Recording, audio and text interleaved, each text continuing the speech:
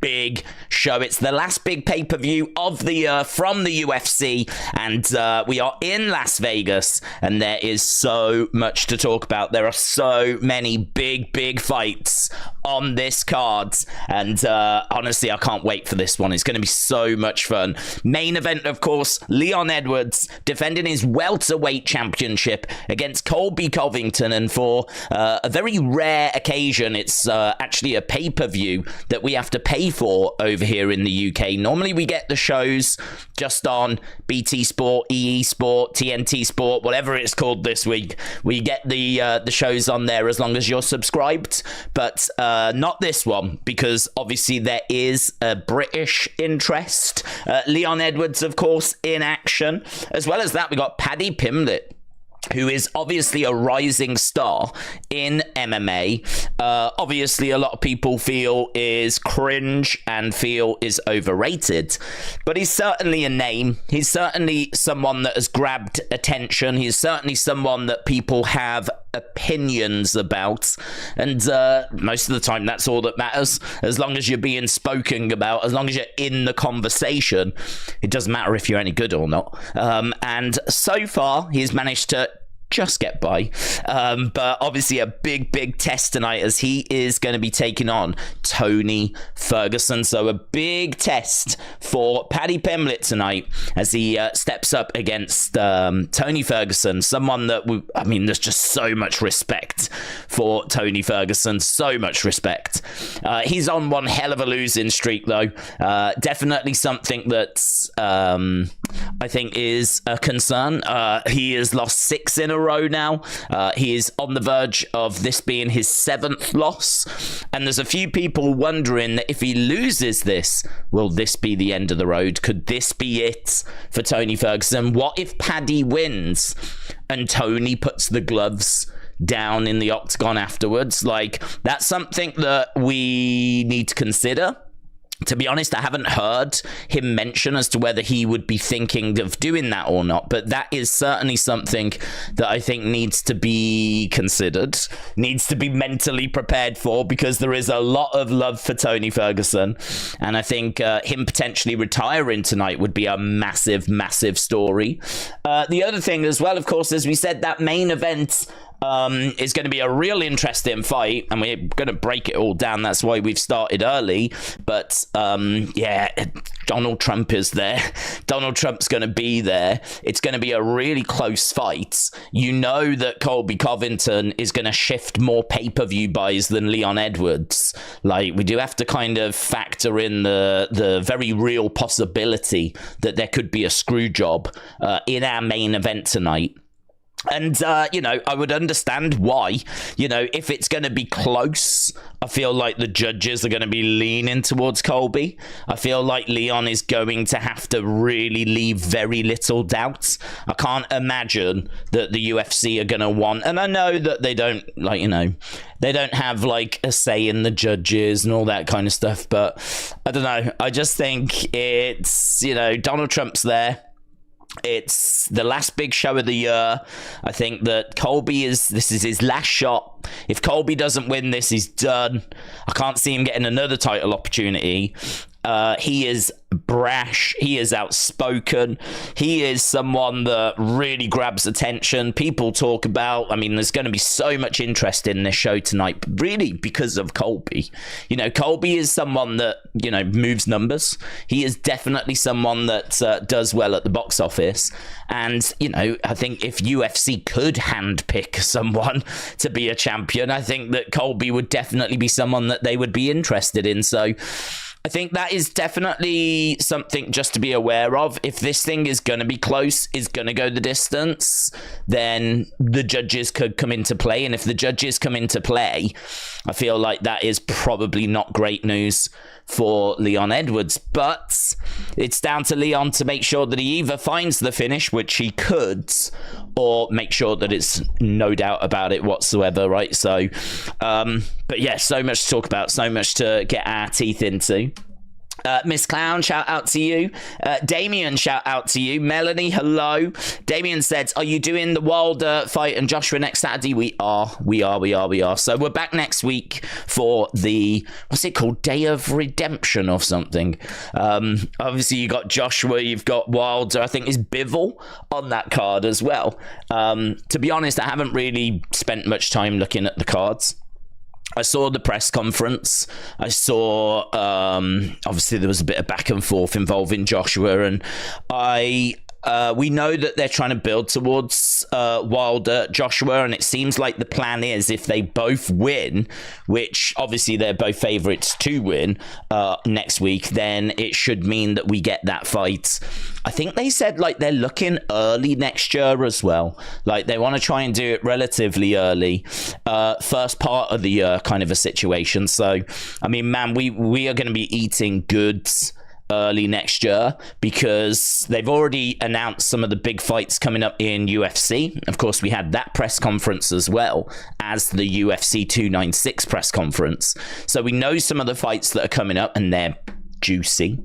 There's some really good stuff coming up in early 2020. From the UFC, not to mention UFC 300, which I believe is around April time. Obviously in the professional wrestling world, and we cover that very intensely, everything kicks off in the first part of the year with the Royal Rumble and WrestleMania. So pro wrestling side is kicking off early next year. Big shows coming from UFC early next year, including UFC 300. And then as well as that, we've got massive boxing events because early next year, we're looking at Fury against Usyk.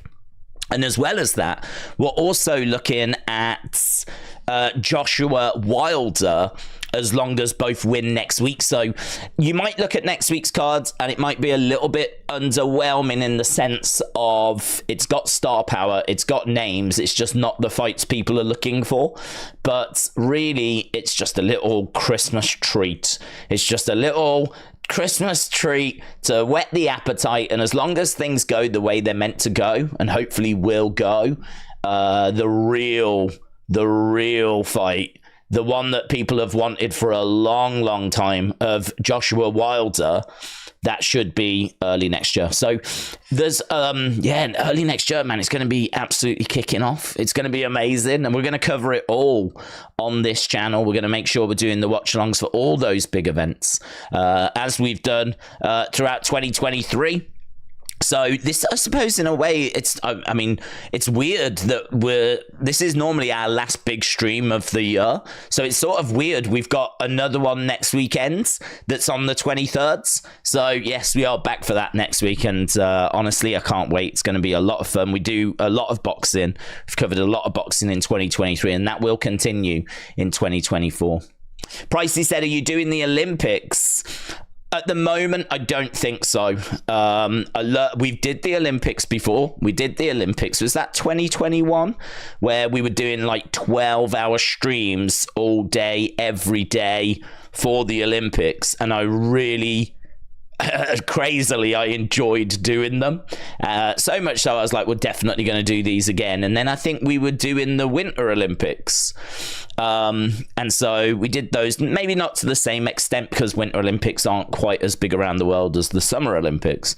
But I don't know. To be honest, I think that kind of stuff takes away from other stuff. Like, whilst we were doing 12-hour Olympic streams, we clearly were not focused on the pro wrestling world or the UFC world. Like, you just have to be focused for that few weeks on like the Olympics and nothing else. And so I feel like that is brilliant, but it's also a major distraction from what is our bread and butter, to be honest. And our bread and butter is pro wrestling and UFC of the weekend, and of course the big boxing fights and all that kind of stuff. So dropping in like, you know, an Olympics that takes 2-3 weeks, it's going to massively disturb all of that. So currently I'm leaning towards no. I could change my mind because they were amazing and we had so many people. I think we had like 100 and some thousand people that joined us for the opening ceremony, right? And then each day we were getting like 30, 40,000. people that would join him. Like, it was amazing. It was amazing. But, and it's not how long they take. I'm not bothered about that. But it is more, I really want to be dialed into the stuff that, like, the community are really interested in. I think it shows that things move so quickly as well, like in the wrestling worlds and in the UFC worlds, that if you're really not on top of it all day, every day. I mean, I could have done a video today about the update on Liv Morgan, because for those that have been following that story, that broke that she was arrested. That information came like just last night that she'd been arrested. Well, obviously there's been updates throughout the day in regards to that, and honestly I could have been doing updates on that, but to be honest, my focus is on UFC tonight, so I was making sure my notes were together, I was making sure the stream was ready, just, you know, my attention was on this. So you can imagine what a 3-week Olympic Games is going to do. So at the moment, no. That's because wrestling was garbage then. I wish I was still involved in athletics. Wrestling was not great in 2021. That's true. I mean, you had, I suppose, there was coming out of lockdowns, and you know, you had all that kind of stuff. In fact, I was there anyone at the opening ceremony of the? I can't even remember. You know, I can't even remember if there was people at the opening ceremony, or if the world was still in lockdown at the time, and how I can't even remember how it affected the games. I mean, I remember they were delayed by a year. So we were meant to get them in 2020. We didn't. I believe we got them in 2021. So it actually hasn't been that long of a gap. But anyway, you know, that's not our focus tonight. Our focus tonight is UFC 296. And as we said, our main event tonight, Leon Edwards taking on Colby Covington. So for me, I want to get a poll in the chat because I want to get people's thoughts. And I'm not sure really what to go with. I suppose we might as well go for the main event and see what people are thinking. So let's go with the main event. So who wins? Who wins that main event tonight? Is it going to be Colby, or is it going to be Leon? Who wins this? So Colby, Leon, put that in. So yeah, this is a big one tonight. This is not the fight that Leon wanted, and to be honest, I don't know the reason why. He has said that he doesn't feel that Colby deserves this fight. I'm a bit worried that it's because he feels this is not going to be an easy day. Like, I think there's others that he feels are more deserving, and I think there's other fights out there he probably feels a bit more comfortable in having. I do just worry. I think it's, you know, it could be nothing, but the fact that he really was against this, and when, like, he said he wasn't fighting Colby, and they basically said, like, no, it's already been announced, like, it is definitely happening, and he was, like, not pleased about it, said he was going to have words about it. Like, he really was not keen on this fight. And I always think that, like, that's a bit of a red flag, to be honest. It's a bit of a red flag because it kind of suggests that, and it could just be that he hates the guy, but it does kind of suggest that there's a little bit of a concern going into the fight. But, you know, Leon Edwards is a point fighter. He's very, very precise. He's got fantastic precision. His boxing is very technical. He's going to have the technical advantage here. He's going to have the power advantage as well. The one thing that you get from Colby is volume. He has got a lot of volume. He will throw. It might not be the most beautiful. It might not be the most powerful. In fact, I would say he lacks that kind of power. But what you get is volume. If you look at the numbers on screen, you can see significant strikes landed per minute, SIG, STR, LPM. You can see that Colby is landing 4.1 every minute. He's landing 4.1 shots, significant shots, compared to Leon Edwards' 2.8. But you can see that Leon Edwards is more accurate, 8% more accurate. 8% more accurate, which might not sound like much, but it is, to be honest. I mean, it's nearly 20% more accurate than Colby Covington. So he's nearly 20% more accurate. But if you look at the shots landed per minute, that is very much with Colby Covington. I think that obviously Colby has got some pressure wrestling to his game as well. He is all about pace. He is all about pressure. He isn't going to be as good on the feet, but he can strike, and he is southpaw. He can switch, so he can go on either stance. But so is Leon Edwards. Leon Edwards is a southpaw fighter as well. I kind of am leaning, to be honest, with Leon. I think that Leon has got a decent takedown defense. I think Leon is going to be better on the feet. I think that Colby is, if he does manage to get Leon down, we've seen that Leon is very good at getting back up to his feet. I think that Leon has got really good elbow strikes. I think he's very well-rounded. He's very dangerous. I think his win against Usman last time out was very good, looked really, really good. I am concerned at the fact that Leon didn't fancy this fight, and I am concerned, I suppose, that this is it for Colby. It's all or nothing, you know. There is no other chance. Colby at the age of 35 is getting an opportunity here, and I think his body is starting to fail him a bit. I think that the weight cuts have started to get to him a bit. I think that there's inactivity, which has been a big problem for Colby as well. And I think that I've just got concerns. There's just alarm bells for the fact that we've seen Colby only a few times in recent years.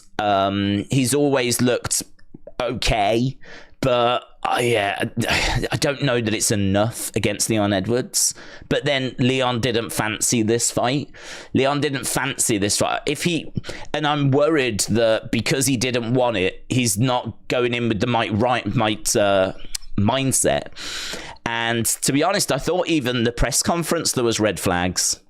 I mean, a lot of people came out and said that Colby was wrong to make the comments that he made about Leon's father. My opinion on it is that this is the fight game, and there's people that will try to get advantages any way that they can. The idea that Colby saying so, I mean, if Colby wants to really upset Leon and get into his head, what's he gonna do? Insult his jumper? What's he gonna do? Have a pop at his glasses? If he wants to really get at him and really upset him and throw him off his game, then Colby is likely going to go to some places that, I don't know, maybe the average person wouldn't in the street, right? And so some people think that he overstepped the mark. Colby won't care about that. Now, it won't make any difference to Colby Covington whatsoever, right? And there's a lot of people saying that it's a disgrace, it shouldn't be in the fight game, all this kind of stuff. I ain't got a problem with it personally. I haven't got a problem with it because I think this is the fight game, and I think that part of it, as you lot know, part of it is mental. The mental aspect of the fight game is a massive part of the fight game. The whole strategy game. How many times have you heard that someone lost because they didn't have the right game plan? They didn't have the right fight IQ. They didn't adapt to a fight. Right? It's not just about the pure skill that you've got. It's about how you use that skill and how you apply that skill. And that's the mental side of the game, right? So the mentality of the game, not giving up when your back's up against that's grit, that's determination, that's willpower. That's not just something that you can learn in a gym. That's not necessarily a skill that can be crafted. There's certain aspects to the fight game that are mental discipline. And so if Colby's aim was to go in there and get at Leon, and that was his intention, I'm going to go on stage, I'm going to get at Leon. How's he going to do that? How's he meant to do that? How do you think he can do that? A lot of people would be like, well, I don't think he should even try to do that. Okay, but his strategy is to go in and just talk trash, and hopefully he wants to upset his opponent. That's what Colby's looking to do. He ain't looking to go on stage and just have a lovely peaceful time, is he? He's looking to go on stage and he's looking to upset his opponent and mentally throw them off their game. And I think there's probably not much that he can go on stage and say that's gonna get at Leon. That was something that he could say that got to him. Now, I don't know that he went on stage thinking that he was going to say that at any point. I don't know that he thought, where can I put this in? I'm going to say it, where can I fit it in? Or if it was just something that came to him at the time. But you would only make a comment like that if you really want to hurt the other person. You'd only make a comment like that if you're really trying to throw the other person, like affect them mentally and throw them off their game. A lot of people will say it's too far. As I said, for me personally, I just think this is the fight game. And I think when you sign that line to say that you're going to have a fight, this is part of what's going to come with it.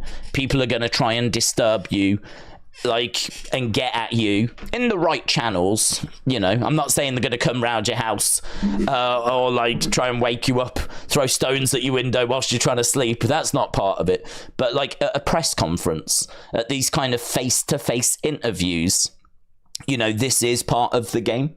This is like part of the trash talk. And he said something that really got to Leon, which you can understand. You can understand, and it was meant to. And it really got to Leon. And I think that's going to have affected Leon. I don't know that Leon is going to be able to put that past it. I'd like to think he can. I'd like to think that he'll be like, right, that was yesterday, today's today. What's the game plan? Go in there. But is a part of him really going to want to make Colby pay for those comments? Is a part of him going to rush in just that little bit more? Is that part of him just going to stray from the game plan just that little bit? I don't know. I don't know. I don't know if the comments are going to have an effect on Leon. I'm worried that he was not more in control when the comments were said.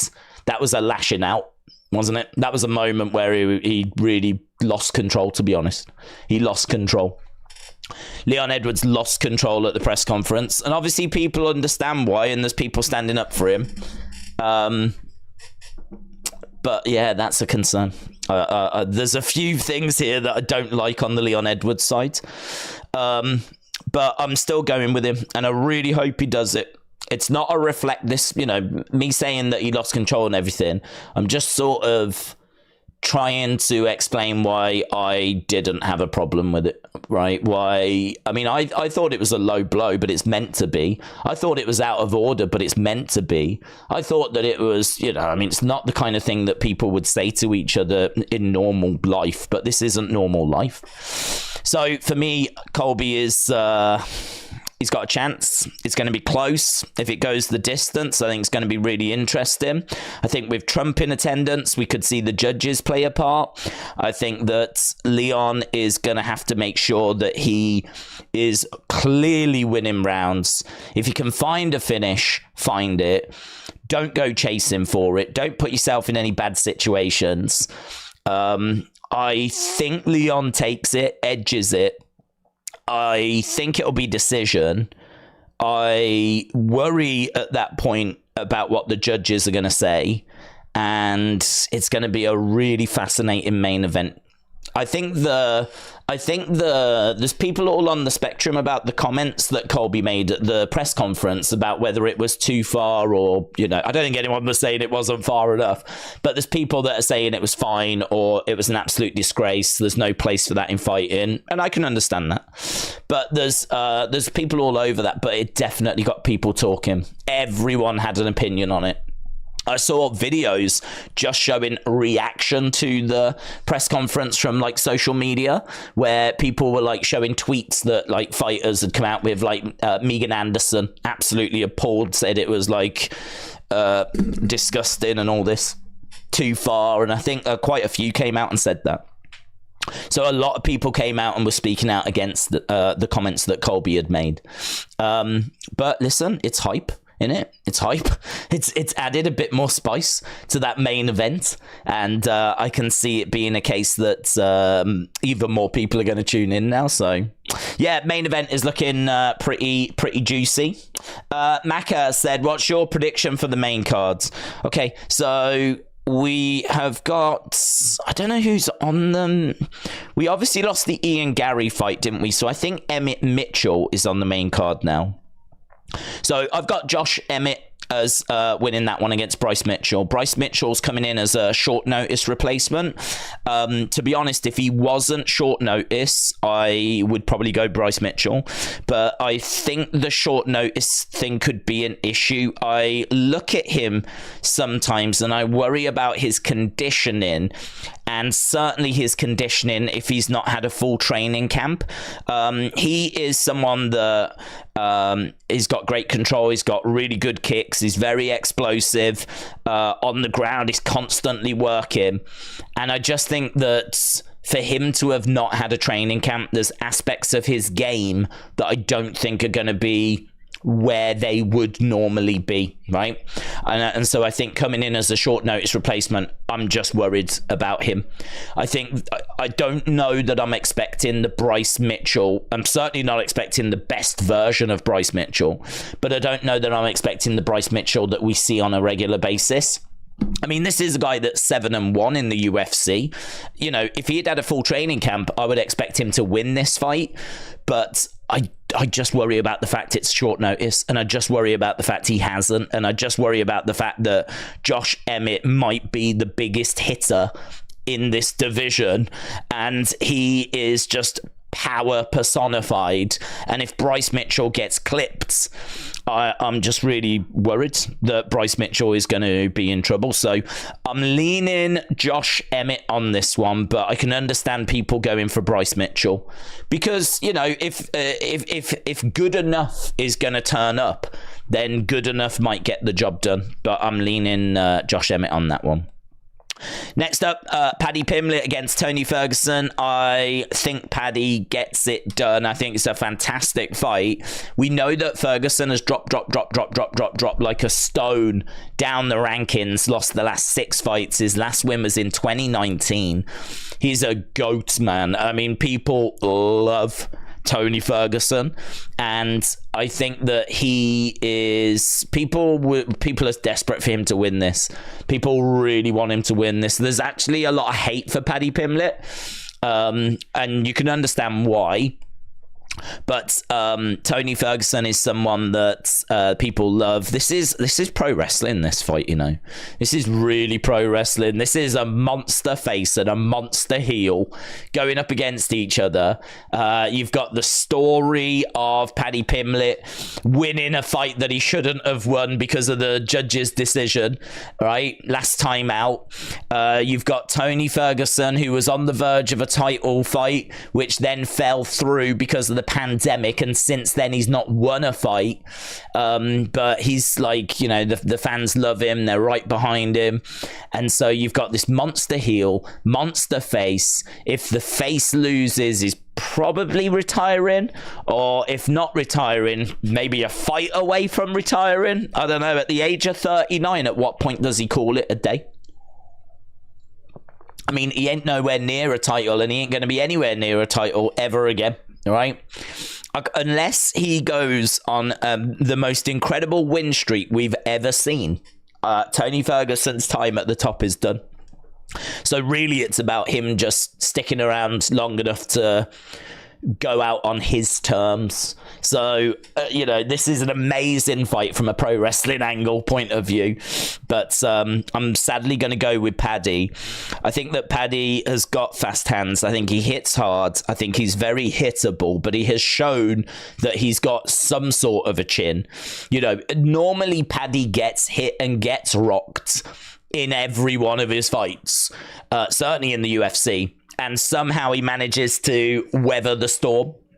And I think that he is someone that is going to weather the storm against Tony. But I just think Tony's durability is gone. I just think pretty much everything has declined on Tony. This Tony Ferguson is Tony Ferguson in name. It's not Tony Ferguson in fight style or ability. I just think that Tony Ferguson's been in wars. Those wars have caught up with him. And as I said, you know, this version of Tony is sadly not the Tony that we all know and love. He is all about volume. He's got good wrestling. He's got great conditioning. He's been working on his cardio. He should be able to go 15 minutes. He should be able to go 3 rounds all day, every day. And he said he's been working on his cardio. I don't know why. His conditioning has never really been a problem, but he's been really doubling down on that. But the concern for me is him getting clipped. The concern for me is him getting, like, smashed around. And I just think Paddy is younger, faster. He's got some power. He is not the best fighter, is he? He's hittable. He's got massive flaws. He keeps his chin so far in the air as well. He keeps his chin so high that it's just calling out to be smashed.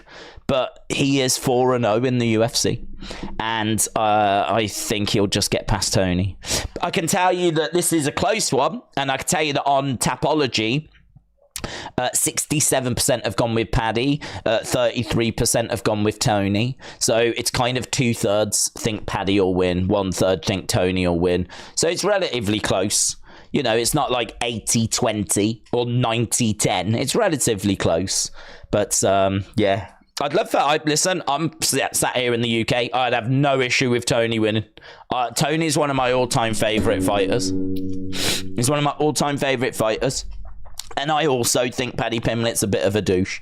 So I have no problem with Tony Ferguson winning. But so I just don't think he will. Next one, I think it's Rakhmonov all day, every day. He's 5-0 in the UFC, 17-0 overall. I think he's the biggest favourite on the card against Stephen Wonderboy Thompson. I love Wonderboy. Big fan of Wonderboy. I think just a really nice guy who is a fantastic fighter and is just a legend, a veteran. I mean, he's 12-6-1 in the UFC. So, I mean, he's had so many UFC fights, so many famous victories.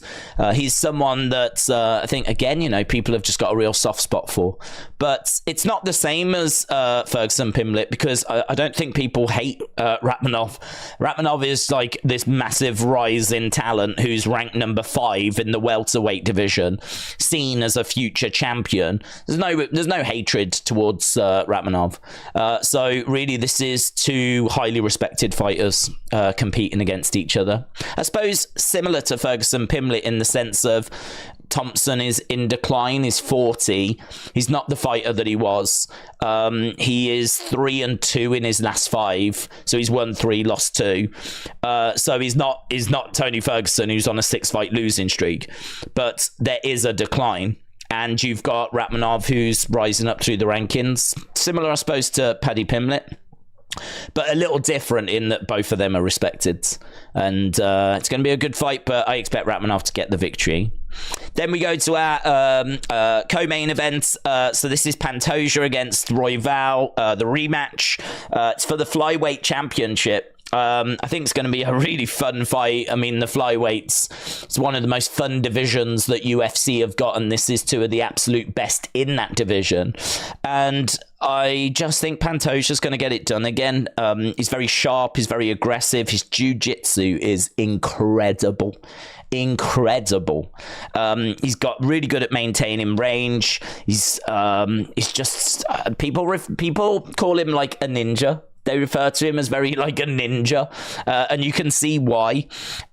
He just takes over as well the longer the fight goes on. He doesn't fade. He actually grows into the fight. So actually Royval's best chance might be early on, if he can get in there and like round 1, like really go after him.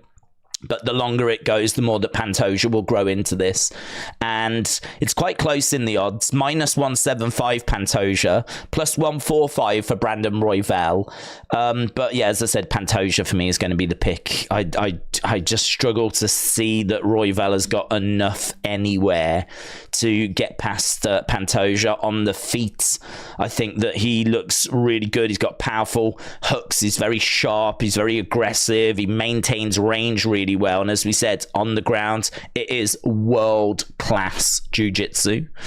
Royval is fun. He's a great striker. He's quite wild, but he's very creative, and as I said, it's hard for me to go that he's like better than Pantoja, unless he just catches him with something a little bit unorthodox. There's maybe a chance of that, but I'm going to go Pantoja. And then we've broken down our main event a little, but you know, for me, I think that we've covered the big talking points. I think the big talking point for me is the fact that Colby is in decline and that he's very inactive. And I think that that's why I've gone with Leon. I do think that if it's going to be close, which I think it will be close, I do wonder if the judges are going to make their presence felt and if this is going to be called straight down the middle. I am very much looking forward to this card.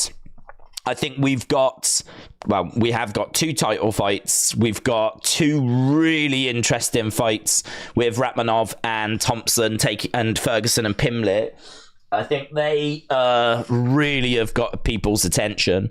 The Emmett-Bryce Mitchell fight is good. It's just a shame it was a bit last minute. Still one that people are interested in, but it's such a shame the Ian Gary fight fell off, because had the Ian Gary fight have stayed on this card, I mean, this is something really special, this card then. Is there anyone that's been spoken about more in recent months than Ian Gary? Ian Gary is like the talk of the MMA community, and his wife. And so that fight would have really kicked things off, I think, on the right tone. Then Ferguson Pimlet, then Wonderboy Thompson, Rakhmonov, then title fight with the flyweights, which would be a really fun way to set up our main event featuring Colby Covington, Leon Edwards. I mean, it's about as good as it gets. I suppose it is about as good as it gets. Part of me thinks like maybe it's just lacking like a John Jones or whatever, but honestly, a Colby Covington is a big name. He is someone that is definitely bringing eyeballs on this card. Someone that is definitely bringing interest to this card. So you can look at it and go, yeah, maybe it's just lacking a John Jones. Maybe it's lacking a Khabib. Maybe it's lacking a Conor, right? I'm sure all of those things are things that would elevate this card, of course. But I don't know, man. It's hard to be critical on the card. I think it's an excellent way to finish out the year. It's going to be good. And don't forget as well, you can jump onto Tapology. So you should be able to jump over onto there and play the game along with us. We've got the Tapology thing all set up. We've got over 300 people that play on Tapology. We talk about this every time. It's free to sign up, free to enter, and you can jump over there and sign up now. In fact, we've got a couple of people that have. We've got Scott, who has been accepted, and we've also got Jordan, the man 123. So there we go. So a couple more people have been added. You can go over to Tapology, and if you create your profile, which is free to do, and then you can pick the fights and who you think's going to win, and then you can join our group, which is Wrestling Days League. And it's simple and free, and we're not sponsored by them, but it's just a bit of fun that we refer to throughout the evening and see how people are doing. And I hope that everyone is doing well, man, because the prelims are just starting up. So we should be going over to the prelims. Obviously, things a little bit delayed tonight due to the fact that we have lost a couple of fights. Sadly, there's obviously no Ian Gary fight, as we said. So the Ian Gary fight fell off. And we also lost, was it the Salakoff fight? So that fight fell off as well. Yeah, Randy Brown Salakoff was meant to be opening the show. Instead, it's going to be Gaziev against Martin Boudet. It's going to be the heavyweights that are going to be starting things off for us. So we're in Las Vegas. And I don't know if you saw the video package they did for next year, but we are really traveling around next year. Next year, we go into the likes of Australia. We're going back to the UK. Obviously, we're going to be all over America, but we're going to the Sphere. That's going to be so good. We're going to the Sphere in Las Vegas. That's going to be amazing. Just think what they can do with that. I mean, that is the dome thing that's just been built in Las Vegas. And to be honest, I've not seen clips inside. I know the screens are all inside and everything. What the UFC are going to do with that, I really don't know. And what's exciting as well is that if you are a pro wrestling fan, obviously the same company that owns UFC is the same company that owns WWE. So, and that building was just built for WWE. I mean, UFC, to be honest, I don't think they'll quite know how to really maximize that sphere. I don't know, because UFC, there's not really like entrance screens when people come out. They don't really put on much of a show for entrances. You know, you just tend to see people walking out to the music. You know, we've only recently, in recent years, got those LED screens around the edge of the octagon, right? Before that, we didn't even have them. So I don't think UFC are brilliant at that kind of stuff. I don't think they're brilliant at like that kind of showmanship. But WWE is just nothing but that, to be honest. It's all about building up those moments and the graphics and the music and the pyro and, you know, the fireworks at like WrestleMania and everything. Well, imagine what they could do inside the sphere with the giant dome screens. I mean, it would just be immense. So yeah, I'm very looking forward to seeing how UFC use it, but I'll be excited for when WWE go there. Right, we are starting with coverage right now. I can tell you that it's the prelims, or the early prelims have started. We normally get people going, where can I watch them? Where can I watch them? They're on UFC Fight Pass. So if you go over to UFC Fight Pass, that's where you can watch the early prelims. I think we've got about 3 or so early prelims.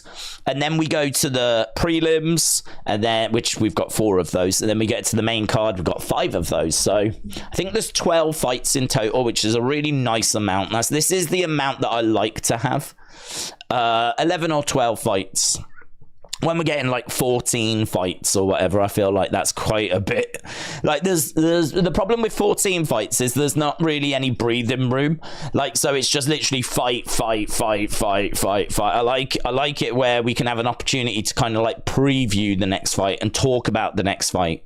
They're just showing the moment there. It's the moment that everyone's spoken about. Colby Covington dressed as George Washington, talking about Leon's father. And Leon, again, because obviously Leon's father was killed when he was 13. And, you know, that was it. He snapped. And honestly, I mean, it's a natural reaction. It's an understandable reaction. You can see Dana standing in the way there, trying to get between Leon and Colby. It's just, is that going to affect the fight? Is it going to throw him off his game plan? That's what Colby wants to do. He's trying to get any advantage he can. Any advantage he can. Win this fight by any means necessary. So, I get it. I understand why he did it. LDTV, shout out to you, said, cheers, it's a massive night. Is there any way that we can check the last Tapology game that wasn't cast live? Yeah, I think you can go into it and click back through previous ones. So you can go on and just like scroll back through them. I think if you click on the Wrestling Days League, you can like go back through previous ones. To be honest, it's not something that I've ever explored, but I believe there's an option to do it. Michael said, anyone who fights Colby Covington has got to know he's gonna talk out of pocket too. You've got to know that it's coming. Yeah, it's part and parcel of it. I agree. It's one that I don't really feel conflicted on. It's one that I understand it. I understand why people are upset, and I understand why there's those that don't like it, and I get it. It's not like I can't see why people would be disappointed or why they'd be upset or why they'd be appalled. It's a very easy thing to see why. It's a very easy thing to understand as to why people would feel that way. But I get the other side of it as well. I get why you would say it. I get why you would be trying to gain that advantage, you know. Is it sportsman like? No, it's not. like, if you want to go down the road of sportsmanship and all that kind of stuff, no, you can't really make an argument that it falls into that bracket. But listen, we live in a world where there's free speech. And he said what he said because he's got the right to say it. He's got the ability to say it. So, yeah, it's, you know, it's divided opinion. It's got people talking. And that's probably a good thing for UFC as well, you know. Controversy creates cash, is what they say. A. Jobson, shout out to you, my friend. I really appreciate the support, and a big shout out to Gobble. Is it Gobble UFC cards?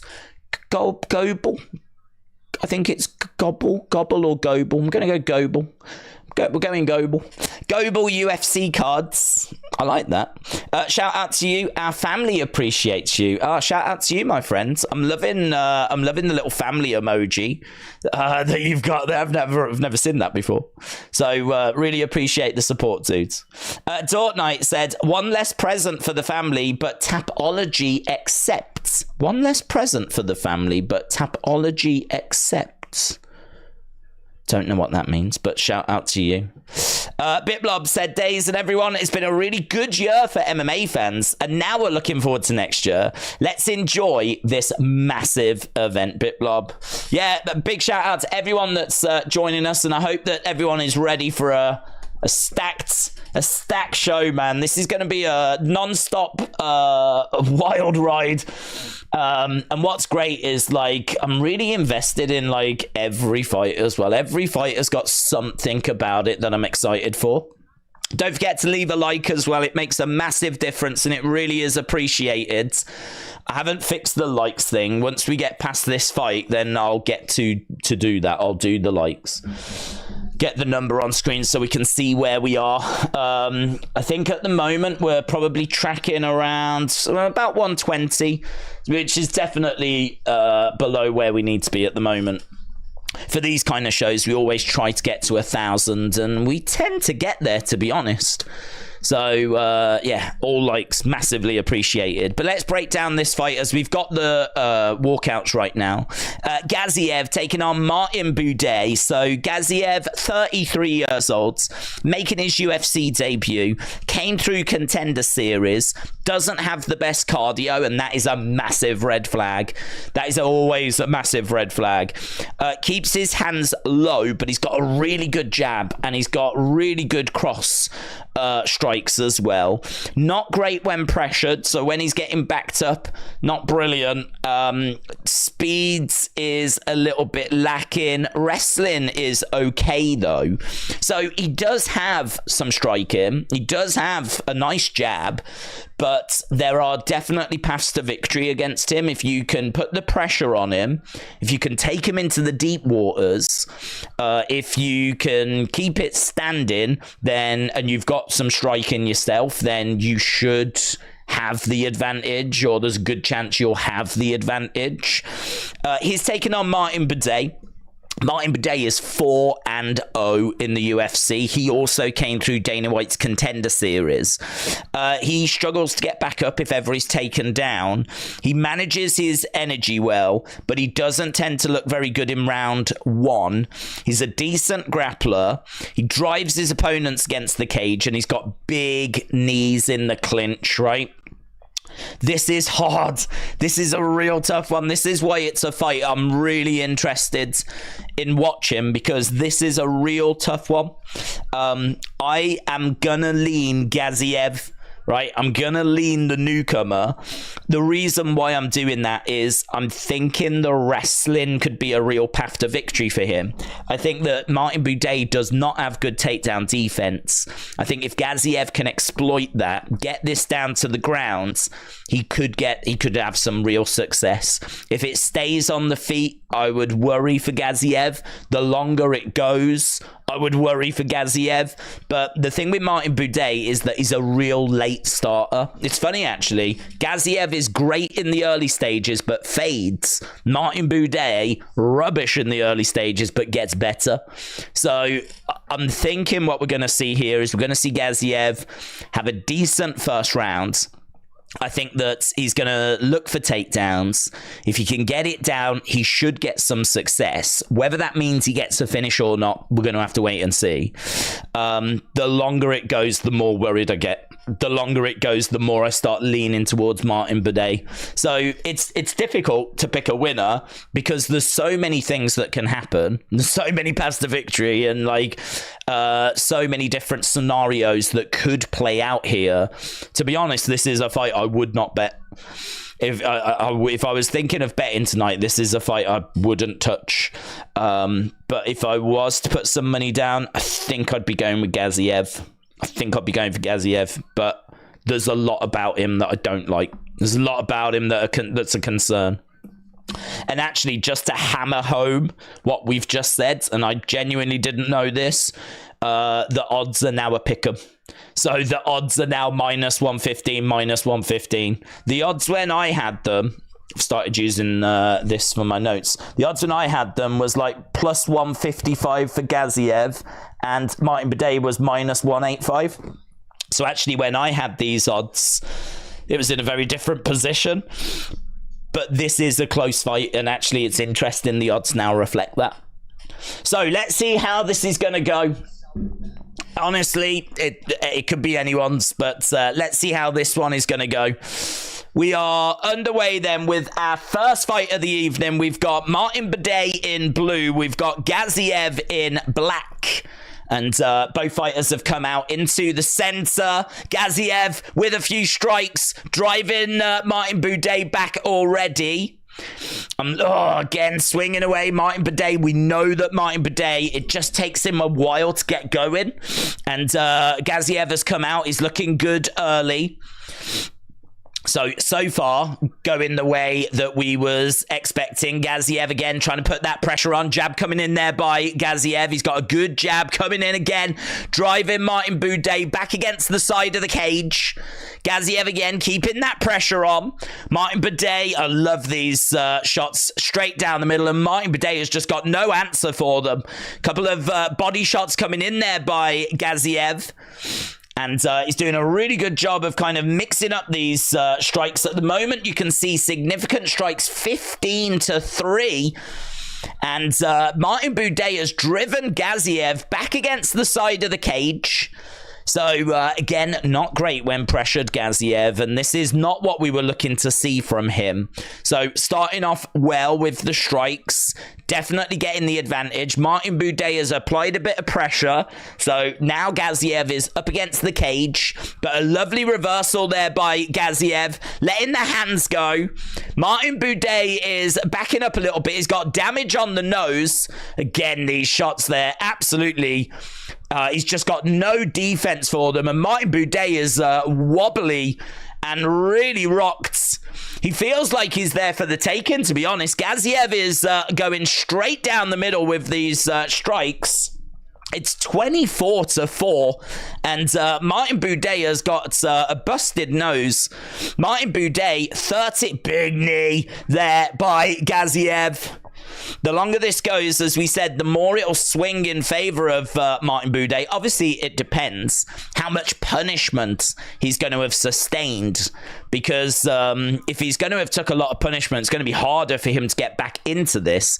But we might not even get that far as more shots come in. And you can see blood all over the body of Martin Buday. And Gaziev has got him right up against the cage. Big swinging hook shot, right hook shot there by Gaziev. Martin Buday, nose busted, covering up. Big knee strike in the clinch there by Gaziev. Martin Buday again keeping his hands up, just desperately in retreat, and the referee has stepped in for a timeout. So I don't know if there was a low blow that was in there. It's the cut. So the cut above the eye is, there's a cut around the eye, and it is pouring with blood so heavily, the referee actually wants the doctor to come in and have a look at it. So the doctor's going to come in and have a look at the cut. He's going to look to see if Martin Buday can continue. I'm thinking he can. He doesn't seem too concerned.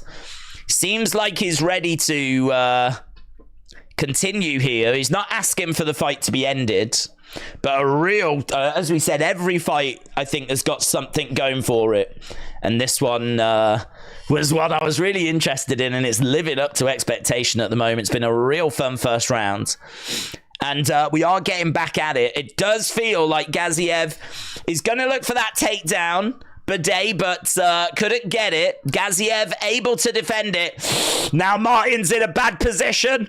This is not where he wanted to be. Martin Bidet down on the ground. Gaziev on top. We got 1 minute 50 and is in half guard.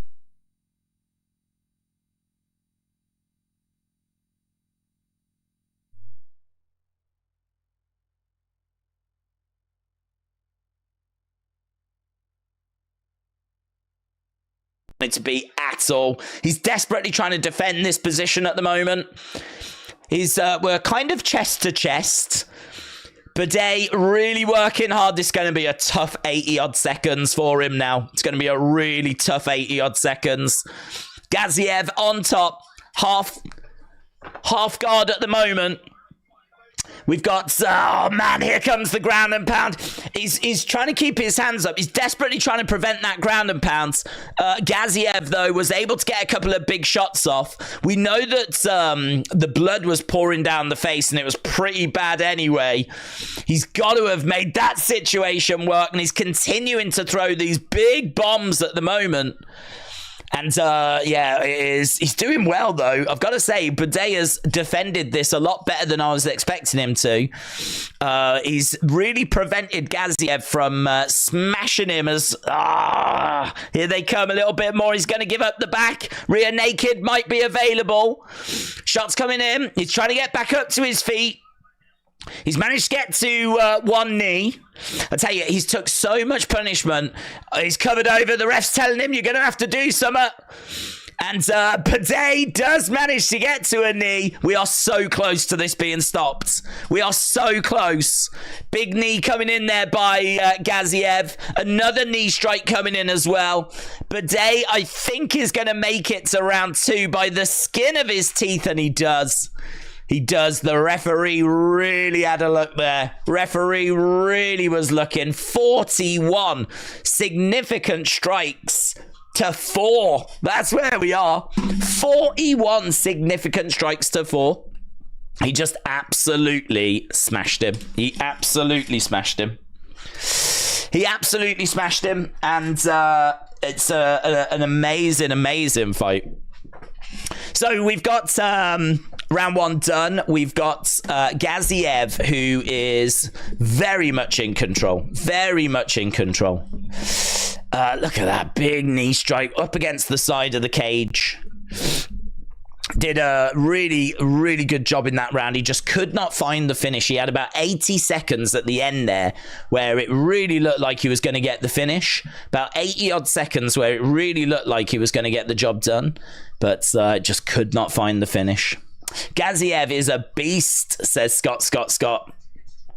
Right, here we go. Round number 2 is coming up. Round number 2 is on the way. This is the doctors checking on Martin Bidet here. Martin Bidet doesn't seem to be as with it, to be honest, as he was when they checked on him last time. He's pacing back and forth. The doctor seems to be happy with it at the moment. Martin Bidet, though, is not seemingly in any kind of rush to get going with this. He's certainly not chomping at the bit to start round number 2. I think he has took some big punishment there. And actually, we was talking about Bidet maybe coming back into this fight in the second part because of Gaziev gassing out. There's going to be some real questions here as to if Martin's going to be able to do that. Gaziev definitely takes the first round, and there's a lot of people saying it was a 10-8 round. Which I think I would agree with. I think he did do enough to secure the 10-8. Knee strike, Gaziev in control. Into a Muay Thai clinch at the moment. Gaziev has got Martin up against the fence. Martin desperately trying to weather this storm. At the moment, it's just defense from Martin Bidet, and the referee seen enough. That's it. Referee had seen enough. Martin was covered up against the cage. He wasn't offering anything in response. He was lucky to get out that first. He just manages to, like, get into the second, but only by, like, a minute or so. And referee had seen enough. And it's the right call. I don't even think Martin didn't seem to be hungry for that second round to me. You know, the doctor had checked on him. His head was down. He was, like, just kind of pacing around. He, you know, when they start the second round, he lifts up his head, gets into the position. It's just, you could just sort of tell it was a bit like, come on then, if we must. So, yeah, a good win there. I think that was a really close fight on beforehand. It didn't play out as close as I thought it would. I thought that Gaziev would look better in the first. I didn't expect him to be quite as dominant as that in the first. But, yeah, it's a real showing for him. A real showing. And actually, do you know what? I would say his striking is better than I thought. I would say that his striking was better than I thought it was going to be. Mitchell said, does Bidet use a bidet? If not, he should be their spokesperson. Well, I don't know that he's going to be able to say much at the moment. His face is absolutely smashed. Blood pouring down his the side of his face. They've just tried to clean him up. He looks better now as we're getting the official decision. So that's our first fight done. That's our first fight of the evening done and in the bag. Don't forget, if you are watching, leave a like if you haven't already. It's greatly appreciated. So Gaziev going over, having a word with Joe Rogan. Gaziev wins by TKO in round 2. 56 seconds is how long it took him. Wrestler Andy, hello. Gaziev against Lesnar at UFC 300. Book it. Has anyone heard of any rumors for UFC 300? I haven't actually heard anything. I've got to think they're going to do something special. I've got to think there's going to be something up their sleeve. A lot of people was thinking maybe Ronda, but I don't think it'll be Ronda. But yeah, I'm sort of wondering, I mean, have they got Connor lined up for that show? I just haven't heard anything. Might have a look in a second and see what we've got. There we go, 165, that's where we are. Might have a look and just see what we've got for UFC 300.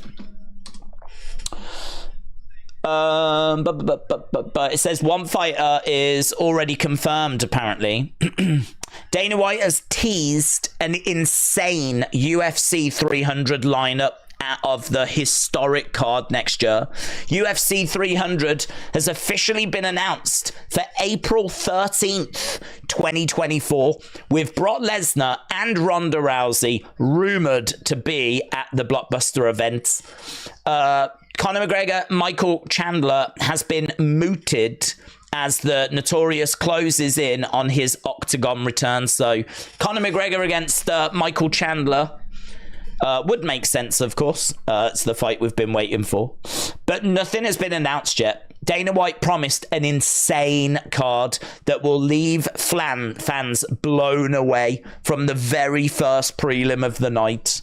Speaking to TNT Sport, he said the difference between a 300 is if you look at the card this weekend, this card is awesome. You want to build these amazing cards that make people lose their minds.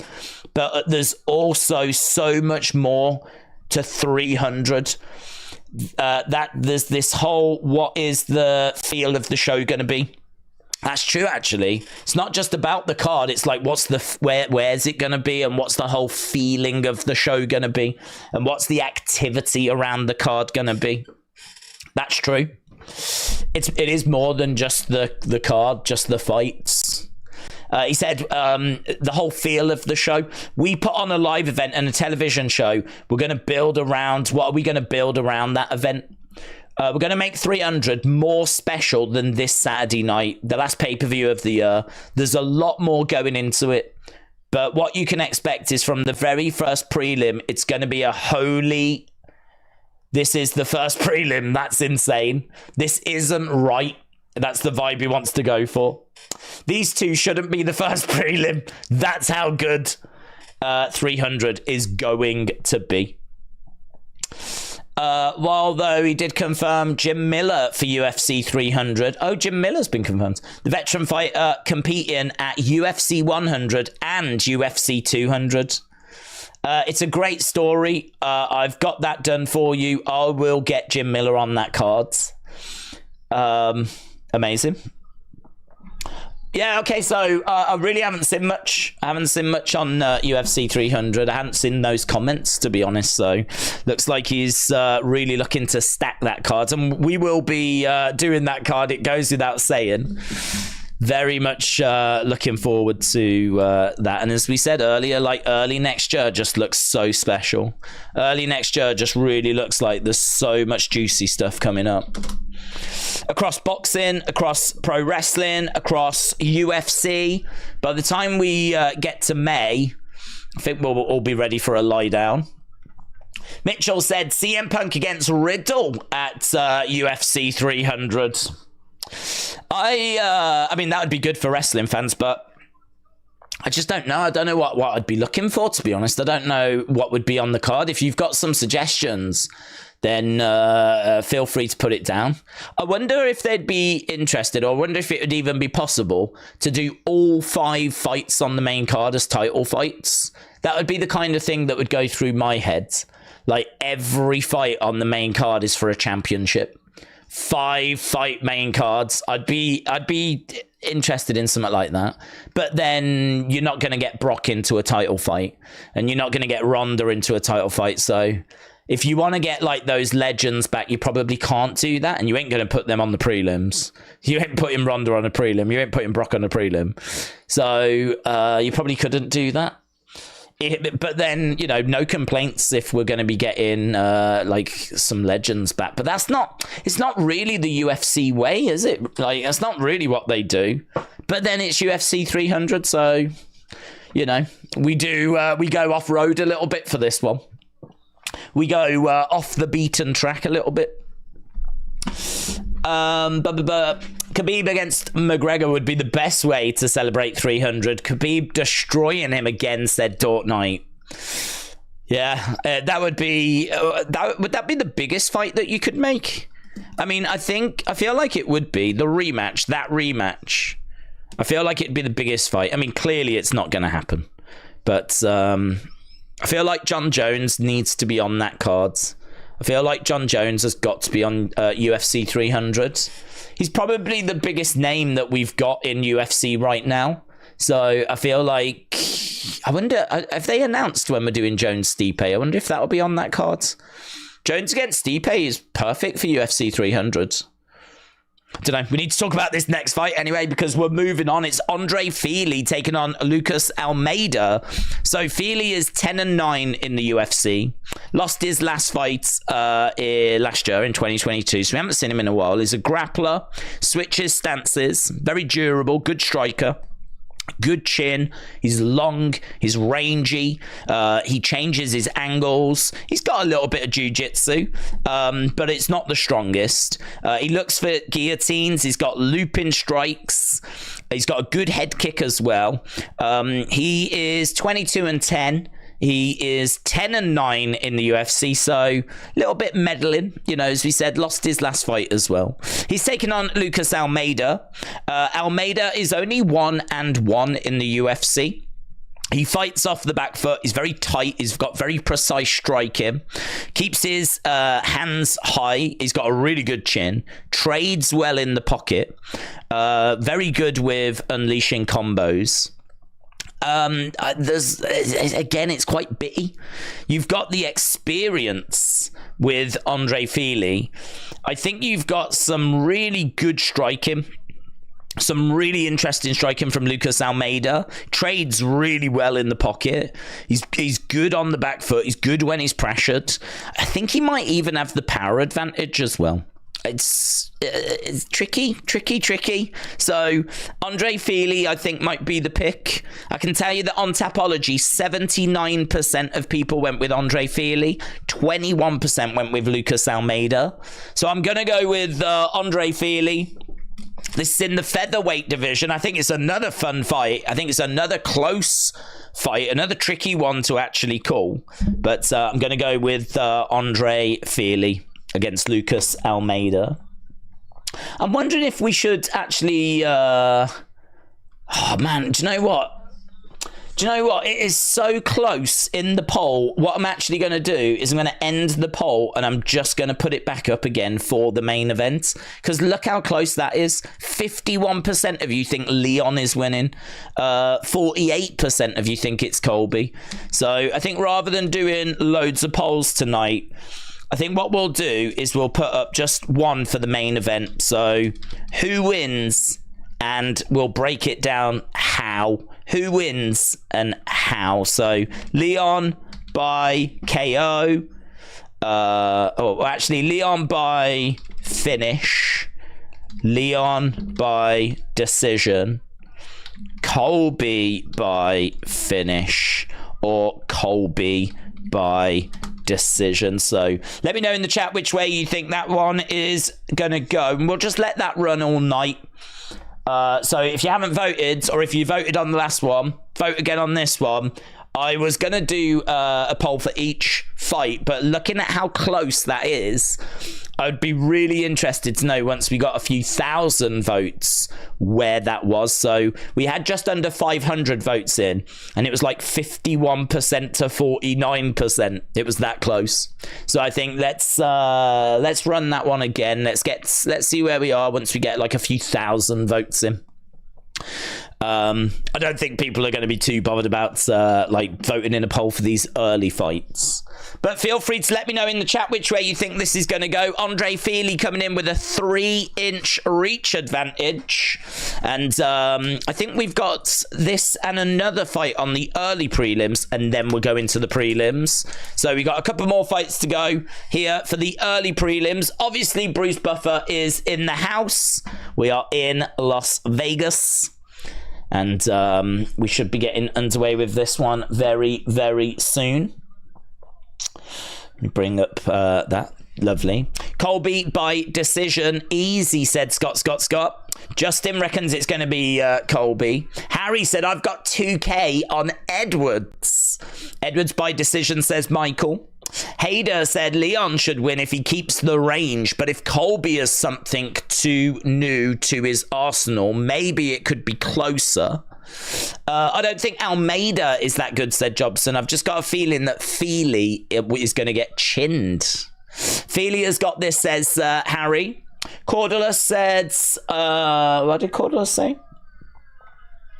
Cordula said, I think bigots should always lose, so I'm going for Leon, and I hope it's one of the nastiest knockouts in UFC history. Right, here we go. We're about to get underway with... this one. Fight number 2. And we are up and running. So we've got Almeida in black. We got Andre Fili in blue.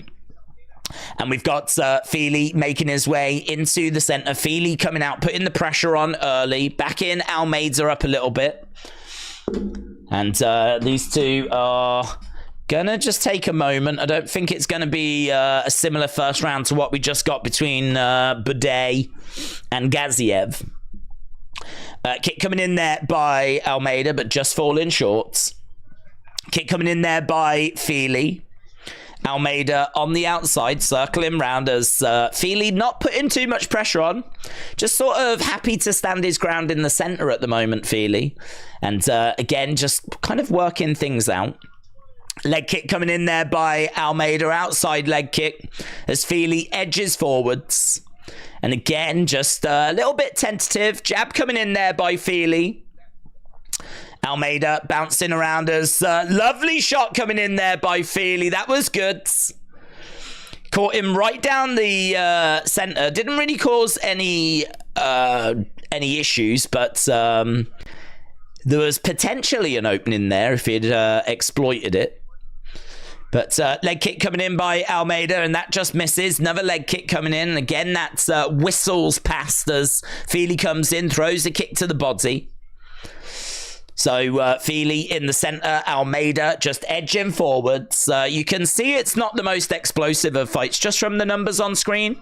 At the moment, 5 significant strikes to 3. Fili getting backed up a little bit. Almeida putting that pressure on. Fili is circling rounds. Again, a little bit of head movement. Jab just misses there by Almeida. Fili again circling around on the outside, being elusive, but not really offering much in response. Almeida now is the one that's taking the lead. Almeida, since he kind of took that center ground and was able to kind of back Fili up a little bit against the cage, he's been getting a lot more success. These leg kicks are really working for him as well. You can see Almeida, of his 6 strikes, 5 of them have been leg kicks. So the leg kick's really doing it for Almeida at the moment. Almeida, again, on the outside, feinting with a leg kick, doesn't throw it. Fili going to the body with a leg kick. Again, kick coming in there by Almeida. Fili in the center. Hook shot coming in there by Almeida. Again, we've got Fili edging forward, switching his stances as he moves as well. Just making Almeida guess as to what it is that he's going to be throwing. But a couple of shots coming in at the moment. Jab there by Fili. Fili again moving over to the sides, standing his ground in the middle. Backing up again a little bit there. His movement, very unorthodox. Just really like lots of... Oh my God! Beautiful right hand by Fili. Beautiful! Caught Almeida. Almeida goes down. That was an amazing shot. Brilliant work by Fili. The referee has called it. Wow! Wow! He deaded him. He deaded him. That was, and he unloaded, man, after. That shot is absolutely beautiful. That was just, I need to see the replay. I need to see the replay now. It was an amazing strike from Fili. It absolutely took Almeida's soul out of his body. Boom! Look at that. Big right hand. Massive right hand.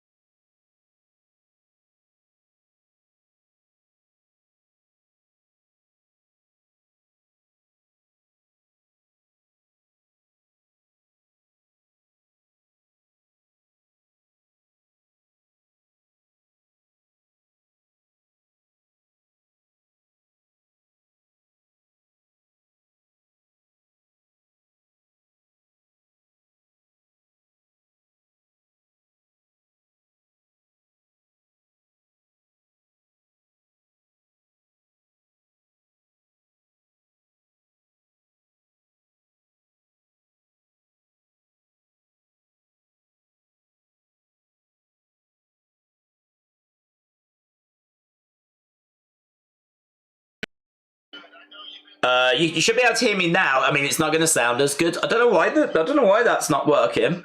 That was, oh God, that shot was amazing. I don't know when the sound went. I don't even know what you can hear, but I can see it's picking up something. But yeah, I don't know why this isn't working. It's not on mute or anything. Andre Fili said, "You don't know how good this feels. 8 first-round finishes." I really want to know how bad this audio sounds, because I didn't even know. I'm going through the webcam. I didn't even know it had a microphone in it. How garbage does it sound? Does it sound really, really bad? People are saying still no sound. I can see it's picking up something. It should be, it's back. Well, it's back, but it's, I don't know. Can we run with this? I don't want to run with this. I'm going to see if I can fix this. I don't know when it went away, but oh my God, that shot was incredible.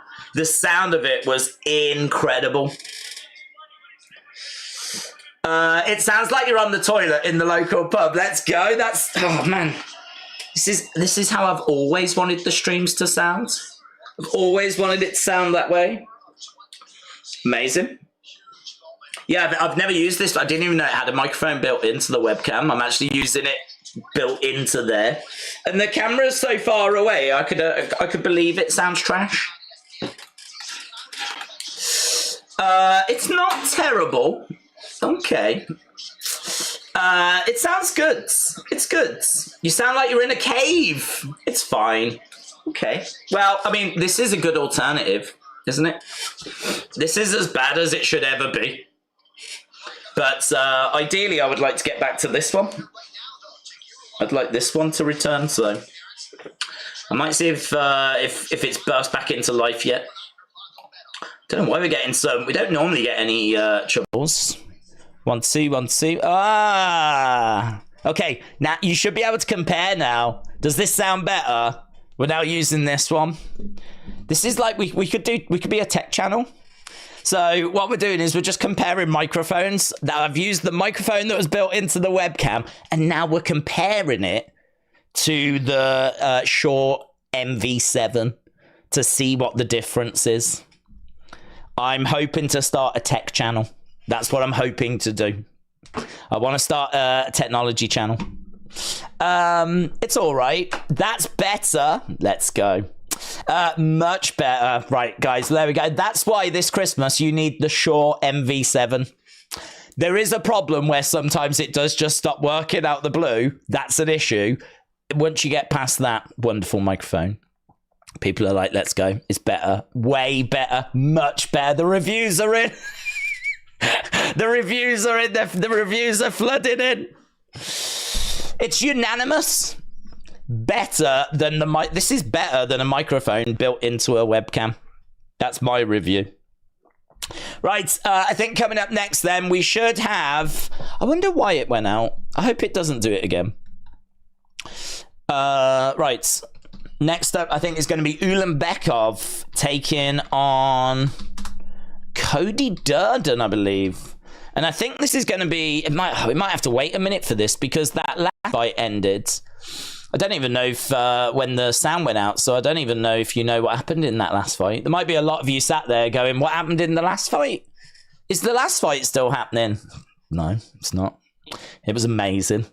I don't know if we got any audio from that last fight, but it was amazing, right? The sound of it, right, was amazing. And yeah, he hit him with this beautiful right hand, dropped him.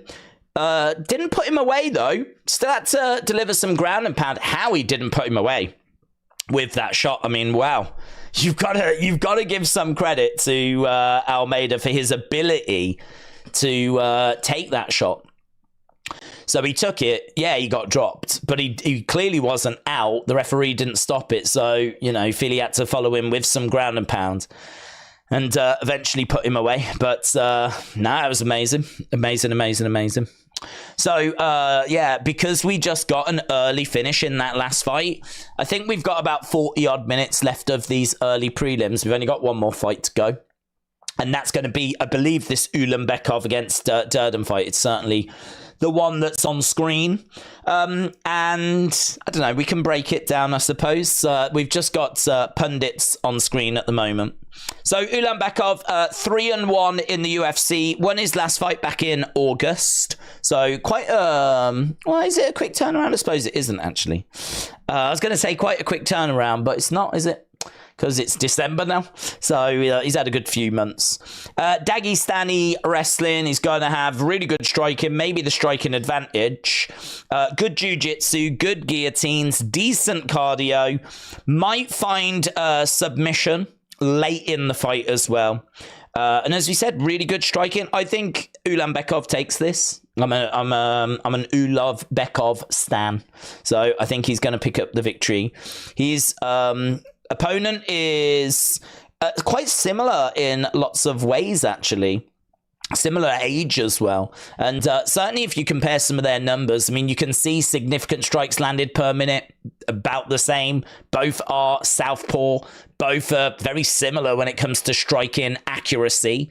It's not a great deal of difference when it comes to takedown average. Durden definitely with the edge on that. Quite a significant difference when it comes down to the accuracy of the takedowns, but you can see that Ulanbekov then has got the advantage when it comes to the average submissions as well. So similarities on the feet, maybe a few differences down when it comes to takedowns. But yeah, Durden is a wrestler with multiple finishes, powerful, explosive, physical.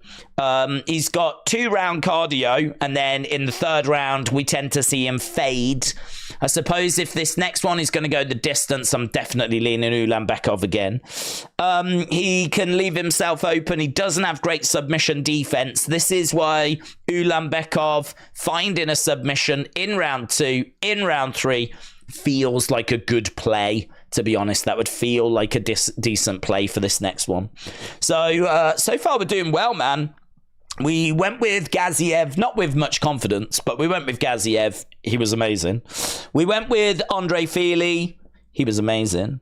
Now we're looking at Ulanbekov for this next one. And we're even saying potential submission, round 2, round 3. Kind of like the look of it. So, yeah, that's where we are for this next fight. And then that should see us done with the early prelims. Jobson said whoever ends up on top, Tagia won't be as eager as Hadley to be on his back. Cody is going to need to really up the striking volume if the wrestling neutralizes each other. Aubrey said, I've got Ulanbekov by decision. I can't even get my best friend to show her boobs, says William. William, the struggle is real. I just want you to know the community is with you, and please give us regular updates as to whether you've convinced your best friend to show their boobs. Sneaks 2006 said, Days, I hope you remember me. I always love the live streams. Sneaks 2006, welcome back, my friend. Hope you are well. Hope you're enjoying the action. It's been a pretty fun show so far, and it's a very stacked card, so definitely one worth returning for. And yeah, man, should be good. We've been having some really fun streams recently.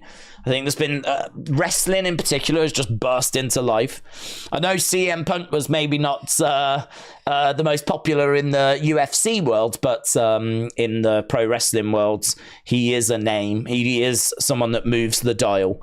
And he just returned to WWE, so that's been absolutely massive. So CM Punk returning to WWE has really kind of lit a fire in the wrestling world, and obviously, like, MMA is just kind of, I think MMA is in a really weird place. I think it's in a really weird place. I mean, it's massively popular and it's clearly growing. You know, we're seeing it really branch out around the globe. But I do think also there's a lack of real top names. I'm not saying talent, there's talent, but you know those kind of Connors, you know those kind of larger than life personalities that really grab attention, those kind of stars that just sort of, I don't want to say transcend the sport, but I suppose, like, you know, they are synonymous with the sport. I feel like with some of those missing. I don't know where they're going to come from. I think we've got like some great talent that's kind of coming through, and there's clearly stars that have been made, but I don't know, like the Anderson Silvers of the world, the Khabibs, the Connors. You kind of look down the list now, and there's personalities, but I suppose they're personalities that haven't really, I don't think, broken through to the casual fans. There's a lot of new champions, actually. If you look down the card, there's a lot of people that weren't champ like this time last year. We've seen seismic change in the women's division, for example. You know, Nunes gone. So, you know, she's completely out the sport now. John Jones has only fought once in the heavyweight division. I mean, he's very, very inactive. If we can get a few fights out of him next year, that'd be great. If we can get Conor back next year, that'd be great.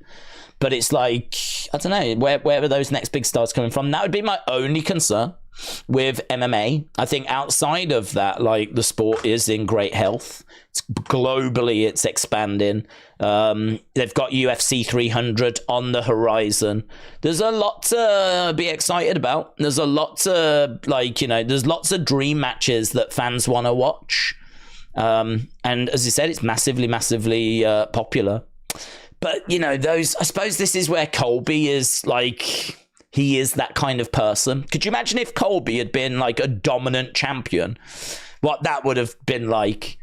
You know, Colby is someone that definitely generates opinion, and he's definitely someone that people want to talk about, rightfully or wrongfully, with what he does.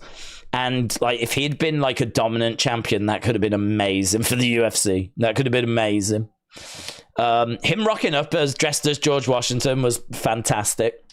I did chuckle when I saw that, to be honest, and I'm not someone that really cares or goes in for that kind of, you know, tomfoolery, but he really went for it, man, and I was like, yeah, fair play. If this is going to be his last shot at a title, he's going for it. He wants to make sure that he gets remembered. Sadly, it's going to be more for the comments he made about Leon's dad, which we've already spoke about. But fair play. We need characters like that. It's massive for the sport. It helps grow interest in the sport.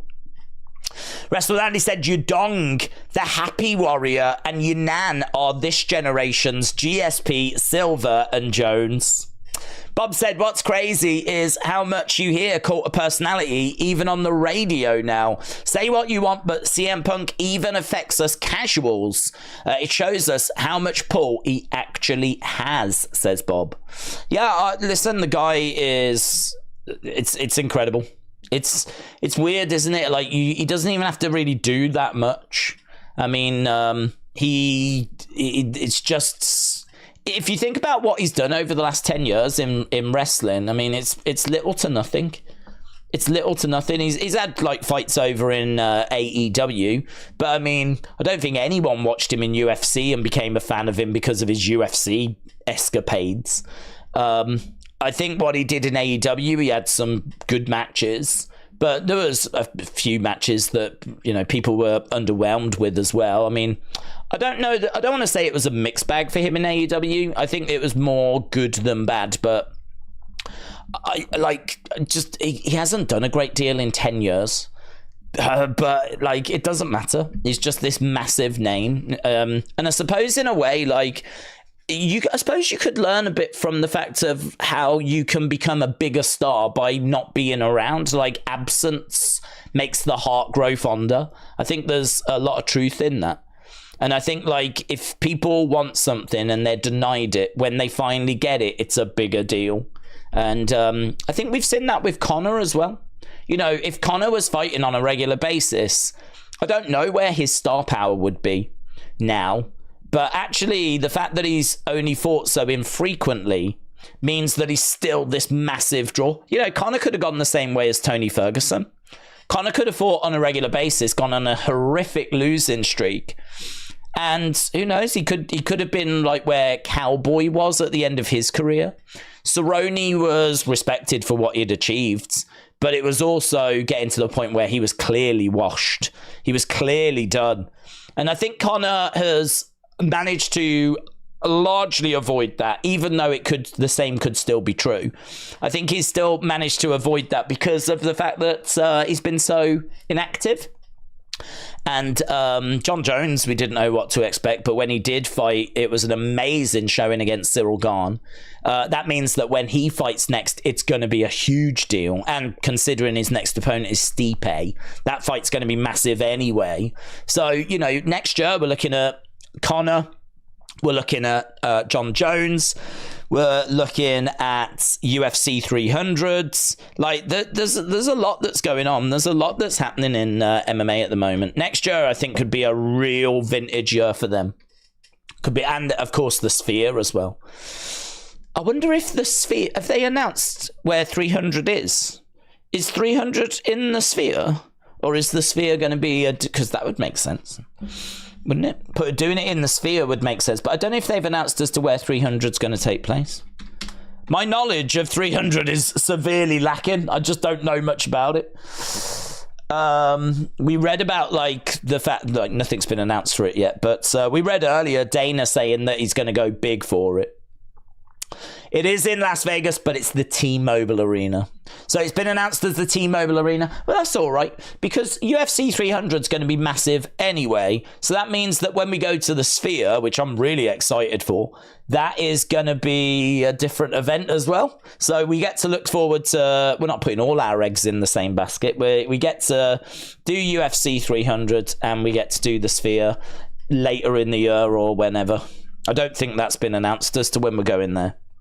But they have announced they are going there next year. So, yeah, good, exciting. At the moment, we're still breaking down some fights. Obviously, we're just killing a little bit of time on the show because this has kind of gone a bit quicker than planned because of that first round finish that we just saw, which is fine. We'll never be stuck for things to have conversation on, but yeah, at the moment they are just talking about our co-main event, the Flyweight Championship fight between Pantoja and Brandon Royval. They're fighting on the Sphere, says Bob. I think it's best that Days timed me out. It can be arranged. K-Dub said UFC 300 is in April. We're going to get UFC 300 and WrestleMania 40 at the same time. Yeah, you're right. Thankfully, not the same weekend, which would be stupid considering it's the same company that owns both. So they are avoiding each other. But yeah, amazing, isn't it? What a time that's going to be. Same month, yeah, April. If the ref who did the Turner Green fight refs the main event, Colby is in trouble, said T995. Bonkers said Jim Miller is expected to fight at UFC 300. Cue the Light Night. Hello, I hope you are well. T95 said, sorry, I hate the smaller weight classes. Pillow weight classes like Bantam and Fly, they're boring outside of Fig and Moreno. Edge, Goldberg, Rhino, Bronbreaker, Roman, Battle of the Spear in the Sphere. Let's go. Let's go. Right, we are breaking down our next fight. So it's going to be Ulanbekov against Durden. We've already spoken about this fight. We've kind of already done a little bit of a breakdown of it, so we don't really need to do that. Feel free to let me know which way you think it's going to go. I don't know if I mentioned that Ulanbekov is minus 180 favourite. There was 68% of people on Tapology that selected him. Cody Durden plus 150, 32% of people selected Cody Durden.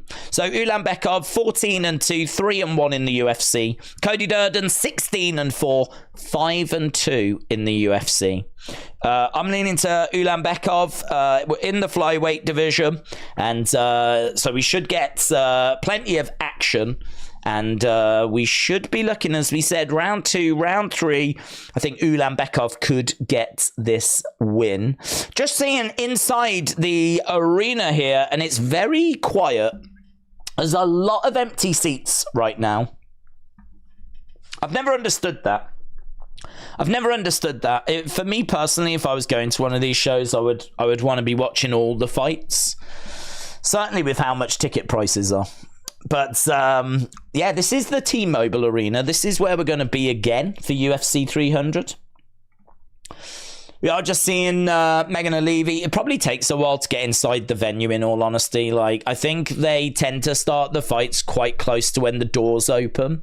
So that means like people are probably still getting their bags checked, picking up a drink, finding their seats, all that kind of stuff, you know. And then, of course, you've got people that aren't interested in getting there when the doors open. But yeah, lots of empty seats at the moment. There's a sprinkling of people in the crowd, but lots of empty seats. Making his way, Cody Durden down to the octagon. Triple H, where's the OD? Me and Anna's mom getting back together. 2023 has been insane. I can't believe we lost Bray. R.I.P. Bray said T995. Northside said, would you watch Brock versus Connor if it happens? Well, I would watch it, definitely. It felt like we were going to get that fight, didn't it? I mean, and Brock coming in, pushing Cormier. It felt like we were building to that, and it never came about. I don't actually know where Brock is in regards to his diverticulitis now. So, I don't know. I mean, I don't expect him to come back. I expect him to be at the show. I don't know if there's been rumors of Brock actually having a fight, but we know that the diverticulitis is what cut short his MMA career and was a big reason for him walking away. Yeah, I mean, I would watch it. Who wouldn't, you know? I don't mind those fights. I mean, I watched Mike Tyson against Roy Jones Jr. in that boxing exhibition. I was entertained. I think there is a place for those kind of fights as long as both fighters are obviously healthy and are in good condition. You know, if they're... I don't know if there's like a certain test that you'd have to pass, but if they're both of a certain ability, then I don't mind seeing like some older fighters fight him. I mean, how old is Cormier anyway? I know that he does commentary, but I don't think he's not hit like... He's 44. Yeah, I was going to say, I don't think he's like around 50. He's 44. For me, like, we've still got fighters. I mean, we've still got fighters that are like 41 in the UFC that are active. So for me, like, I don't see that as a problem. Obviously, he'd need to be in shape, fight in shape. Brock Lesnar's 46. So a little bit older. It's not a fight that I'm expecting. Because as I said, Brock had that diverticulitis, which kind of ruled him out. But would I watch it? Yeah, I would. I'd be lying if I was to say I wouldn't. To be honest, I would watch it. Yeah. So I'm not expecting it, but I am expecting Brock to be there. I think it'd be. I agree with what we read earlier. Dana said that when it comes to UFC 300, it's not just about the cards. It's about the whole feel of the event. Like, it's got to feel different and special. And I think one of the ways you can do that is just, you know what I mean, just stack it, just people in the crowds that have played a part on UFC get into UFC 300. I mean, it's a hell of a milestone. It's a hell of a milestone. The fact that they've been able to put on 300 pay-per-view events. And we've had some big, monstrous fight nights as well, let's not forget. So, the 300 is, you know, I mean, that's amazing. But they've had some massive fight nights that could easily qualify as pay-per-views as well. So, I think to have people in the crowds, the legends of the past, you know. I wonder if the Gracies would. I don't know if like the Gracies would be around for that. I don't know, like what you would do, how you would do it. I just know that you'd just flood it full of like people that have played their part, former champions, you know. Maybe like the biggest gathering of UFC. Former UFC competitors like ever in one building type situation, you know. Imagine like a backstage picture of that. That'd be sick. That'd be awesome. Right, anyway, we're going to get going with this. Cody Durden, plus 140 underdog. Again, don't forget to leave a like if you haven't already. It's massively, massively appreciated. We are working our way towards the main card. This is the last of our early prelims. By the time we get to the main cards, we need to be knocking on the door of about 500 likes. We're at 224 at the moment. So we're probably a bit below where we need to be. So if we can give it a tickle. I think if we're going into the prelims in the like 300 range, then we're probably doing all right. But we are a bit down at the moment of where we need to be. So if you haven't dropped a like, leave a like. It's greatly appreciated. Some woman there that's just put like jewels all over her face. You look like some kind of jazzed up panda. Right, here we go. We're about to get underway with fight number 3. We had to wait a while for this one. Ulanbekov against Cody Durden in the flyweight division. Thinking it gets out the first round, but round 2, round 3 could be looking pretty good for Ulanbekov, and we are underway. So we've got 2 ranked fighters as well. So Ulanbekov is ranked 12th. Cody Durden is ranked 15th. So we've got 2 ranked fighters in this one. Cody Durden putting the pressure on Ulanbekov, looking for an outside leg kick. And we got shots coming in there by Ulanbekov, who is trying to come forward, putting a bit of pressure on Durden. Durden standing his ground in the center, circling round as Ulanbekov. That was a big hook shot that came back by Durden. Couldn't land it, though. Whistled just past the head of Ulanbekov. Jab coming in by Ulanbekov. Kick coming into the midsection. Durden edging forwards. Jab again there by Ulanbekov. Oh, that's a lovely right hand. Lovely. As he was backing up. Counter shot, and he's managed to get a hold of the heads. So that, oh man, has he rolled out? No. Oh my God, that is amazing by Cody Durden. That is amazing. There was a guillotine that was applied by Ulanbekov, and Cody Durden managed to quickly roll over. He's managed to not only get out of the guillotine, he managed to get on top of Ulanbekov. It was amazing. Unfortunately, he's gone back into the guillotine. So, and Ulanbekov has got really good guillotines as well. Really good guillotines. But Durden gets back up to his feet. We eating good, man. We eating good. Ulanbekov catching Durden on the back foot with a counter right. Dropping Cody Durden. Durden went down. That allowed Ulanbekov to apply a guillotine, but the way that Durden got out of that was absolutely incredible. We, honestly, in the past couple of minutes, have seen some incredible MMA. Incredible MMA. It's one of those where, like, if people want to know, like, why do you watch MMA, you'd be like, check this. Just look at this little sequence here. Look at this. On the back foot, catches him, drops him, goes for the finish. He's got that in tight as well. Look at how he gets out of this. I mean, for the whole world, it looked like he was done there. Looked like Durden was done. We're in a clinch right now, standing in the center. Jab coming in there by Cody Durden. So actually, striking-wise, really, really close.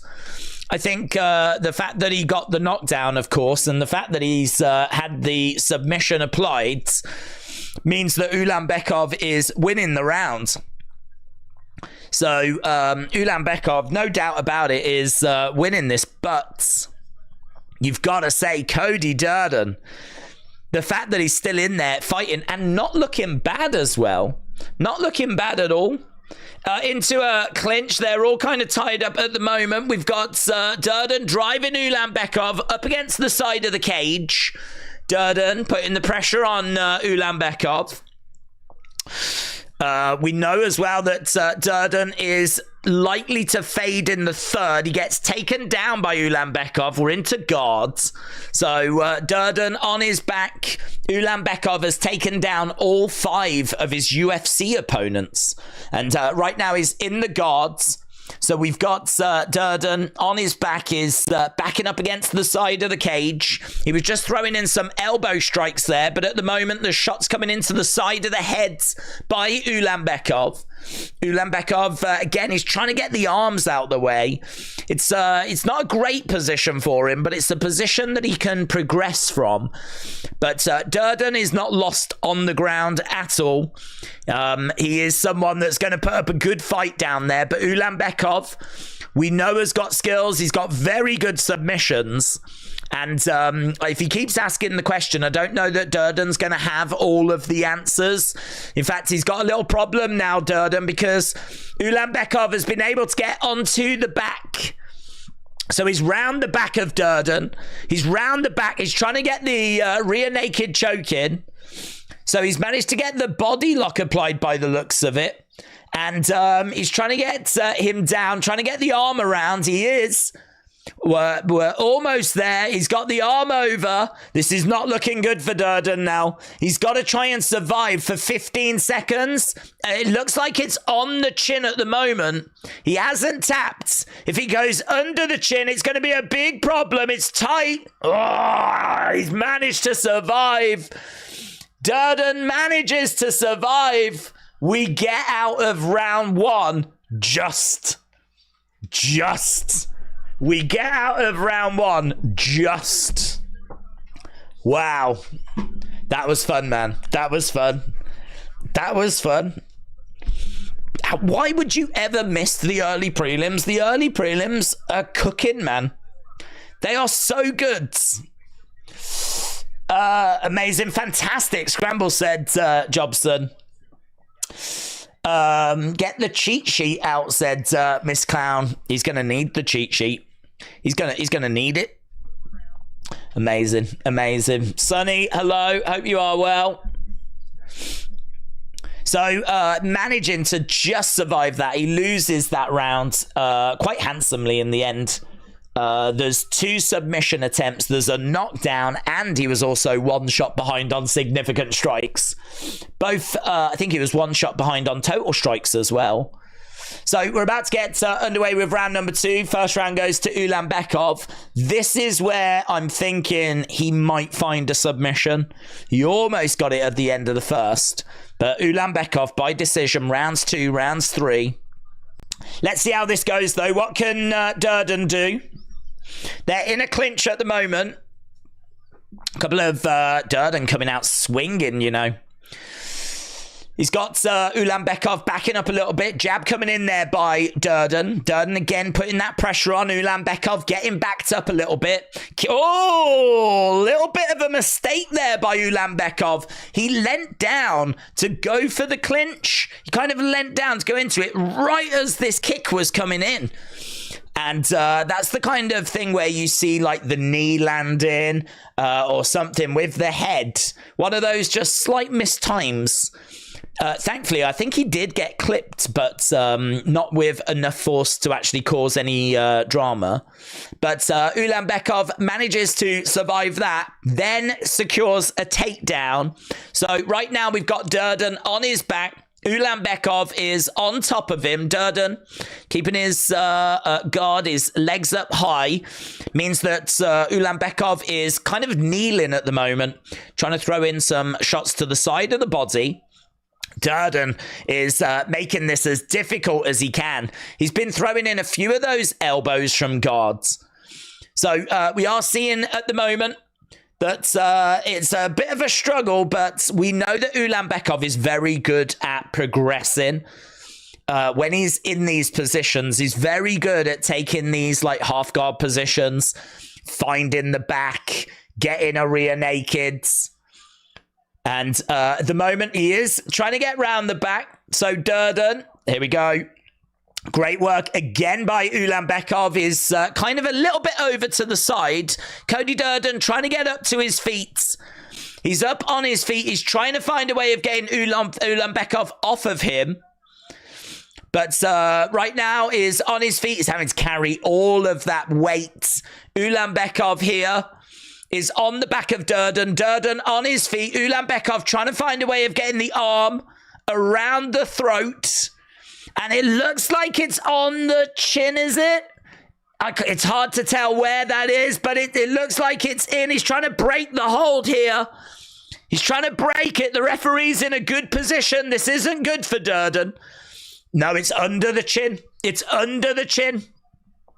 It was under the chin, but for some reason, Ulanbekov couldn't keep a hold of it. This is really bad position for Cody Durden right now. He's just managed to survive that, though.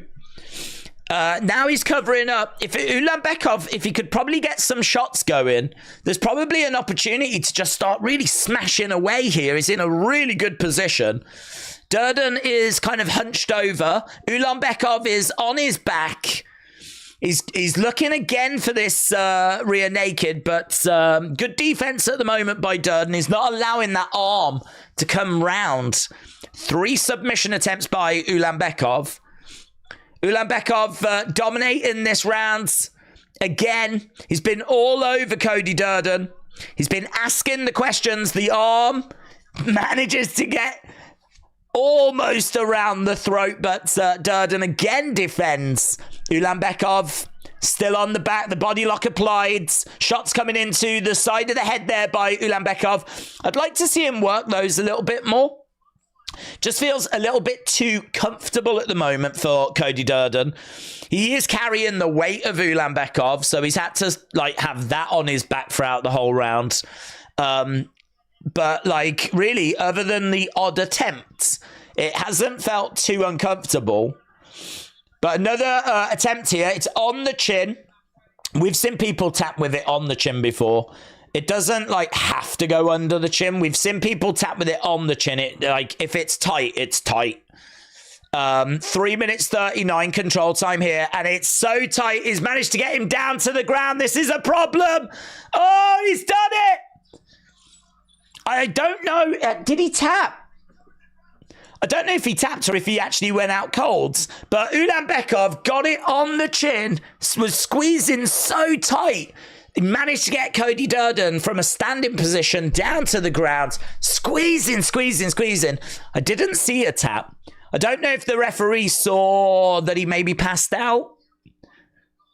Don't know. Ulanbekov, there's no complaints from Cody Durden. I don't think it's a bad stoppage by any means. I was just looking for a tap. I didn't see one.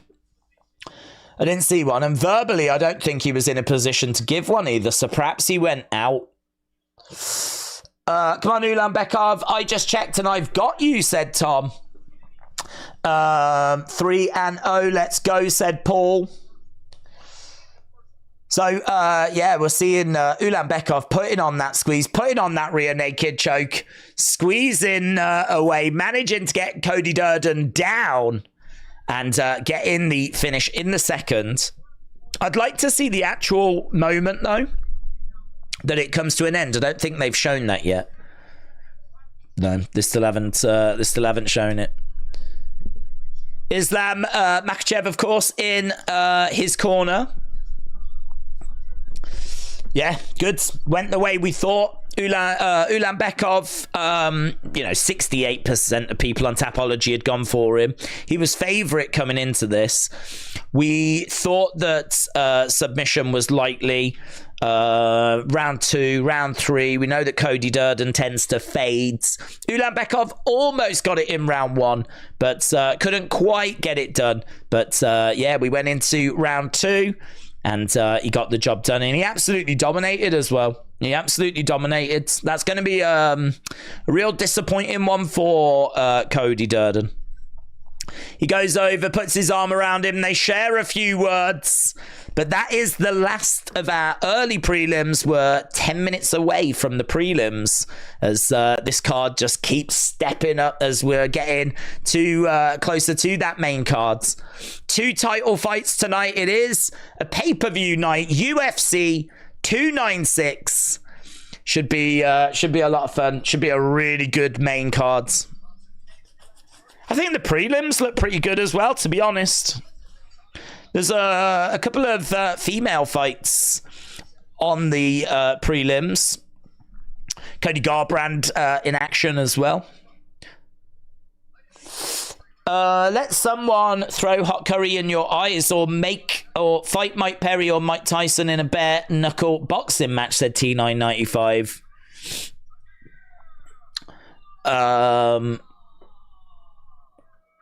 Would I let someone throw hot curry in? No, just fight. Fight Tyson or Mike Perry? Tyson, if I could pick. Why would you want to turn that down? I mean, you're going to lose. But, I don't know. I'd quite fancy the press conference. I'd fancy my chances at the press conference. And I think you could make a name for yourself. I mean, if you get a hot curry thrown in your face, I can't see any benefit to that whatsoever, apart from you'll get a little bit of curry.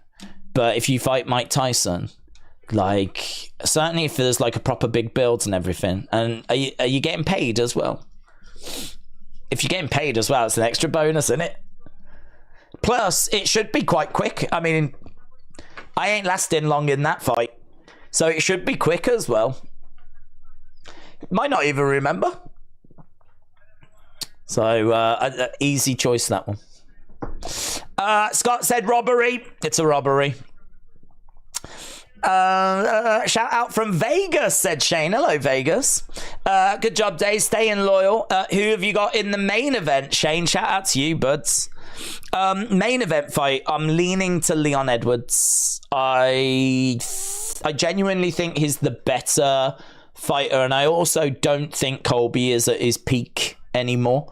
Colby, 35 years old now, demands respect. I mean, he has been absolutely brilliant, but he's very inactive, and we know that inactivity can be a problem. I also think that, like, he's not known for, like, really stopping people. He's someone that's got great volume, and I think he's got limited paths to victory. I think the way that I see Colby winning is with his volume, landing more, causing Leon, maybe rocking Leon a couple of times. I don't see him putting Leon away, but I could see him catching Leon and rocking Leon and putting Leon into a few difficult situations. And then I can see the volume winning him some rounds. And then because of it being Donald Trump's there, we're in Las Vegas. You know, I think if we go to decision, Colby, unless it was so clearly Leon that won the fight, if it's even remotely close, I could see Colby getting the nod. And we could even be in a situation where Colby has done enough to outright win the fight. That's the way I could see Colby winning it. But I just think there's more paths to victory for Leon Edwards. Leon Edwards could also win rounds. He is a point fighter. I mean, that's how he tends to do it. He uses his precision, and he tends to pick up points and win rounds. But we know that he's got the ability to end fights as well. The head kick, amazing. You know, he's got that in his arsenal if he wants to whip it out. He's got decent takedown defense, good feints, good elbow strikes. He's been unbeaten since 2015. It's hard to know, though. I mean, like, his record isn't the strongest. He's faced a couple of names, most notably Usman. I mean, beating Usman twice is no easy task, but I think there's some question marks as to where Usman is in his career now.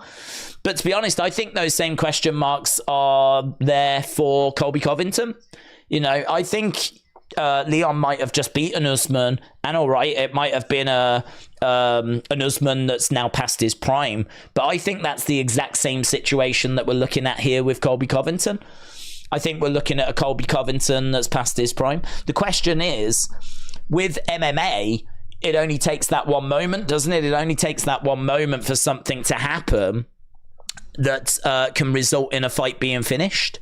And I think absolutely we could be looking at Colby finding a moment like that, but he's not known for his stopping power. He's not known for finishing people.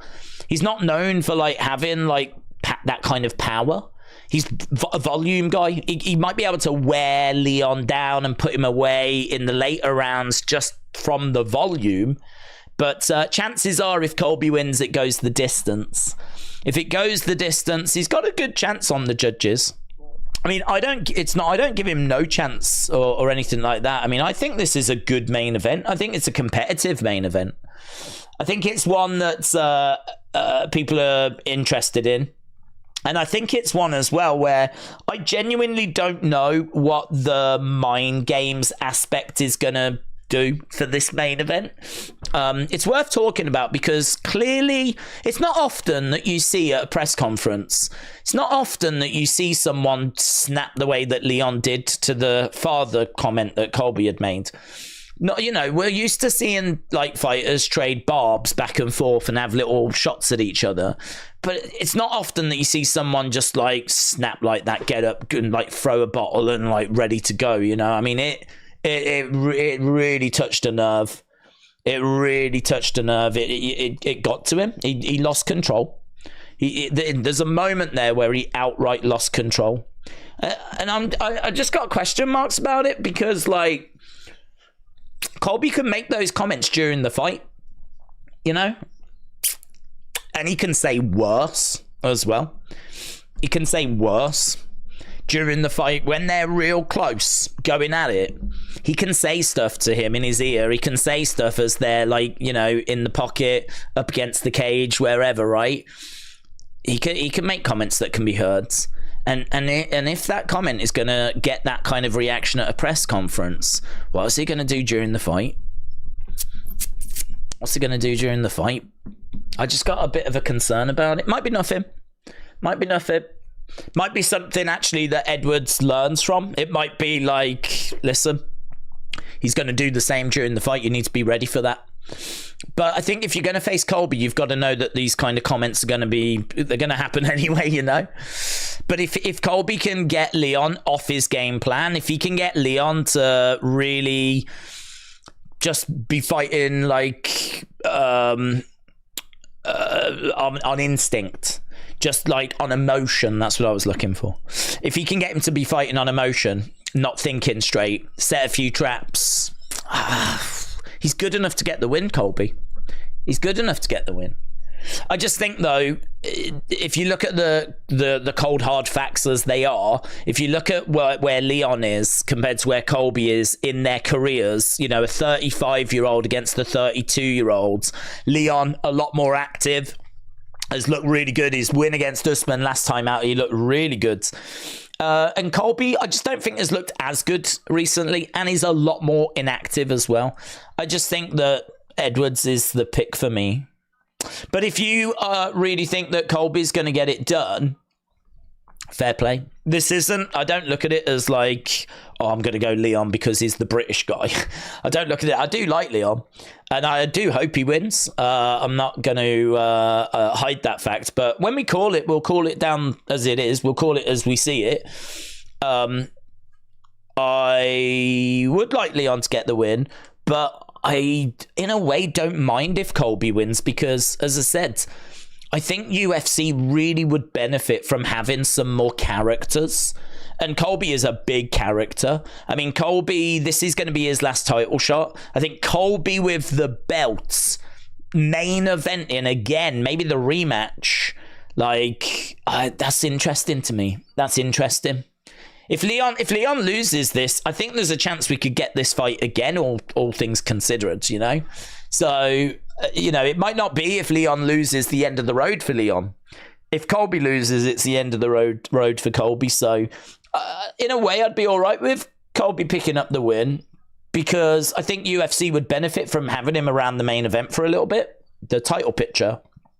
And I think Leon would get another shot anyway. But just looking at facts, I'm going to go Leon Edwards. I can tell you over on Tapology, 66% of people have gone with Leon Edwards. Colby Covington, 34%. So 66 Leon, 34 Colby. In our co-main event, Pantoja, 86%. Brandon Royval, 14%. Then the fight before that, Rakhmonov, 91%. Only 9% of people think Wonder Boy has got a chance. Then we've got Ferguson against Paddy Pimblett.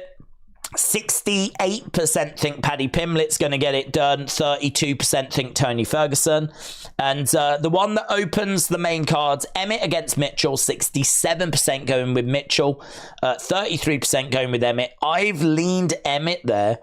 I've gone with the other picks, but I've just gone against the grain on the Emmett and Mitchell one. I'm just a bit worried about Mitchell coming in as a last-minute replacement. Just concerns me a little bit because I do just worry that he is not going to be the Mitchell that we know. I think you can look at it and think if they had both had full camps, I think Mitchell does win. But Mitchell coming in as a late replacement, short notice replacement, I'm not convinced that he's going to be in the kind of condition we're used to seeing him in. So I've gone with Emmett on that one. So yeah, main cards coming up in a bit. We've got this prelims first. And a big shout out to everyone that's joining us. We are working our way through these prelims. Got a couple of hours of prelims, and then we'll get to the main cards. But we have got some decent fights coming up on these prelims. Looking forward to what we've got here. With our next fight coming up being, I think it's Menafield, is it next? Oh no, according to this, it's Lipsky, is it? Casey O'Neill and Lipsky coming up next.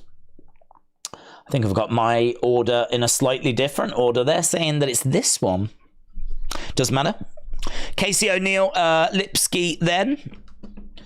So we've, if you are watching and you've not left a like, leave a like. It's greatly appreciated as we are continuing to try and get to 1,000 tonight. We always try to get to 1,000 for these shows, these big pay-per-view shows. Currently we're on 290. I reckon that's we did start a little later because obviously we lost the fight, so we're kind of we're a fight down on what we would normally have. So as a result, we're probably just that little bit behind. So yeah, if you are watching and you've not left a like, leave a like. It's greatly appreciated. As we are looking at a scene of Las Vegas.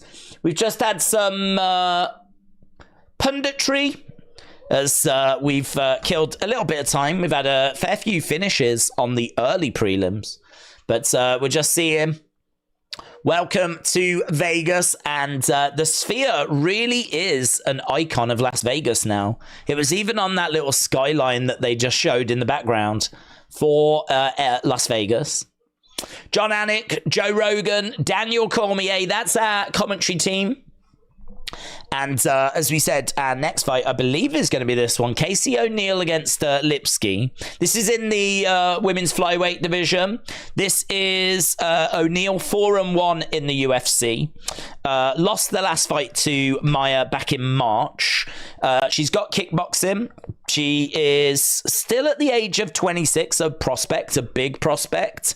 She's relentless. She's improving. She's got high-level jiu-jitsu, works at a great pace. She can drop her hands. She doesn't have the best stand-up game, but really great ground and pound. She's got a sneaky head kick as well. Really good output, great volume. She will need to employ her wrestling here. I think she will do that, and I think she will pick up the victory. So Casey is the pick. She is a firm favorite on Tapology as well. 79% of people have gone with her. She is minus 210 favorite also, or at least she was 48 hours ago. So everything's in her favor. She's got the odds. She's got the Tapology predictions are in her favor as well. Ariana Lipsky, though, 5-5. She's got experience, 10 UFC fights. She's on a 2-fight win streak as well. She's got good Muay Thai, good kickboxing, hits hard, really good ground and pounds. She lacks wrestling and doesn't have a great there we go. So a little bit of lag.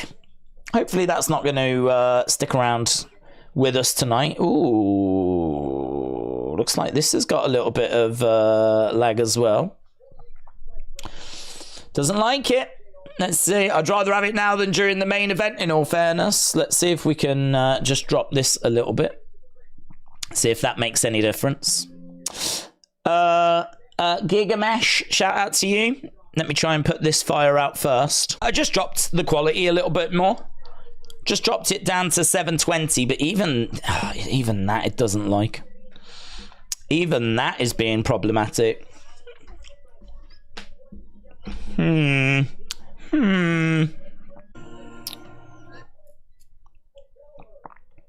Lipsky has made her way down. It says that that one's struggling as well. Oh, no, that might hold. No, that one's crashed. I'll try and reset them.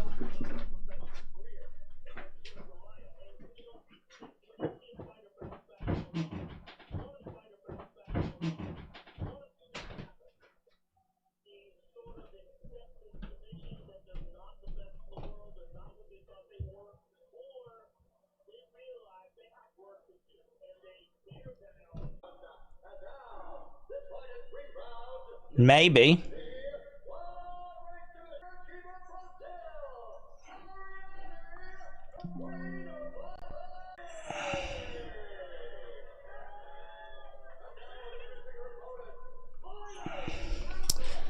Try.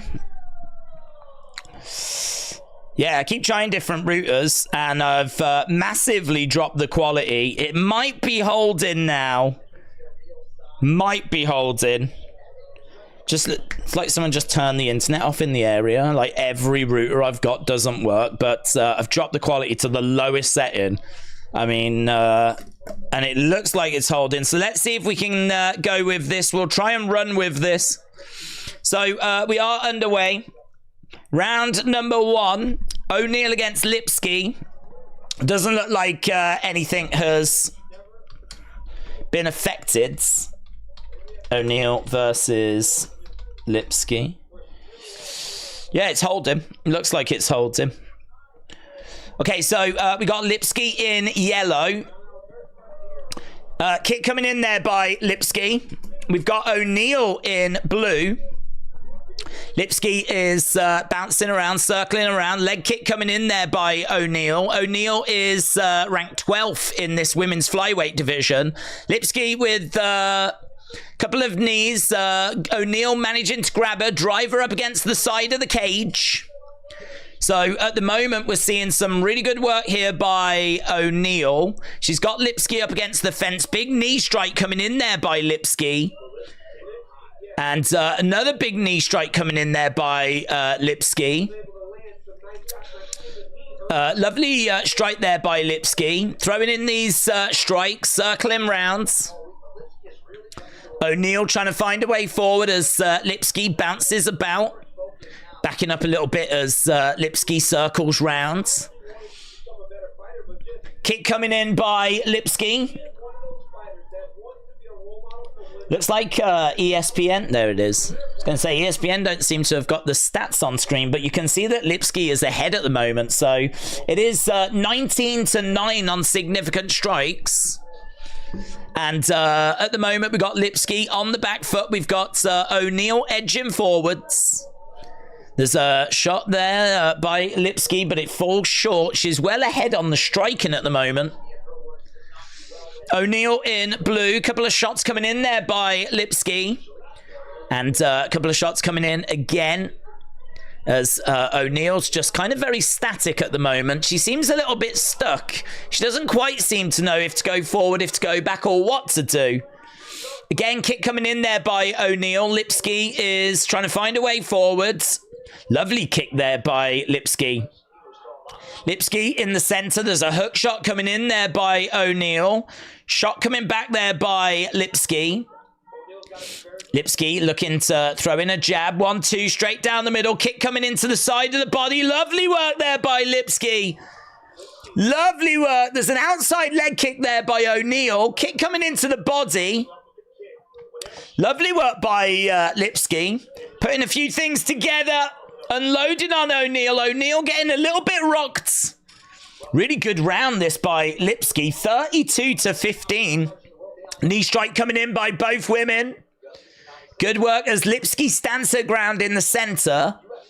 But lovely work from Lipsky at the moment. 32-15.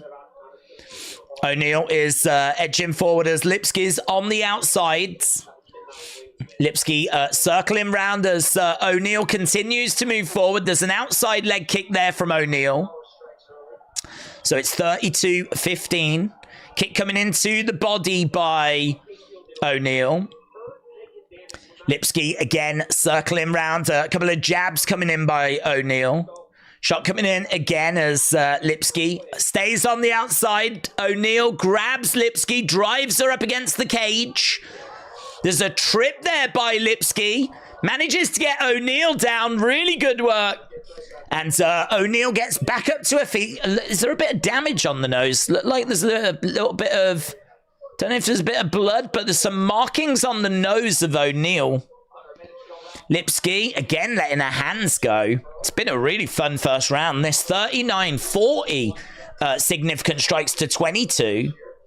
O'Neal coming forward with a lovely straight right. Again, a couple of shots straight down the center. Lipsky circling round on the outsides as O'Neal comes forward. Again, throwing in a shot. Lipsky, again, letting her hands go. We've got O'Neal with a heavy outside leg kick. Shot coming in there by O'Neal. 1-2 straight down the middle. Lovely work by Lipsky. Kick coming in there by O'Neal. We've got about 8 seconds or so to go in this round. Definitely feels like a Lipsky round. Definitely feels like she's got the better of these exchanges. And I think she'll be pretty pleased with that, to be honest. Just as I'm pleased that we've managed to get back, even though we dropped the quality down to, I don't even know what we're operating on. We're operating on 696 by 392, whatever that is. 360p, maybe? Actually 360p. Let's go. This is the quality that we deserve as a community. Can't trust a woman to fight. That's for her to win. Lipsky's gas tank worries me, said Jobson. O'Neal needs to get her on the ground. Right, well, we're just seeing a little bit of advice being shared as we're about to get going in round number 2.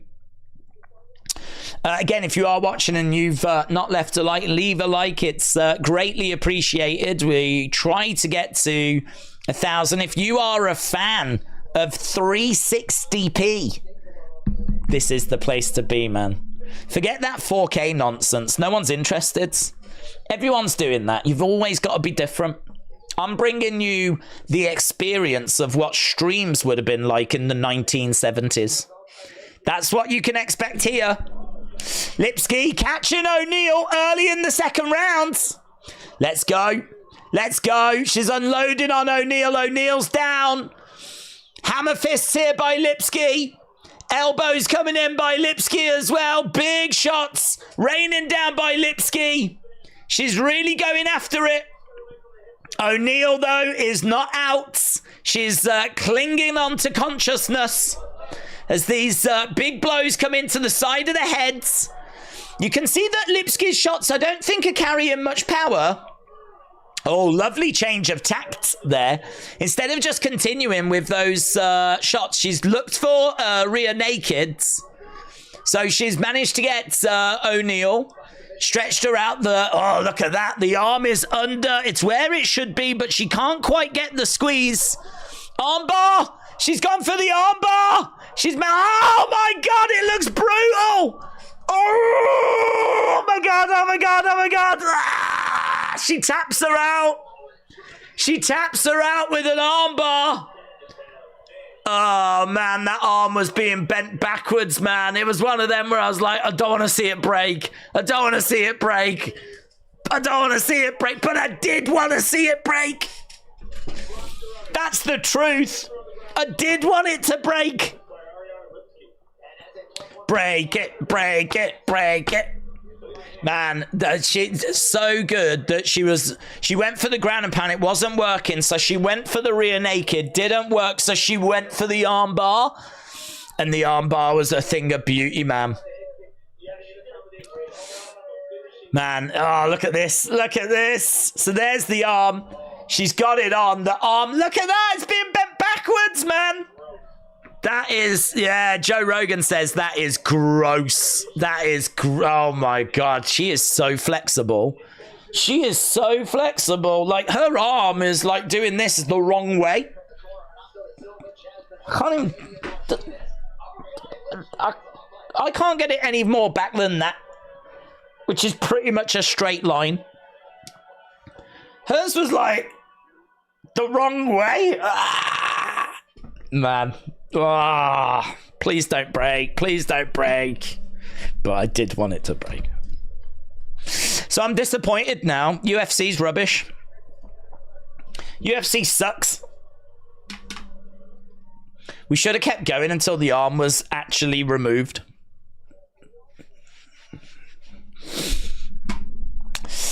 Oh, crazy. She's going to weather this storm.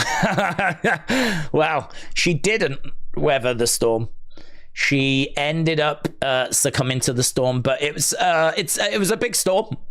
It was a big storm. It was one of those storms that we talk about for years to come. It's a big win for her as well. That's a big win for Lipsky. She was the underdog in this. And she was not favoured. The odds was with O'Neill. As we said, the Tapology picks were with O'Neill. I was with O'Neill. It's the first one we've been off on tonight. So it's a big win, this, for Lipsky. But that's women's MMA for you, innit? It always goes this way. Always goes this way. O'Neill has been left with something to think about. She's a big prospect. She's now 4-2 in the UFC. That's her second loss in a row now, you know. She lost her last fight against Maya in March. It's been a bad 2023, man, for Casey O'Neill. So Lipsky picks up the victory. What a performance. Winner by armbar, round 2, 1 minute 18. Dort Knight said, I'm really flexible in the gym. I can get my hand in the vending machine in the reception. Let's go. California Love, shout out to you, my friends. Michael, shout out to you, buds. Fake fighting, that arm would have snapped off in real life. That's true. If that was outside a pub, that arm is getting detached. It's fake. It's scripted. Flipping scripted. Lipsky clubs and subs Casey O'Neill in the second. What a win.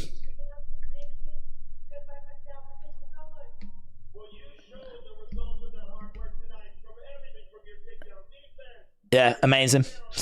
I need to get internet data on phone to scroll down. Lipsky always shows out as the underdog. She should be ranked now. Ariana Lipsky, well, she should be ranked now. She just beat number 12. Lipsky looked incredible. What an incredible performance. It's the best that I've seen her look, says Kevin. Oh, man, every time you see that, look at it. Look at that arm, man. Looks brutal. It really looks brutal.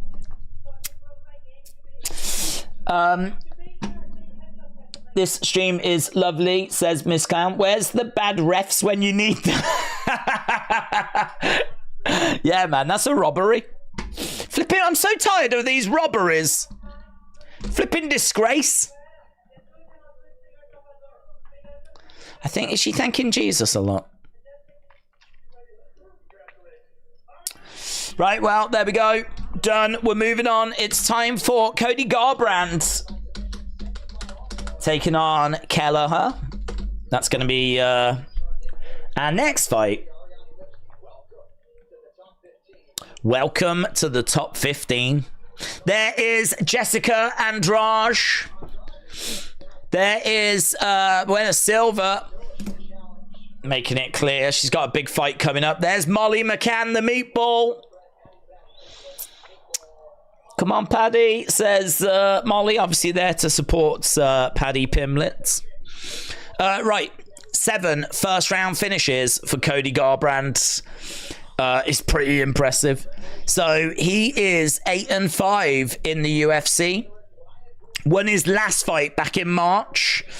He's a boxer. He's got good speed, good footwork, good power, very athletic. Gonna look for the takedowns. His chin is gone. I mean, that is all anyone ever talks about, is the fact he's got no chin. If you can catch him with something juicy, you can put Cody Garbrandt away. He's a state champion wrestler. So he's got great wrestling. He's quite quick on the feet. His boxing is good. But it's the chin. Brian Kelleher is quite inactive. He's not fought in over a year. He carries decent power. He's got good boxing timing. He can be a little bit slow with his footwork. But he's not someone known for knockout wins. He's got submission wins. He's got decision wins. He's got a couple of KO wins. But one of them was like 6 years ago. In the past 6 years, since that fight, he's had one KO win. So he's not someone that's really known for that. So it's hard to say that he's going to be able to catch Cody Garbrandt with something that's going to put Cody Garbrandt away. So for that reason, I think a lot of people are looking at Cody Garbrandt as being the better fighter. Because that's what it comes down to. It comes down to his chin. Is the chin going to hold out? Can Brian Kelleher find the shot that will put Cody Garbrandt away? Can he find that shot? So I have gone with Cody Garbrandt as well. I think Cody is going to get the job done. But let me know in the chat, which way do you think this one's going to go? Which way do you think this is going to be? Who do you think is going to pick up the victory in this next one? This is our second fight on the prelims. We're working our way towards that main card. Vicky said, might have something to do with him not having coaches. Michael said, who won the women's fight between O'Neal and Lipsky? It was Lipsky. Lipsky got it done. Jobson said, Casey O'Neal is so slow. She was fighting so much slower than Lipsky. It looked like a nightmare for Casey with how crazy the speed difference was. Yeet Guard said, if Garbrandt doesn't win, I hope he steps on Lego barefoot. James said, Days Abaddon match on Collision barely lasted a minute. James, hello, shout out to you. Colby is not cutting. It's part of why his gas tank is endless. He doesn't stress himself pre-fight at all. Miss Clown said, I like to stand in a bath of warm pies. That would be nice. I saw someone dressed as Santa Claus on a motorcycle ride by earlier. Okay, Sonny. Probably best to stay off the drugs. Yeah. I bet Dave skips that comment. What comment, buds? What comment? What comment? Because I'll read it. How about that? How about that? What comment? You tell me the comment and I'll read it. I've been here for hours and Days has only just noticed. I don't know if you noticed, but I've been battling a bit of lag dragon. I've been fighting a fight. I've been fighting a more vicious fight than any of the UFC fighters tonight. Days against lag has been the real battle so far tonight. Justin said, I can't believe Liv Morgan is a stoner. Yep. It's a disgrace. She should be appalled. I think we're all disappointed in her. No, I actually heard the rumor going around is that one of the things found in her car didn't belong to her. So actually, this leads to a bigger question, which is, how do people know that one of those things didn't belong to her? Because if there's one thing worse than a criminal, it's a snitch. So if she's gone around snitching that wasn't hers and she's dropped someone else in it, that's even worse than being a criminal. So, breaking news, Liv Morgan, she might not be a criminal, although she probably still is a criminal, because she still had marijuana, and that's still illegal in Florida, so she's still a criminal, but she might be a snitch as well. It just gets worse. It just gets worse. Right, Megan O'Leary is on the mic. We're building up to this next fight. Cody Garbrandt, Brian Kelleher. Daisy's favourite fighter is Song Yadong. Love that guy. Hope he's doing well. James said Sky Blue and Julia Hart finally unite, but even better, Thunder Rosa is back. Let's go. Pantoja. Doubts Royval's more patient approach has worked tirelessly on improving his first title defense. So we're just seeing Pantoja training, putting in the work. I think he does it tonight. That's our co-main event. I think he gets the job done. Unless you touch kids and would rather snitch, says Liam. Unless you touch kids Well, I think if you know someone that touches kids and then you snitch on them, I think I agree. That's probably the only time that it's allowed. But that's not what she did. Well, I mean, not touch kids, but like she didn't snitch on someone that had done that. She potentially snitched on the fact that some drugs that were in her car belonged to someone else. In my mind, that's the worst thing you could ever do. That's the worst thing you could ever do. So, Liv Morgan's a disgrace. That's breaking news. William said, even as a criminal, I would let Liv Morgan in my bed. I'm just... But what about as a snitch? We know she's a criminal, but what about a snitch? Would you let a snitch in your bed? Big question. Yudong was excited last week, said Scott. Yeah, let me know which way you're going on this one then. Cody Garbrandt, Brian Kelleher. Which way are we going? No excuses for it, said Miss Clown. I agree. Colby calling out Wonder Boy's karate candy van was hilarious, said it was very good. It was very good. I also enjoyed the moment where Colby and Tony Ferguson were going at each other. And Colby was like, oh man, I was rooting for you, like, you know, America and everything. And they were like, they had heat with each other. And then somehow they got on the same page and they were both started chanting America. I enjoyed that as well. I enjoyed that. I enjoyed the whole thing. A lot of the times those press conferences can be bad. I've seen loads. I mean, I've pretty much watched them all. And there's a lot of times where there's some really bad cringe trash talking. Like, people think they're Connor in their heads, but they're not anywhere close in real life. And like, some of the trash talking can be really like cringe. And sometimes like you can just get like really awkward rubbish questions. That happens a lot. You can get rubbish questions. You can get cringy answers, cringy put downs. And honestly, we just run out of time and then they do the face-offs. I've seen that loads of times. This one, I mean, it was nice to actually have some talking points. It was nice to actually watch it and at the end of it go, wow, I feel like I watched something there. That was definitely worth watching. And yeah, I agree. Like the exchange between Colby and Wonder Boy and him like talking about him being a paedophile and his karate bus and everything, that was great. His little weird thing he had with Tony Ferguson, that was great. Obviously the big controversy about the comment about Leon's dad, that definitely got people talking. So yeah, I mean, it was definitely noteworthy. Definitely felt like it was worth watching.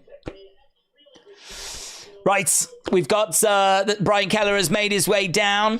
This is our second fight on the prelims. Most ground strikes in a UFC bantamweight fight, 235. Someone's got a sign on Collision. I'm here so I don't get fined by Danielson. That's a good sign. Matt says, not bad, James. Man, pull in the night shift again. Thunder Rosa returned tonight on AEW. Good for her. I mean, it doesn't bother me because I don't watch Collision. So unless she's going to rock up on Dynamite, which she might do, she's returned to a show I'll never watch. So it's kind of a little hard to get excited about that, but I'm pleased for her that she's back. And maybe she'll end up on Dynamite. Cody Garbrandt making his way down. Hans, shout out to you, my friends. I appreciate the kind words. Especially considering we're in 360p. What are we in, actually? What is the most that this will go to? I mean, this is... Even I know it's a disgrace. I doubt you have to pull the trigger. Oh, hello. Oh, yeah, that's sick. Have you seen those real guns that are replicas? They don't fire, but, like, everything else about them is legit. They're, like, tiny little replica guns. They look awesome, man. Like, they're selling these really sick-looking Glocks, which just look great. I mean, I'm not a criminal and I'm not a snitch, so I'm not Liv Morgan, but I would be tempted to get one of those. They just look really cool. I saw a short on them, but I don't think they sell them in the UK, unfortunately. But if you're in America, then it's something you can... Oh, no, this goes up to 480p, man. What are you lot moaning about? I thought we were only up to 360. We can go all the way to 480. Oh, God, that's like the early 1990s. I thought we were in the 70s. Honestly, I don't know why people are moaning. 480p, we're living it good. Let's go. I thought we were stuck on 360. Right, Cody Garbrandt is favourite, minus 190. Brian Kelleher at plus 160. Brian Kelleher, 5 years old at 37 years old. I mean, the boomer alert, yeah? Boomer alert. But we have seen in recent years that the boomers, they just don't know when to die. So he's got a chance. He's definitely got a chance. But look, he's already lost all his hair. He's already lost his hair. Plus 160. Brian Boomer Kelleher getting his intro. I'm not a Cody fan anymore. I'm going Kelleher, says Vicky May. Do you not like Undertaker? As he told Deborah Tori Wilson was hitting on Storm Cold. What? What? Here is Cody Garbrandt then. I like his red shorts. Really quite striking. Right, here we go then. So, Cody Garbrandt's in like bright red shorts. Looks good. Brian Kelleher in white. And we're about to get underway.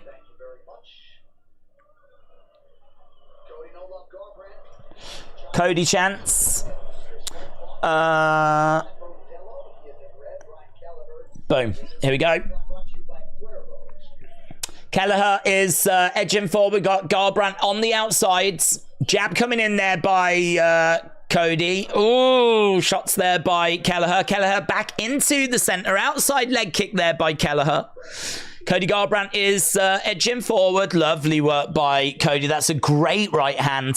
Couple of strikes coming in. Covering up there by Kelleher. Outside leg kick by Kelleher as he's edging forwards.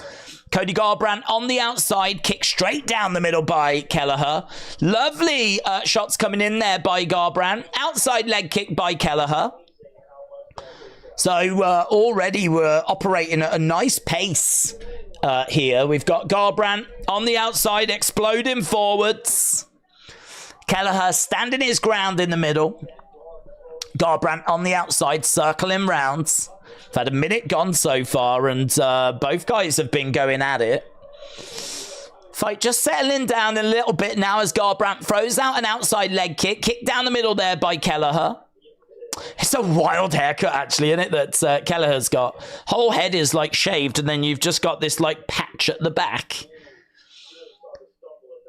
Again, kick coming in by Garbrandt. Kelleher, again, just circling around. These leg kicks look really good.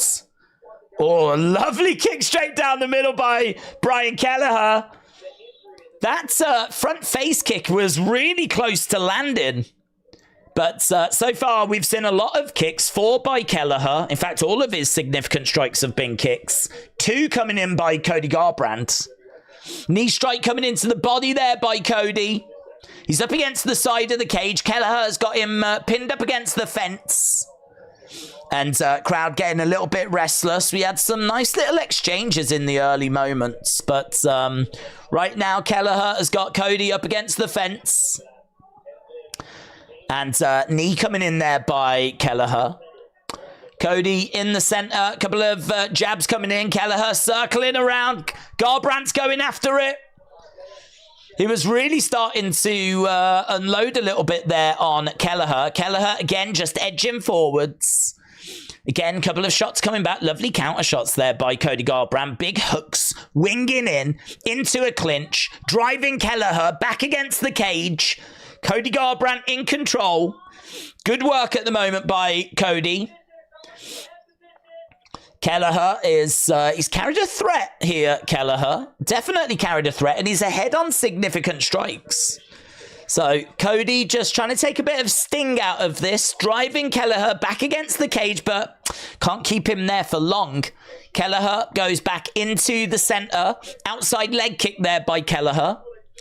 Cody on the outsides as Kelleher circles round Cody. Back against the cage, explodes forwards. I love how he throws in those shots, kind of looking to go to the body. Could have been a little bit lower, maybe. There's a cut to the side of the head of Kelleher. Big strikes coming in by Cody Garbrandt. Kelleher's been busted open. Big right hand! Big right hand! Cody Garbrandt drops Kelleher! Wow! Stop the fight! And he does! Brilliant! Great shot! Great shot! Brian Kelleher was game. He brought the fight. I think he wanted to test that chin of Cody Garbrandt, and he does land. He does land a beautiful shot, but it's at the exact same moment that Cody Garbrandt landed one as well. And boom, look at that. There's a kick to the body. It's just a right hand straight down the middle. And it drops him. Bang, bang. Look at it. And it's done straight away. Drops him and it's done straight away. Wow. Wow. That was impressive, said Vicky May. His chin ate a punch, says Callum. Let's go, Cody, said A. Jobson. Sonny says, damn it. Might have to be a Cody fan again, said Vicky. My picks are horrible so far, says Sonny. That's not like you, Sonny. Cody is a nice dude too. I'm glad he won, says Liam. Hans said, best fight commentary. Hans, shout out to you. Appreciate the kind words. Appreciate it, but great win, that. Great win. I fancied him to get it done, and, you know, so did everyone else. I mean, 84% on Tapology had Cody Garbrandt. He was a minus 220 favorite. There's respect being shown between these two. Kelleher, I think he came in with the right game plan. I mean, he definitely tried to land some shots. He was setting them up by landing the leg kicks. He went upstairs, and he did land upstairs. I mean, Cody did have to take a couple of strikes, but not enough, and he ends up getting caught, Kelleher. Ooh, look at his leg, man.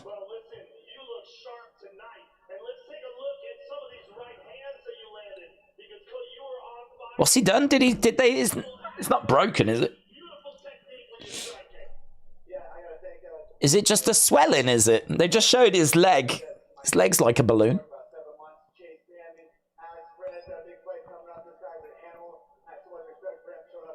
Yeah, I don't know what he's done to his leg there. What a KO, says Amy. Marcel said a beautiful knockout by Cody Garbrandt. Mike Malott said, let's go. Chase Hooper said, everyone loves a Cody Garbrandt dub. Terrence McKinney said, Cody is still so good. His combos are so clean. Nick said, Garbrandt stops Kelleher in the first statement. Cody, walk off, says Dan Urban. He wants Figueiredo, did he say? Yeah, he wants Figueiredo. Let's go. Cody would have won round one anyway, said Paul. Casey let me down on my ACCA, but I've still got Paddy by sub, said Dale. That leg is jacked. Yeah, Brendan Allen in the crowds.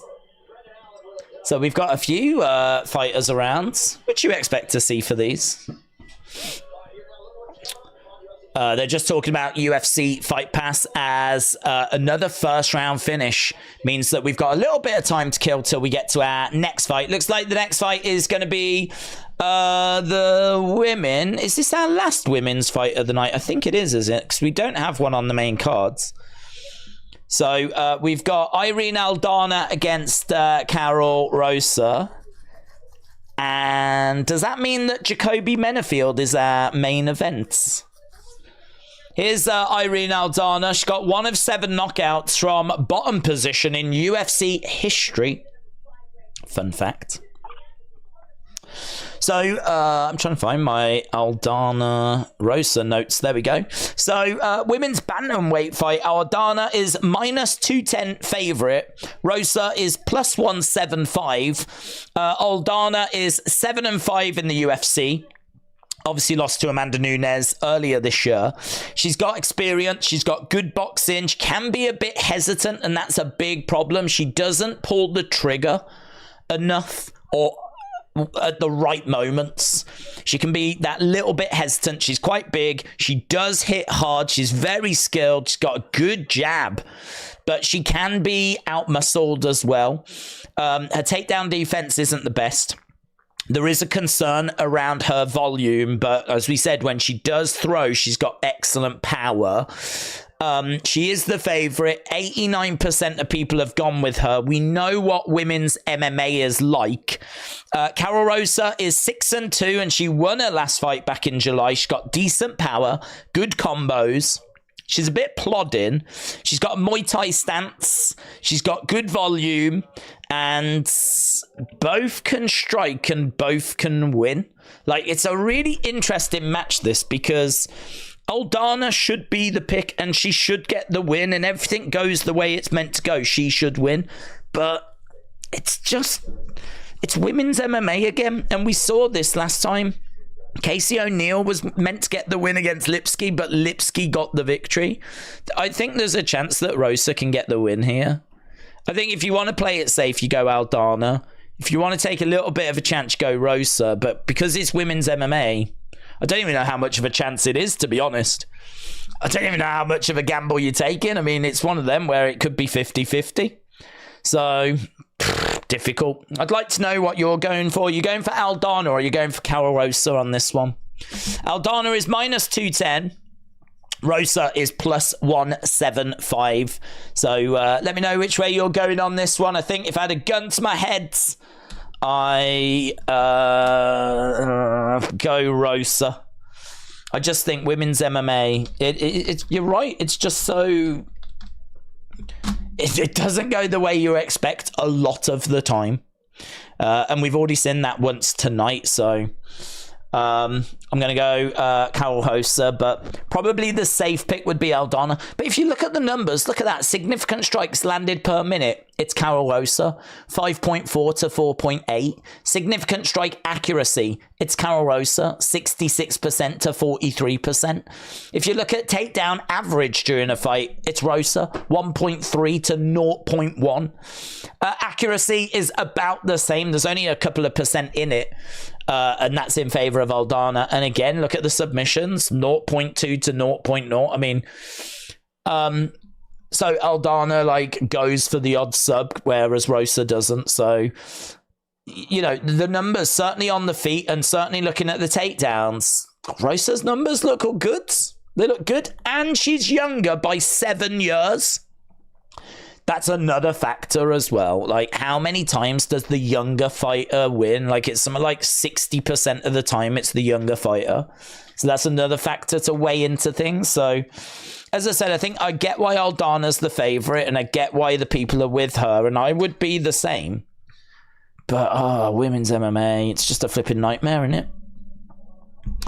Aldana was late to the weigh-in, and she had to get naked to make the weight, said Scott. I didn't see that. I might tune in now. Let's go.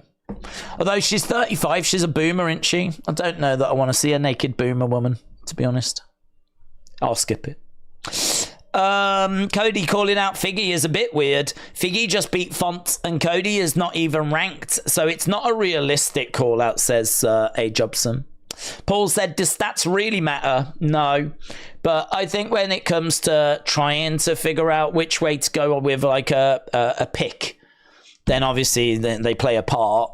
It comes into it in that regard, but no, we've seen enough fights to know that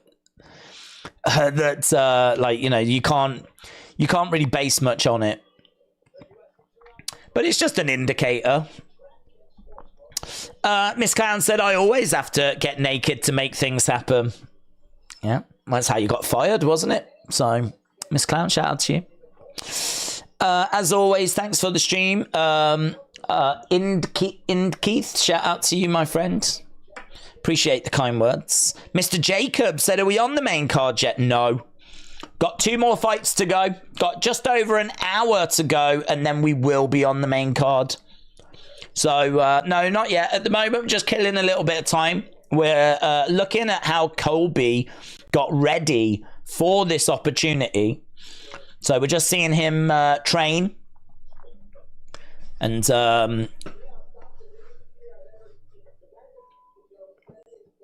that's a nice little thing he's got behind, isn't it? He's got a signed Donald Trump picture. And next to it, it looks like a letter that maybe Donald had written that was all signed as well, in like a little plaque on the wall. Whatever you think of Donald Trump, right? He is an actual bona fide former president. Like, that's a nice thing to have on the wall. Addressed to you from, like, you know, a former president. It's pretty cool. A. Jobson said, I'm feeling like Irene can stay mobile and get up if taken down. Could see a safe decision, but her last 3 wins are via knockout, so I'll go with that. James said, look at Tapology. Are you on there, James? Are you doing good? Normally when people ask me to go to Tapology, it's because they're doing good. I'm looking for James Chadwick. There he is. There he is. I'm on to you. I'm on to you. Oh, do you mind looking at Tapology? You haven't done it so far. I just thought others would like it if you did. Oh yeah. What's that? That's not a problem. Oh, James, you're on there as well. Right, well, guys, you know me. I always like to call out the top 3. So, Wolfman Sam, Jinxie Rick, Dean97 in joint 3rd, shout out to you. 4 I Am Oliveira in 2nd, and FKN, which I think we all know what that stands for. Frog, no, I thought it was Frog. Thong? Sorry, Frog now. Effin Frog is in 1st place, let's go. So, there we go. Shout out to all of you. Wolfman Sam in the chat as well. And a big special, super special, extra special shout out to James Chadwick, who is in joint 7th with Sticky, WG Preston, Banjos and Witch, Sir Vacon MMA as well. And I might as well shout out Hype 3 MMA in 6th as well. So there you go. I ended up doing the top 10 in the end. James said, I haven't done Tapology in months. Have you done it for this one? Because if you haven't done it for this card, this is very strange. But no, excellent. Well done. So there we go. That's where we are with Tapology, and we will keep an eye out for that. What is it? In English time, it is 5 to 2 in the morning. Don't let them bully you, said Wolfman Sam. When is the main fight? Main card coming up in about, well, just over an hour for the main cards. 5 fights on the main card, so it'll take a couple of hours till we get to the main event. Each fight tends to get given about 30 minutes. Each fight gets its own little 30-minute slot. So we should be going over to this next fight, Alana Rosa, in about 5 minutes as we start the kind of run to the main cards. Again, if you are watching and you've not left a like, leave a like. It's greatly appreciated. If you are a massive stan of 480p content, if that's really something that you're very passionate about, I think I feel really confident to say that there is no one right now that is delivering such quality in 480p anywhere on YouTube as what we are doing right here, right now. I think you have managed to successfully find the very best 480p content that is on the internet, on YouTube. I can't really say the internet. There's probably some really good live porn in 480p. I don't have any plans to kind of go down that road, but I think what we're doing on YouTube in the UFC space in 480p is as good as anything you'll find. Yeah, I know it's a brag. I know I might come across as big-headed. I know that might make me seem like, oh, he thinks he's so high and mighty, right? I know this. I know how it makes me look. But players are going to play, aren't they? Yeah, haters are going to hate and players are going to play. If there's one thing that Taylor Swift has taught us, it's that. So sometimes I think you've got to gloat. Sometimes you've got to, point out the dubs. So we are just waiting to get to this next fight. They're just previewing our main event. Aubrey says, give me some 480p Linda McMahon on my real player. Well, maybe we'll do that tomorrow. King Hoddle said, are you 10 Hag out? I'm not. James said, I'm more Glazers out, but that's not happening. James said, I'm going to bully anyone I want. That's the spirit. You've got to have that can-do attitude. It is going to make the difference. Days, I'm going to see Taylor Swift next year, said Jules. Jules, shout out to you. Shout out to you. I'm sorry to hear that, but I'm sorry to hear that she's managed to corrupt you to the point where you want to actually spend money to go and see her. Yeah. I don't mind her, to be honest. I don't mind her. I just think she's too popular. I think that's what bothers me more. I don't like to see people, unless you're Michael Jackson, I don't like to see get that popular. I get uncomfortable with it. It doesn't make me comfortable. Apparently she has got her tour is having a $5 billion impact on the US economy. That's too much power for one person. Do you know what I mean? We're starting to get into territories I don't feel comfortable with. And you're contributing to that, Jules. You're part of the problem, not the solution. But outside of that, I haven't really got a problem with her. I suppose there could be worse people in that position. Here we go, getting our ring walks. Miss Clown said, that's what bothers me too. Fortnite said, Taylor Swift is like the Man United will be appearing at Anfield soon. Is she doing Anfield, is she?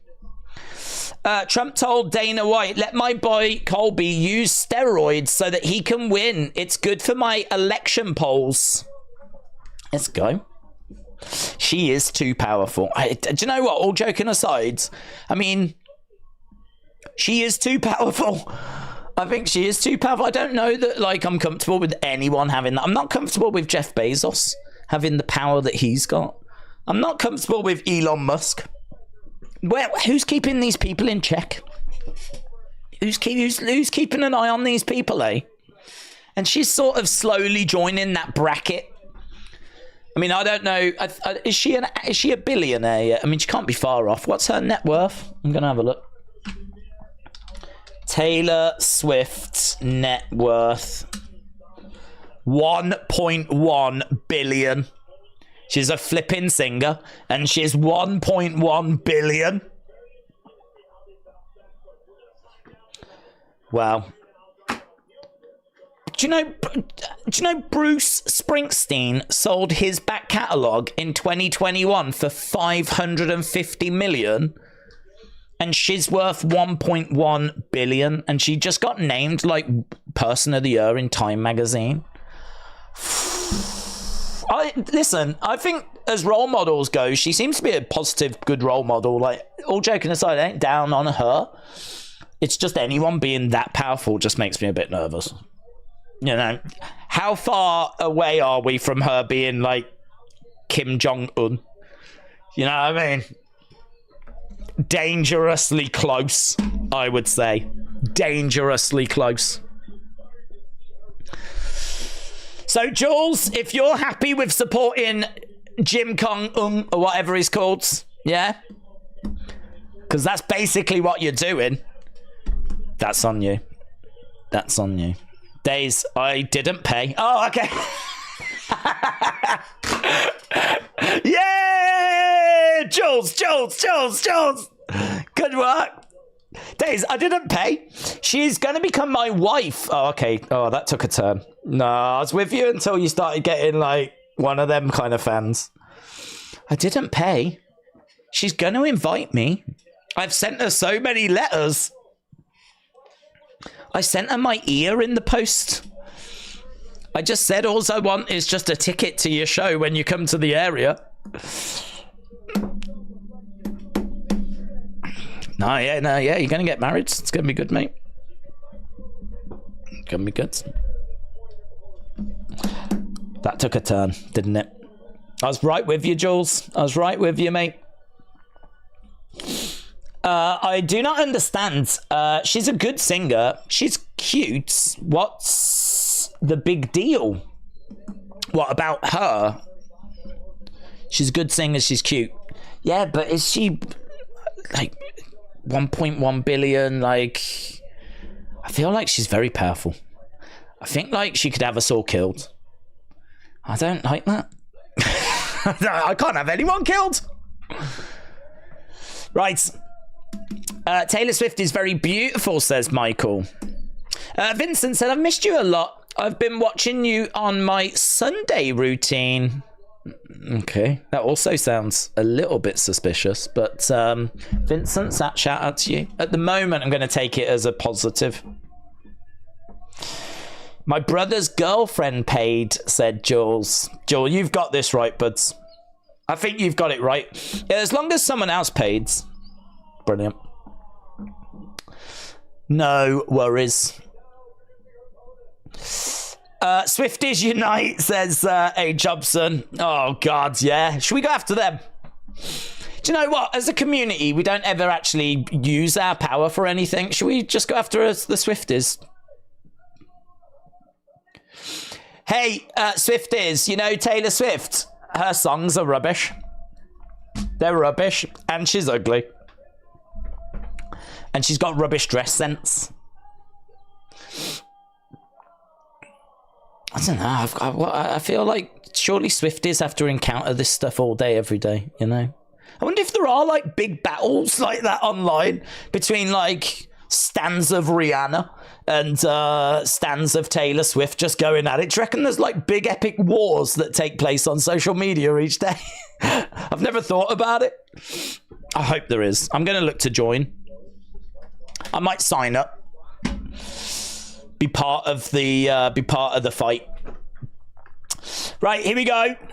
Talking of fights, we're finally underway with our next one after a little bit of a delay. We've got Aldana in black. We've got Rosa in yellow. Lovely work by Rosa, as we said. She has got a chance in this, but she is the underdog. Aldana letting her hands go, and Rosa trying to make sure that she's just out of range, but I think a couple of those shots did get through. So at the moment, we've got Aldana bouncing around on the outside, and leg kick coming in there by Rosa. Rosa again, just getting clipped there by Aldana. Aldana again keeping her hands up. And she's trying to time this, trying to find counters. She's trying to draw Rosa in. It's number 5 against number 9 in the women's bantamweight division. Rosa in the center, jab coming into the body there by Aldana. Rosa again. Oh, lovely right hand straight down the middle. Inside leg kick there by Rosa. And Aldana just eats all of that and continues. So no danger there for Aldana. But Rosa doing well. Look, she's got a lead. Inside leg kick by Rosa. Looking for a big overhand. So Aldana, again, just taking a little bit of time to get going here. She's keeping her hand. Oh, lovely kick. And that throws Aldana off her balance momentarily. Rosa again. Rosa, I feel like Rosa is looking to try and land something, like, whereas Aldana's just keeping tight. She's keeping tight and like trying to find the perfect opportunity rather than just throw. Oh, lovely shot by Rosa straight down the middle. You can see that Aldana's got a bit of damage on the nose. Aldana, though, starting to move forwards. She's putting a little bit of pressure on Carol Rosa. Outside leg kick by Rosa, though. Leg kicks 11-1 in favor of Rosa at the moment. Outside leg kick there by Rosa. Inside leg kick there by Rosa. So Aldana moving around in the middle. Inside leg kick there by Rosa as Aldana again trying to find a way forwards. 1-2 straight down the middle and an inside leg kick. Lovely work here by Aldana. She's really trying to put some stuff together now. She's being a lot more active than she was in the early stages. This fight has opened up a little bit. 25-14. There's still a sizable gap, though. But a lot better here by Aldana. We're seeing a lot more output from her. But you can see a damage on that lead leg. That lead leg, 18 leg kicks for Rosa. 18 leg kicks. And you can see the damage on that lead leg. If she's going to keep working that lead leg over, she might get somewhere. Lovely shot straight down the middle. 31-19. Aldana seems to be just beating Rosa to the punch right now. A lot more open. A lot more expansive from Aldana. Some lovely responsive strikes there by Rosa. Good counters. Leg kick coming in. Look at that leg. Bright reds and actually starting to buckle as well. Rosa just got an inside leg kick and that leg was took away. That leg has been chewed up, man. So she's leading 36-22. 22 leg kicks by Rosa. I want to see her keep working that leg. The inside of the leg looks moody, man. Again, another leg kick coming in by Rosa. As Aldana really has opened out more. A lot more expansive with her strikes, but she's still behind by 15. Another leg kick, and again that leg buckles. Outside leg kick, inside leg kick. Oh, another inside leg kick. She has managed to get through, though. There's blood on the nose of Rosa. 27 leg kicks. 27 leg kicks have landed by Rosa in this first round. Lovely work there by Rosa, and but she has been clipped. There's a lot more going upstairs by Aldana. 24 to the head compared to 16. And she's backed up inside leg kick. Kick coming into the body. That was nice. That drove Aldana back. Well, listen, it is about damage, and this is where it gets a little bit tricky because Rosa's nose is busted, but you can't ignore that leg. Look at that leg. That leg has been chewed up, and we're really zooming in on it as well. I mean, it is not in a good place. Add in the fact that Rosa was 12 significant strikes ahead. I think it's a Rosa round. Let me know what you're seeing. Which way do you think it's going? And if you've not dropped a like, leave a like. It's greatly appreciated as we continue working our way towards the main card. We've said we probably need to be on about 500 by the time we get to that main card in order for us to get where we want to be. So if you are watching and you've not left a like, leave a like. As we're probably behind. Probably a touch behind. Right, we're about to get underway with round number 2. David says, shout out to you coming from Scotland. Thoughts on Ian Gary backing out? Well, apparently it was a legit illness, wasn't it, that just got worse? Was it not pneumonia, I heard? Like, he was not feeling great, and then it progressed and got quite bad, and there was just no way it was going to happen. So I don't know if that is legit or if it's an excuse, but Dana seemed to be quite happy with it. Shots coming in again. Look at Rosa putting these combos together here, going upstairs, always finishing with a kick to the legs as well. Looking for another leg kick there by Rosa. Aldana edging forwards as Rosa backs up, circles rounds. Aldana again putting that pressure on. Good work so far by both women, actually.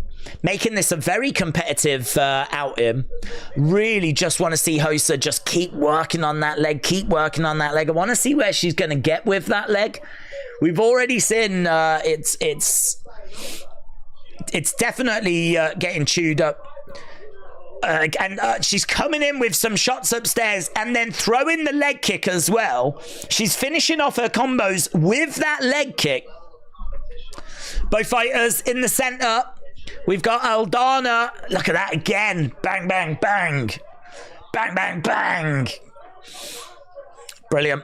How many has she landed now? 38. 38 times that leg has been hit in the space of just over 6 minutes. 7 minutes. Aldana putting the pressure on Rosa. Rosa backing up against the cage. Aldana really unloading, but Rosa throwing in some counters. Uppercut coming in there by Aldana. Aldana, when she's really expansive, really throwing and everything, she looks so good. She looks really, really good. But she wasn't able there to really capitalize on that. And Rosa has moved away from the edge of the cage. Aldana again moving forwards. Knee coming into the body. She loses her foot in there, Rosa. Aldana again moving forwards. Going upstairs. Again, none of these strikes seem to be really bothering Rosa. Like, she still seems to have her full wits about her. She still seems to be absolutely fine. So Aldana in black in the center. Oh, another inside leg kick there by Rosa. Carol Rosa is super underrated. Very technical approach, and damage is being done. Yeah, but Aldana's just looking really good with her striking at the moment. She's looking like the better striker in this round. But some of those combos from Rosa in the early stages of this, it's going to be very interesting to see what the numbers look like. Great volume on both sides. I'm just going to the UFC website to have a look at the round breakdown. It's really damn close. It's 45-41 in this round alone in favor of Aldana. 45-41 significant strikes. 45-41. So at the moment, Aldana is taking this round. But we're seeing Rosa coming back with some big shots. For the eye test for me, if someone was to say who's winning this without looking at the numbers, I would have said Aldana. I would say it doesn't feel as close as the numbers suggest. But it doesn't feel like it's a wide margin either. But I wouldn't have said that there was only 3 shots in it, but it is 49-46. Aldana coming forward, straight down the middle. How many leg kicks? 48 leg kicks. Look how bright red her legs are. Her legs are basically radioactive at this point. Her legs don't quite resemble that in real life, but certainly the inside of her left leg was glowing towards the end of the last round, and actually looks like there's maybe some swelling there as well. Some lovely shots coming in there by Aldana. Yeah, beautiful. And I think actually that's going to have extended the lead for her here. She's up by 5 at the moment, 57-52.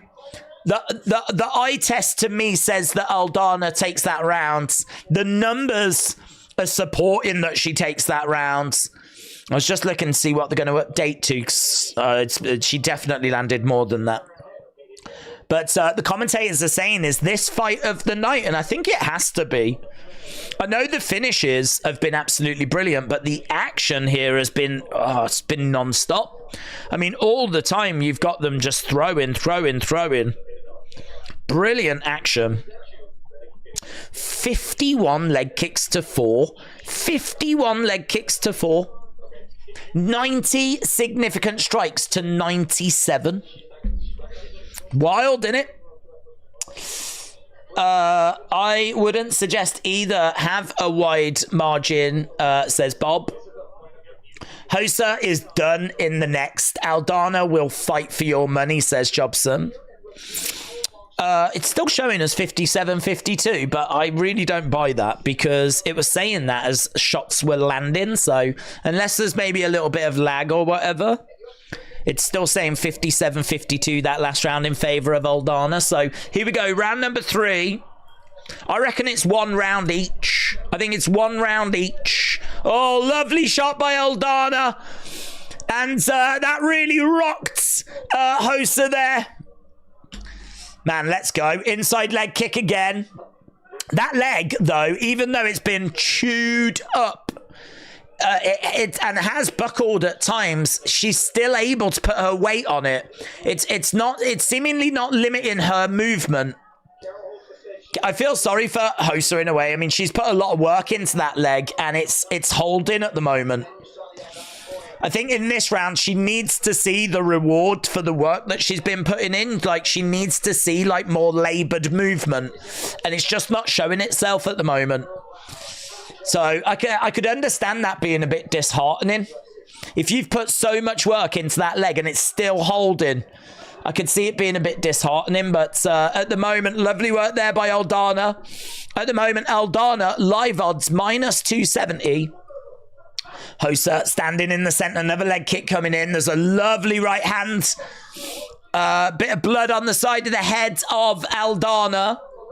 This fight is right there for either of these women. Another inside leg kick there by Rosa.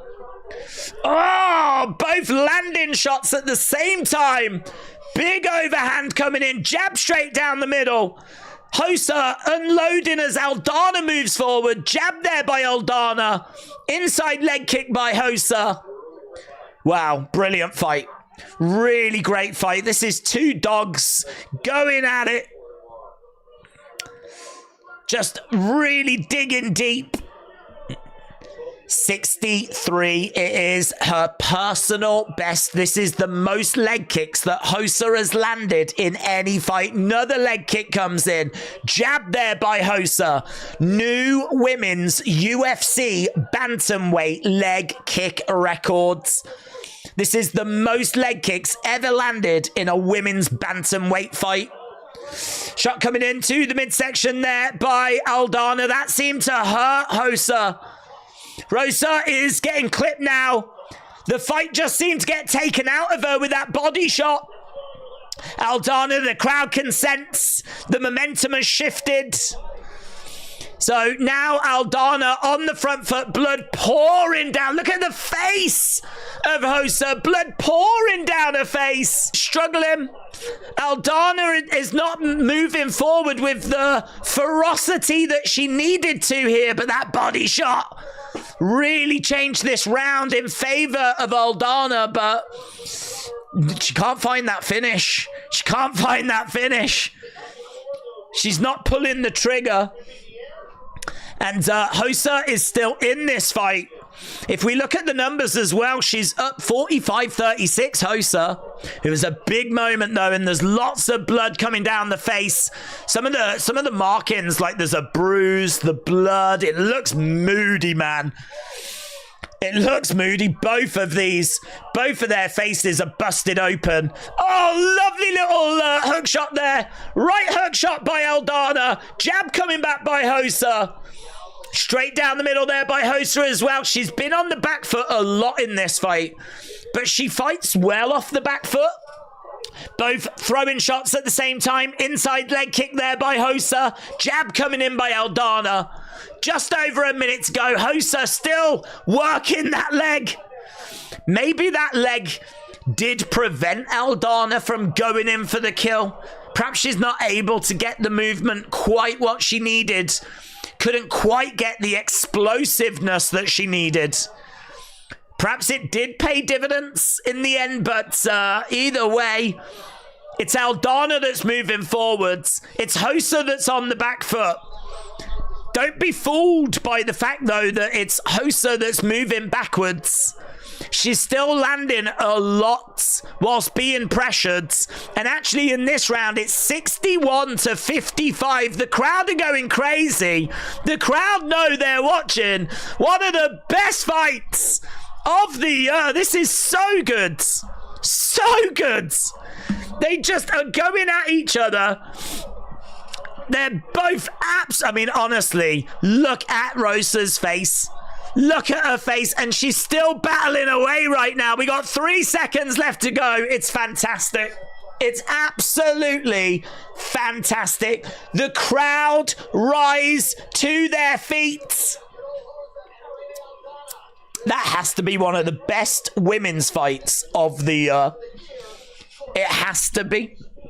It was absolutely brilliant. There's a new record set for the most leg kicks landed in a women's bantamweight fight. Rosa landing 77.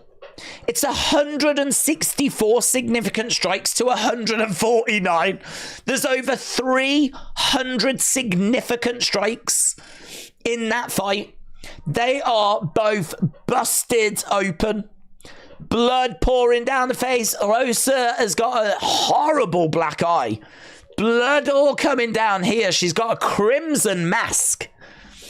Aldana's leg was chewed up at the end of the first round. You can imagine what it's like at the end of the third. How she was still able to put weight on it, I've got no idea.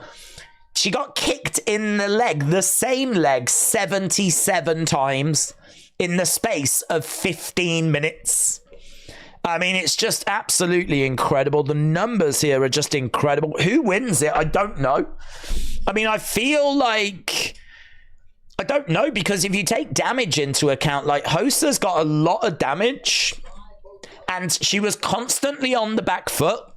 I think it was 1-1 going into the third. According to the numbers, Rosa won by 8 significant strikes. It's so close. 8 significant strikes when it's like 67-59. And don't forget, the judges don't see these numbers. So, I don't know. I don't know. 29-28. It goes. Aldana gets it. All 3 judges went 29-28 to Aldana. And the numbers suggest that it was actually Rosa that should have got the nod on that one.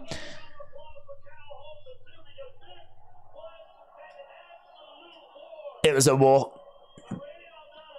It was amazing. It was amazing. Irene Aldana wins by unanimous decision.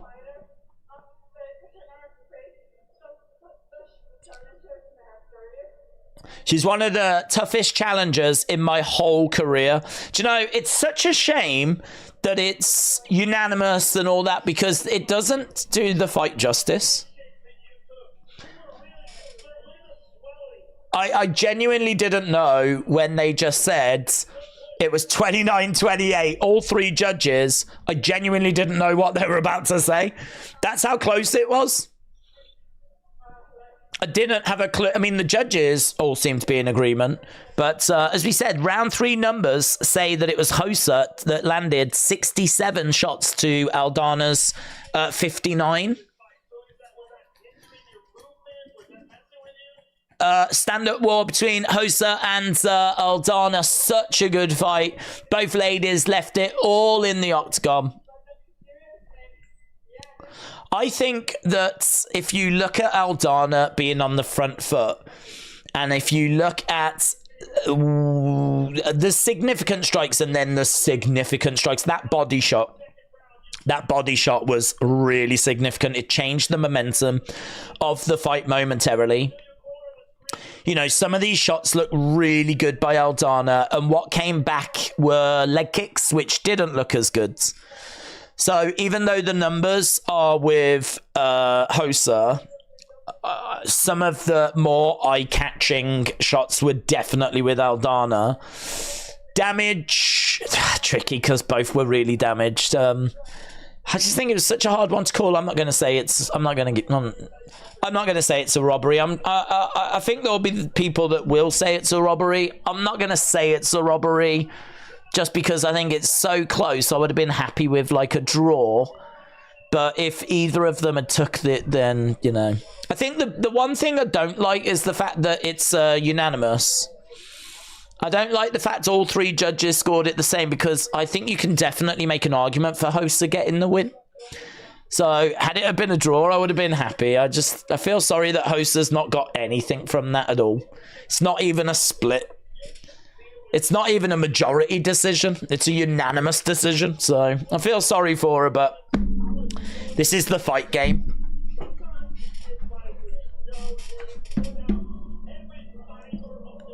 Yeah. Joe Rogan said sometimes you see a fight where, yeah, look, she's limping. Aldana's limping now that the fight's over. That's, look at her nose as well. Her nose is like 3 times the size it normally is. Joe Rogan said that is a fight of the year. It was, do you know what? And do you know, that is the fight this card needed. And I think it arrived at the right time, because we've had a few early stoppages and there's been some brilliant finishes tonight, but we needed a fight that really got the juices going. It's cool to see a finish, but the problem with a finish, and certainly an early finish, is that then you have to sit around for ages and wait for the next fight, and you get video packages and everything. It's nice to have that time to chat, have a bit of breathing space, but this card needed a war. It needed a war, and it got one of the best of the year. It's exactly what we needed at maybe the perfect time. So, really enjoyed that. Really enjoyed that. I just tweeted you Tony Storm's backstage segment to see whenever. Oh, okay. Thank you. I am a big fan of Tony Storm. So I will definitely check that out. I will definitely check that out. But I've got a few bits and bobs actually to catch up on. But yeah, wow. Amazing. Amazing, amazing. This is one rare battle amongst Dub MMA, said Jobson. Definitely not a robbery, says Paul. What are the judges smoking? Rosa won the first round 100%. Yeah, they gave her the first round. I think didn't all three go 29-28? So it wasn't 30-27s. So I think they gave her the first round, and then they gave Aldana round 2, round 3. This, we read that one. Sunny, shout out to you. Oh, okay. I wondered what the hell that was. All of a sudden we just had Prince Charles, or King Charles, image on. I was like, what's this? Is he fighting? What's going on? Is this going to be a major announcement for UFC 300? But they were like, it's fitting that there was a new king over across the pond, because there's a, look at this video package, what the hell? Because there's a new king in the welterweight division, so we're seeing some of the victims. Look at this. Do you reckon someone was proud when they put these together? I do love how awfully bad these are, by the way. These video packages. some of the imagery that's in there, you know, you think about the money that UFC have got. Well, they could get the best of the best of the best to make their video packages. Yeah, we get all these weird, like, look at this. Look at this. He's just sat there with a smile on his face, a bit of fire in the background. I reckon that would take all of half an hour to make that. I feel like I'm watching like a YouTuber that's kind of, you know, got a little bit of editing behind them. They're not like complete novices, but considering the millions and millions and millions that UFC have got, those video packages are wild, man. They've had some pretty good animated ones in the past as well. They're quite well known for their outlandish video packages. There's been some pretty fun ones before. I remember like the one with Cowboy and Connor, which was really fun. Leave the king's name out of your mouth. He's not my king. He's not yours, says Welsh Cowboy. James said UFC needs to take notes off WWE how to do video packages. Yeah, you think they would? I don't mind that Aldana one said, Wolfman Sam, both women left everything on the table. Congratulations for such an epic performance. Well said. So, yeah, it's been fun, man. It's been pretty wild. We've got one fight left of the prelims and nothing but main cards after that, my friends. Nothing but main cards. And we are going to bring that main cards. We're going to cover that main cards in 480p. Just like God wants. 480p. I'm surprised by Rosa. Great game plan for her with the leg kicks to end the combinations most of the time. Aldana is tough. I hope she gets better at checking those leg kicks. Trump is 77. He is in good nick. Well, he'll be coming out, won't he? I don't know. When will they bring him out? Will they bring him out just before the main event? Or will he watch all of the main cards? He normally gets an entrance, doesn't he? He normally gets brought out, like, comes down where the fighters come down. He is apparently in attendance. He's been at shows before. It's not out of the ordinary. But he is expected to be in attendance. No one wants to work as a video editor because UFC is a MAGA organization, says JP. I'd imagine there's MAGA video editors out there. I would imagine that they could find someone. Listen, money talks. Money talks. All of a sudden, people's political beliefs can very easily get bought. Money talks. Listen, here's a load of money. You like MAGA now. Right, Jacobe in action next against Menafield. So it's going to have to go some to be as good as that last fight. So fight number 7. Menafield versus Jacobe. We haven't broken this one down. We were still recovering. Even I feel beat up after that last fight. Wild. If you are watching and you've not left a like, leave a like. I know we keep banging on about it, but we have little check marks where we know if we're on track or not. Being around 500, ideally over 500 by the time we get to the main cards, that's what that tends to be an indicator. We're on 432. So that would say to me with 25 minutes to go, we might be there or thereabouts, but another little tickle certainly would help. So if you are watching and you've not left a like, leave a like. It'd be greatly appreciated.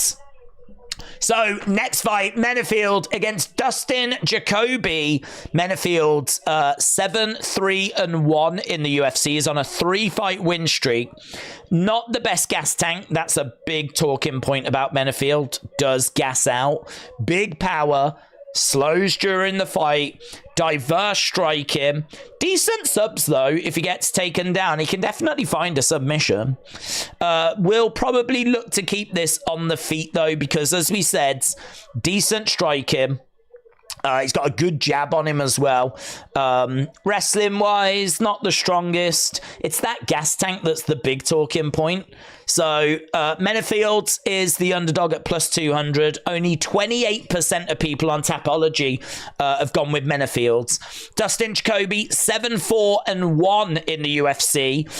Won his last fight back in August. He's a kickboxer with decent takedown defense, good leg kicks, good gas tank, Muay Thai backgrounds, well-rounded with good volume as well. Looks for finishes, good counters, works well in the pocket, works well at range. There's a lot to like about Jacobe. He is minus 245 favorite. 72% of people have gone with him. I've gone with him as well. So I've got Justin Jacobe winning this. Age-wise, you've got Jacobe at 35, you've got Menafield at 36, so Jacobe has just got that slight advantage on the age. And reach, both exactly the same, both are orthodox. You can see that Jacobe has got the volume advantage, 5.4 compared to 3.8, but accuracy is with Menafield's. 64% for him compared to only 49% for Jacobe. But yeah, there's a lot to like about Jacobe. He's got good calf kicks, looks for finishes, great counters, works well close, works well at distance. As we said, he manages that range well. But probably the big one is the gas tank. Menafield, there's a good chance he'll gas out, but you won't get that with Jacobe. He's got a great gas tank on him. So, 9th most significant strikes in a light heavyweight history. Dustin Jacobe is ranked 15th in this division. He's the 3rd highest strike rate in UFC light heavyweight history. And he came through Dana White's Contender Series. Puff Dutch said, Covington's only chance is on the ground. I think if he can get brave and stand up, he will be slept. Karma for Colby said chased. For talking about Leon's dad, Colby will pay tonight. Mark this comment. Have a good night all, said chased 777. Colby is a wuss. He lost to Usman and Leon will put him in a spliff. He's going to smoke him. Well, let's have a look and see where we are with the votes. We've had just over 1,000 votes. So just over 1,000 votes, 1,134 votes. Who wins and how? So Leon by finish, 52%. Leon by decision, 13%. So we've had 1,100 votes and 65% of you are saying that it's Leon that's going to come away with the victory tonight. So 65% of you are leaning towards Leon. Colby, 21% and by finish, and 15% by decision. So 36% of you with Colby. So definitely there's people on both sides of the fence here. And you can understand why. It's a really interesting main event. It's a big main event as well. And our main cards, our final 5 fights coming up after this. Right, here we go then. Menafield against Jacobe first. Menafield's got a good size to him, hasn't he? 3-fight win streak as well. Right, we are underway. Jacobe in black, Menafield in blue. Jacobe is on the outsides. It's true, they are the featured prelim. They weren't originally. It was going to be Mitchell Emmett when the Gary fight was on. So, Jacobe, again, keeping it quite tight at the moment. We're seeing these two trying to work the distance. Both of them have got the same reach Jacobe being quite watchful. He's having a little look as overhand comes in there by Menafield. We know that Menafield has got big power. I mean, if he can land with something juicy, then it could be lights out for Jacobe.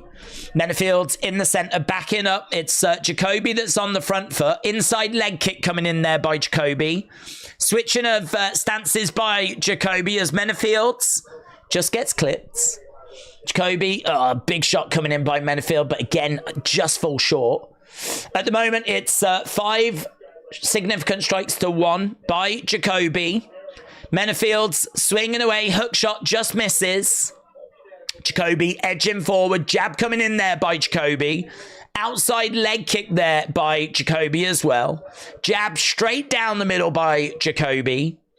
Menafield's again standing his ground on the outside as Jacobe moves forward. Jab coming in there by Jacobe. Menafield just a bit hesitant here. He's really struggling to really get anything going. Jacobe is the one that's putting the pressure on, and Menafield keeps getting backed up. Jab coming in there by Jacobe. 2 minutes at the moment, and it's a clear advantage for Jacobe. It's 10 significant strikes to 3. Kick coming into the body by Jacobe. He's got Menafield up against the side of the cage. And swing and a miss there by Menafield. It's 14 significant strikes to 15 in favor of Menafield. Jab coming in there by Jacobe. Menafield again circling round as Jacobe puts that pressure on. Jacobe again has got Menafield backing up against the side of the cage. Jacobe keeping the pressure applied as Menafield explodes in, looking for a single leg. Doesn't get it. Doesn't get it. It was good to see something explosive out of Menafield, though, because he's been quite hesitant. Jacobe just feels very comfortably in control. And right now, look, we've got Menafield covering up. He's really getting backed against the cage. Jacobe can pick off a few shots here. Menafield, though, manages to get a couple of strikes back. Jacobe edging forward. Menafield backing up a little bit as Jacobe into a clinch, driving Menafield back against the side of the cage. Big knee strike coming in. Again, they're clinching up. We got just over 1 minute 40 on the clock. Menafield's trying to use his power, trying to reverse the position. Jacobe, though, in control. Alonso is Rosa should be main event of prelims, said Paul.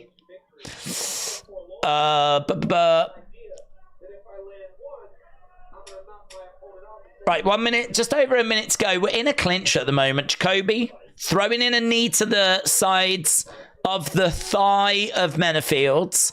He's pretty much controlled this round, and Jacobe's ahead. So it's 18 significant strikes to 9. Jacobe looking really good at the moment. He's just got Menafield pinned up against the cage. There's really not much coming back by Menafield's. Crowd are actually starting to boo now as well because of the inactivity. So the crowd getting a bit restless here as Jacobe doing a really good job just controlling it. He was ahead anyway, and now he's just managed to get Menafield up against the side of the cage. We're throwing in these little shots, little digs into the body. We're just keeping those total strikes working over. I don't know that that's going to do a great deal, but I mean, listen, anything towards the body is always gonna have some sort of an effect. So these little digs into the ribs, just keeping those total shots working over, just show that you're being active. Menafield's managing to reverse the position. Menafield getting a few shots in at the end of the fight, but it's too little, too late. End of the round. There we go. So that for me is a Jacobe round, as we're going to go into round number 2.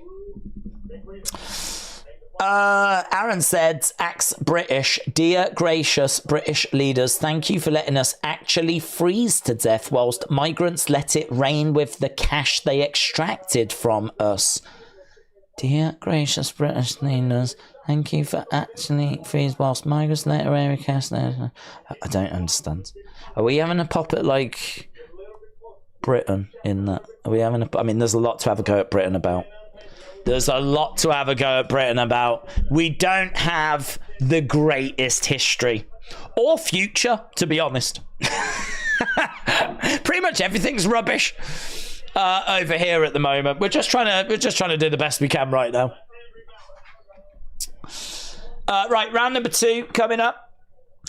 Days, Aljamain Sterling is stuck outside the arena. Let's go. He had his tickets pulled and they won't let him in. Very odd for a champion. That's hilarious. I hope he does a watch along from the outside of the building.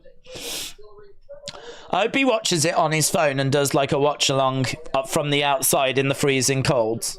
I would shut this down and I would go and watch that.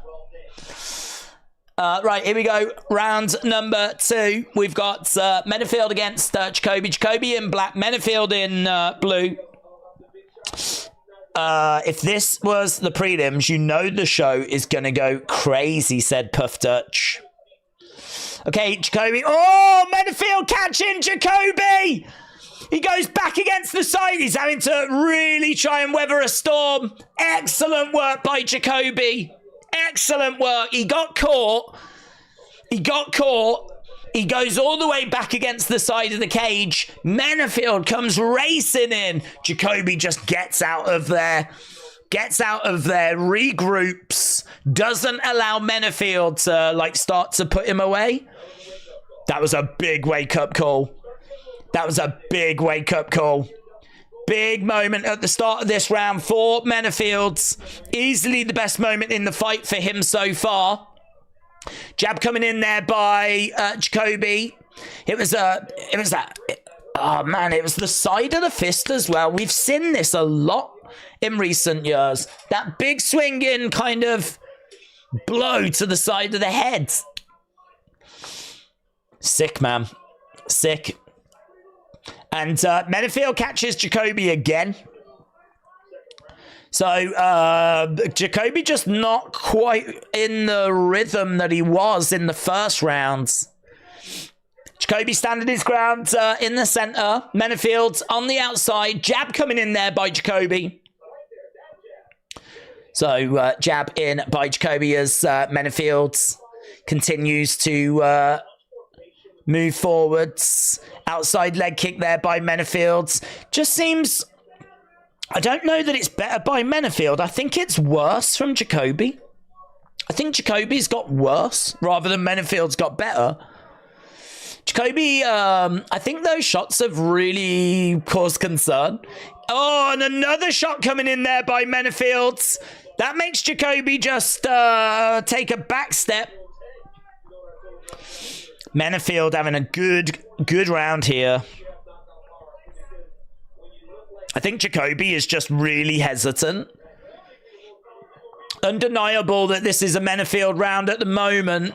But Jacobe has got just over 2 minutes to change that. He looks for an uppercut. Oh, gets caught with a hook. And that seems to rock him as well. The power of Menafield is serious. Jacobe trying to cover up against the cage. He's trying to come back with some shots though. But good head movement there by Menafield. Manages to get out the way. Leg kick. Menafield is getting backed up against the cage.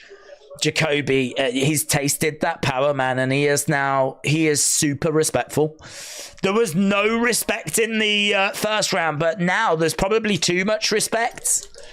This is a Menafield round. The numbers are actually in his favor as well, but the big moments have been in his favor. Jab coming in there by Jacobe. Jacobe in the center, jabbing away. Menafield with a counter shot coming in. Jab coming in there by Jacobe. Jab coming back there by Menafield. Jacobe, we've got about 1 minute 20 left to go. Nice shots from Menafield, says Paul. And, yeah, look, better jabs here now. Better jabs coming in by Jacobe. He's got Menafield backed up against the cage. We've got 10 minutes to go until we're at the main cards. Huge main cards tonight. The final big pay-per-view event of 2023 from the UFC. Jacobe has just gone into the lead on significant strikes now, but only by 2. And I think considering how dramatic some of those shots were from Menafield, it's not going to be enough to give him this round. Still 30 seconds to go, though. Kick coming in there by Jacobe. Couple of jabs coming in by Jacobe. Menafield's backing up a little bit as Jacobe continues to apply that pressure. Or swing and a miss by Menafield's. Jacobe again edging forward. Leg kick coming in there by Menafield's. And another kick coming in as Jacobe edges forward. Little body shot coming in. Menafield backing up against the side of the cage. Into a clinch. And end of the round. I think that's a Menafield round. I really do. I think he lost on volume, but not by much. Down by 4. It's 28 significant strikes to 24, apparently. 28 to 24 in favor of Dustin Jacobe. But I just think some of those shots, you know, he had him stumbling around a couple of times. So for me, it's 1 round each as we go into this final round. Actually, this fight has got a little bit something about it now, which is very welcome. Again, if you're watching and you've not left a like, leave a like. We're on 463. 463. We try to be around 500. We got 8 minutes to go until we get to the main cards. 8 minutes to go. So we're about 36 short of where we should be or where we would like to be. So if you are watching and you've not left a like, leave a like. It's greatly appreciated as round number 3, the final round of the main event of the prelims, is about to get underway.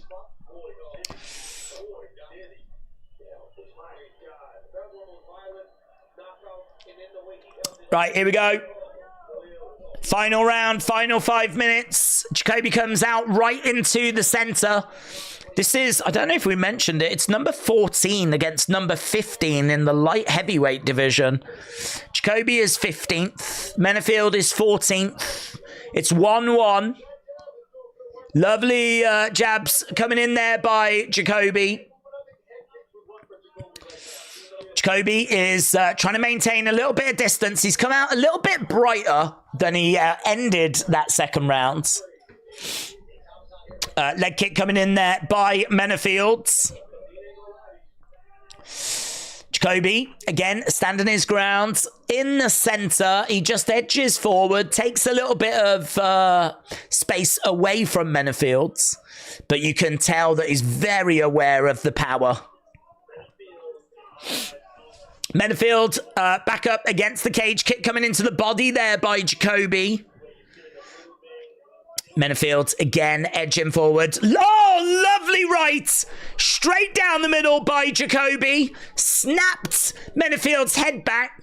And you can see a bit of damage on the nose. I'm not sure if that was there before. How many headshots you got? That's a lot of headshots. He's landed 47 headshots. So, but that was a lovely shot. Jacobe looking a bit sharper here. We know that Menafield tends to fade during fights, but because of his power, he's always going to be in the fight. But Jacobe just looks so good. Any hesitance that he had in that second round appears to have gone. He's just looking a lot more positive. And at the moment, without even looking at the numbers, I would say this is his round. Jab coming in. At the moment, it is 29-7 in round number 3. And Jacobe is minus 425 favorite. So this has been a big couple of minutes for Jacobe. It's been a big couple of minutes. He's come out. He's stamped his authority on a round that he needed to win. Oh, but he gets caught. He gets caught by Menafield. And he gets dropped. Oh, my God. Big moment. Jacobe gets back up, though. Menafield is unloading. The fight's not over. Whoa, he got caught. He got caught. He was winning the fight, but Menafield drops him, and all of a sudden, Jacobe is going to have a mountain to climb. He's going to have a mountain to climb. And right now, Menafield is round the back of Jacobe. He's looking for a rear naked. We got just over 2 minutes to go. Oh my God, that just turned this fight on its head. That just turned this fight on its head. Jacobe survives. Knee strike coming in there by Jacobe. Wow, amazing, amazing, amazing. Just as it was looking so comfortable for Jacobe, he gets caught. It's a beautiful hook right on the chin. He gets dropped. Menafield came in, smashed him with the follow-up. Smashed him with the follow-up, but Jacobe survives. Jacobe survives. And he's still in the fight, but he can't be winning this round now. He can't be winning this round. Oh, God. I think he's going to need a finish after that. Maybe if he gets a knockdown just to equal up the knockdowns, but with just over a minute to go, he's right up against the cage. Menafield is in control. He's got no space to work. Yeah, that knockdown is going to be huge. That knockdown is going to be huge in this final round. Jacobe has reversed the position. He's got Menafield up against the cage. This ain't going to be enough. Yeah, he's hurt. They're saying he's hurt. I mean, what can he do? I mean, he's trying to get Menafield down. He's looking to see if he can get it down to the ground. He can't. He's got just over 30 seconds left. God, this is wild, man.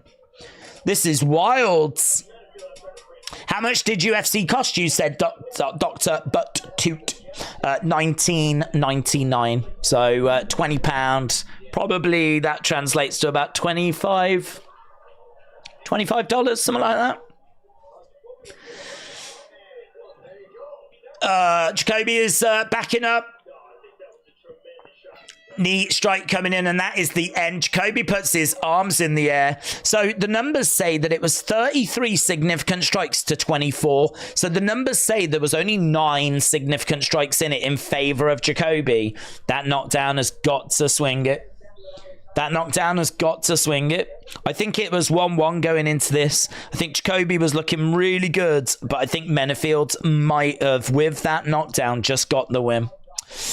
I've got it 29-28 Menafield. Callum said 2-1 Menafield. Paul said, I think Menafield won. An amazing fight, says Paul. Jacobe is surviving, but I don't think he should keep clinching. He's probably behind on the scorecards. Yeah, he's going to need... I think he needed more. I think part of the problem is that he was hurt. He was hurt. And I love that. I love that. That left hook. The left hook with the side of the fist. Love it. Here we go. After 3 rounds. All 3. 29-28. Here we go. Alonso gets it. All 3 judges scored it 29-28 in favor of Alonso Menafield. That's not the biggest shock in the world. It's what we thought. And it's right. Wow. There we go. So that is it for the main... or for the main prelim and for the prelims in total. Dr. Buttu says, there you go. Dr. Buttu, thank you so much. That is really kind, my friends. Here is Donald Trump. Donald Trump is coming out with Kid Rock by his sides. Dana White as well. They're doing the entrance. Donald's going to watch. Look at that. Great reaction as he comes out. I think the fans, even if they're not like big on Donald Trump, I think there's a real appreciation that someone in his position like really enjoys the sport like that they love as well. There's a relatability to it, you know. Even if like they're not his biggest, but I'm sure there's people there that hate him as well. I'm sure there's people there that are not cheering, but it's a great reaction for him as he comes out. So Donald Trump makes his way down to the octagon. Great, he loves it. No wonder. Big reaction. Very similar to when I start these streams, to be honest. Very similar. Just that kind of outpouring of love. But yeah, no, a huge shout out. A big thank you to Dr. Butt Toot. Shout out to you, my friend. That's really kind. We do normally get these shows in the UK. We're so fortunate because obviously they're on in the middle of the night. We do tend to get them as long as you're subscribed to TNT Sports. It's ESPN in America, isn't it? But here it's TNT Sports. As long as you're subscribed, you tend to get it. But because this has got British interest with Leon Edwards, Paddy Pimblett, these are the cards they tend to charge for. So yeah, $25, £20. That's how much it came in at. So Dr. Butttoot, that's very kind. Very, very kind. All those donations somehow find their way going back into the channel. I was looking at that Skylink, you know. I didn't know much about it, but I'd say one of the biggest challenges we have is lag. Hence why we're now operating at 480p. That, and everyone knows it's cool. But yeah, those are the biggest challenges. So yeah, I'm looking at the Skylink. The only problem with Skylink is I don't think the upload is brilliant. The download is amazing. Download's amazing, but upload, not brilliant. And upload is what we would need. So that's my next project that I'm looking into. But yeah, Dr. Butttoot, shout out to you, buds. If you, Jules said, do you believe in ghosts? No, I don't. I don't, but I'm not sure I'd be too keen to be left on my own in like a haunted house. Because, do you know what I mean? Your mind can play tricks on you. And I think that's what it is most of the time, to be honest. I think it's that. Because if there was like, if ghosts existed, wouldn't we all be getting visited? Do you know what I mean? Wouldn't we all be getting our like grandparents and whatever coming by and like saying hello? Don't know. Always just seems to be like weird people. Probably a lot of you in the chat right now.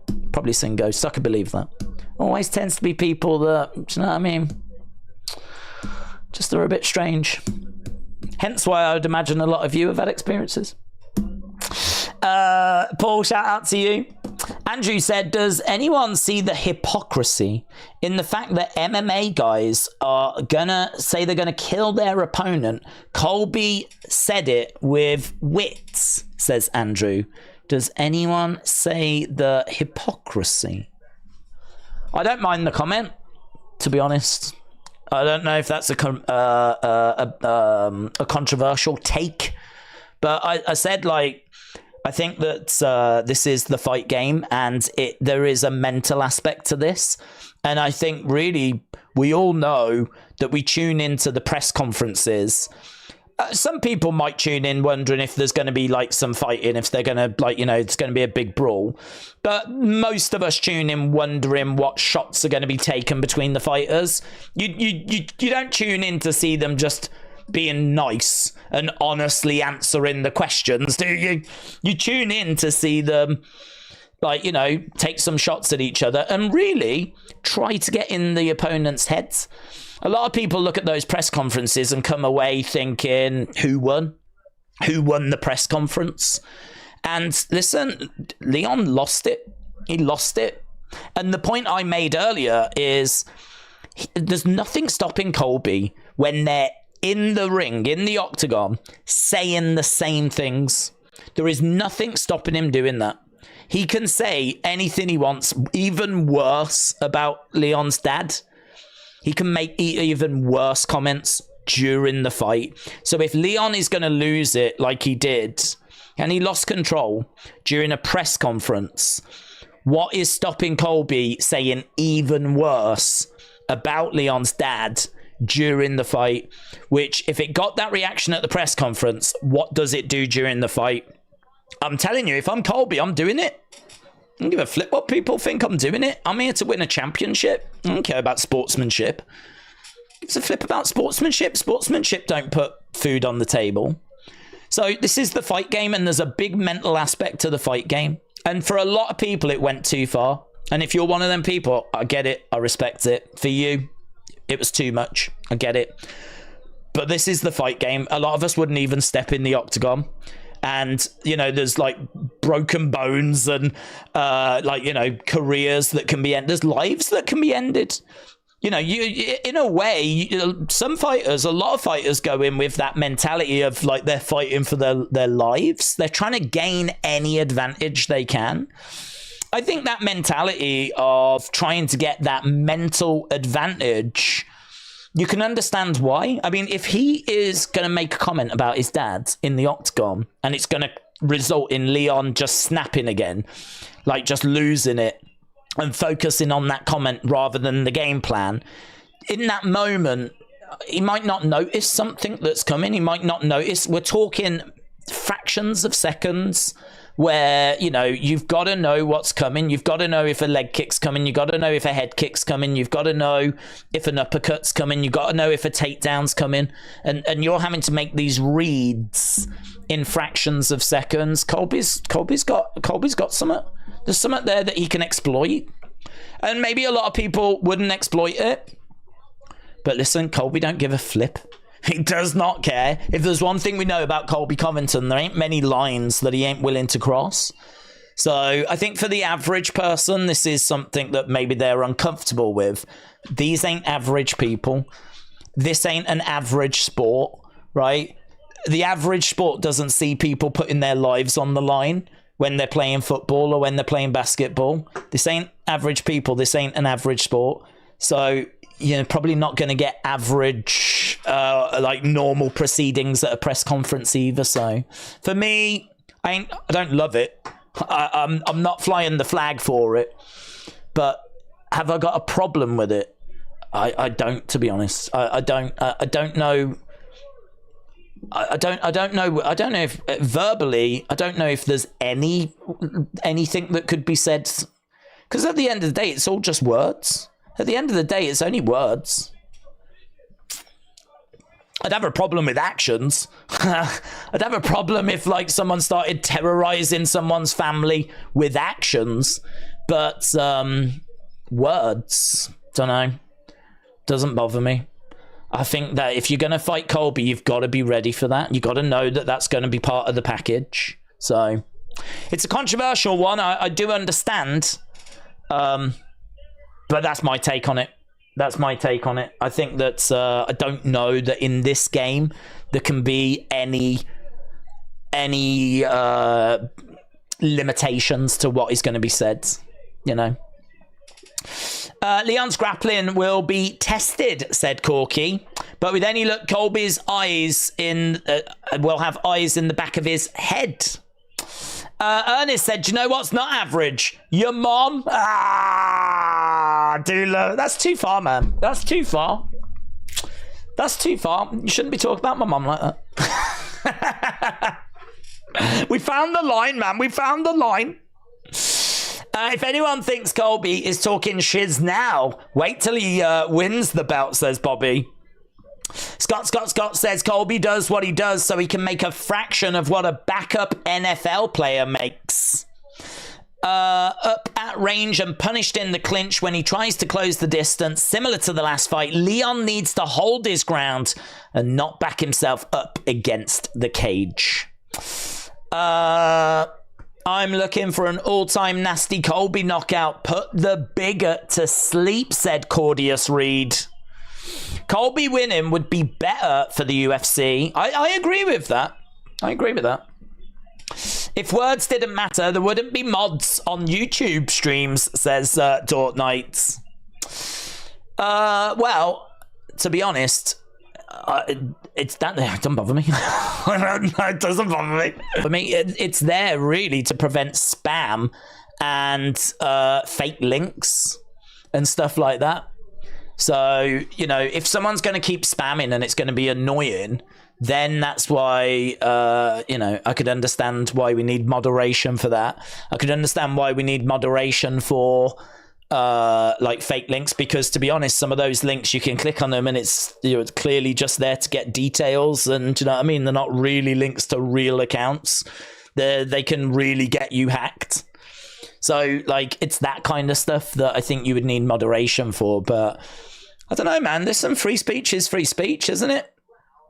So at the end of the day, if people want to say stuff, I suppose you've got to, in the chat, you have to take into account people don't come into a live chat to be bullied and harassed, you know? So I suppose you have to take that into account as well. But I think free speech is free speech. This is again why, you know, I don't think that I don't think that what he said is something that's well, it didn't bother me, and I'm trying to think if there's anything he could say that would have bothered me.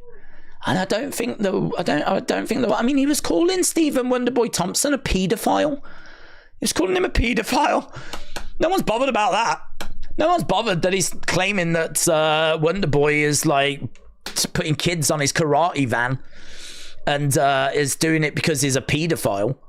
That never got any traction. No one even batted an eyelid at that. It's fine to call someone a pedo, but saying something about someone's dad's, you know, that was too far.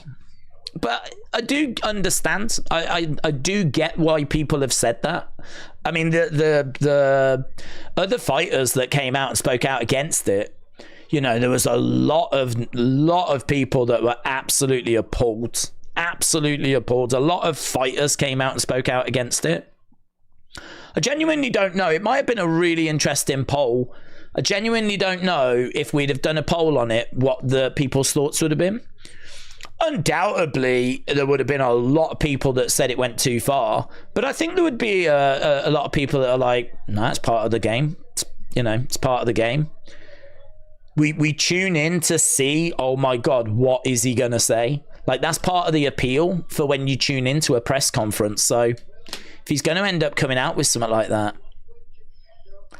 That was my take on it. Anyway, my take is, why can't we all just get along? Hey? There's Volkanovski. There's Donald Trump. Jobson said, there's nothing more annoying than a fighter that's clearly better but doesn't have the fight IQ or the heart to dig deep and get it done. All he had to do was circle around and jab, but he got too cocky.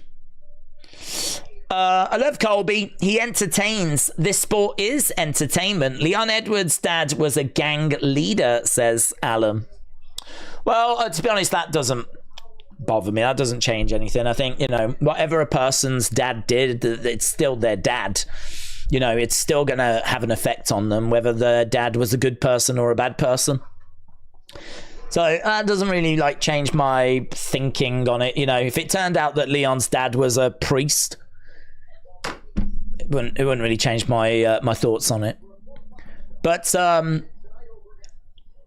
yeah, the reason why we're spending so long talking about it is the big talking point that came out of the press conference is probably the thing I've seen most people talking about.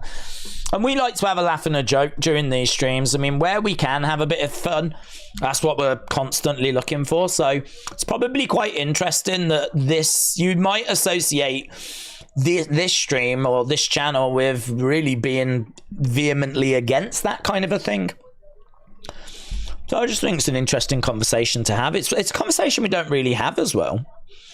Like, can you go too far with those things? But moving on, we're going to talk about the first fight that's coming up.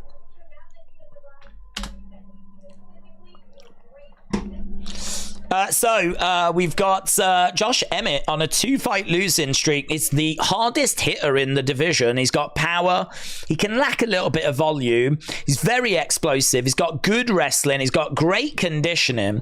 Can get damaged early on. He trains at Team Alpha Male. He's got a big right hand and he throws with bad intention. He's got good counter kicks with body shots, work into the body. He works the body well, actually, Josh Emmett. Good at cutting down the cage as well. 38 years old. He's like 9 years older than his opponent here. Bryce Mitchell, 29, 7-1 in the UFC. Short notice. A lot of people are on Bryce Mitchell here, and I get it. It makes sense. He's a great fighter. He's got 9 wins by submission. He's got 8 first-round finishes. I think he's going to go fast and hard here as well because he's not been training for this. He's coming in as a short notice replacement. He's got great jiu-jitsu, incredible submissions, very explosive, switches stances well. He's a chain wrestler that's relentless on the ground, but how good is he going to be able to apply those skills when he's not been fully prepared for this fight? The short notice thing really bugs me. He could be super expert. He could go massive in the first round, knowing that he's not got 3-round cardio. So he could go huge in the first round and find a finish here. Or it could be a case that Emmett kind of wears him down and puts him away. This is hard, man. I think this is a tricky one. Bryce Mitchell is a -175 favorite. Josh Emmett has had a full training camp for this. He's got a huge right hand. Josh Emmett, huge right hand that he throws with real bad intention. I'm leaning Emmett. But I would totally understand why others have gone with Bryce Mitchell. So 66% of people on Tapology have gone Mitchell. 34% have gone with Josh Emmett. It's like a 2/3, 1/3 split. But yeah, I'm leaning to Emmett on this one. But Bryce Mitchell, he's so much fun. He's 7-1 in the UFC. He's a great fighter. He really could bring the early storm here. Let me know in the chat which way you're going. Are you with Emmett or are you with Bryce Mitchell? Which way do you think this fight goes? Who is going to emerge victorious in our first fight on the main cards? It's a real fun card as well. We got 2 championship fights coming up. We've got Paddy Pimblett against Tony Ferguson. In fact, that's our next fight, isn't it? The Paddy Pimblett fight is next after this against Tony Ferguson. Real fan favourite, Tony Ferguson. Last win, though, was 2019. Don't feel great for him tonight. Bryce Flat Earth Mitchell should win this because the other fighter taking in the curvature of the octagon. It's hard not to lean Emmett, as Dave said, due to short notice, says Andrew. Right, both guys are in. Okay, here we go. Josh Emmett, Bryce Mitchell. If Mitchell is a great fighter, just how great is Topuria? Well, Topuria's got a big fight coming up, isn't he? Some real juicy stuff coming up in 2024. We're going to eat good next year. Right, here we go. Bruce Buffer then doing the honours for the first fight on the main cards. If you are just joining us and you've not left a like, leave a like.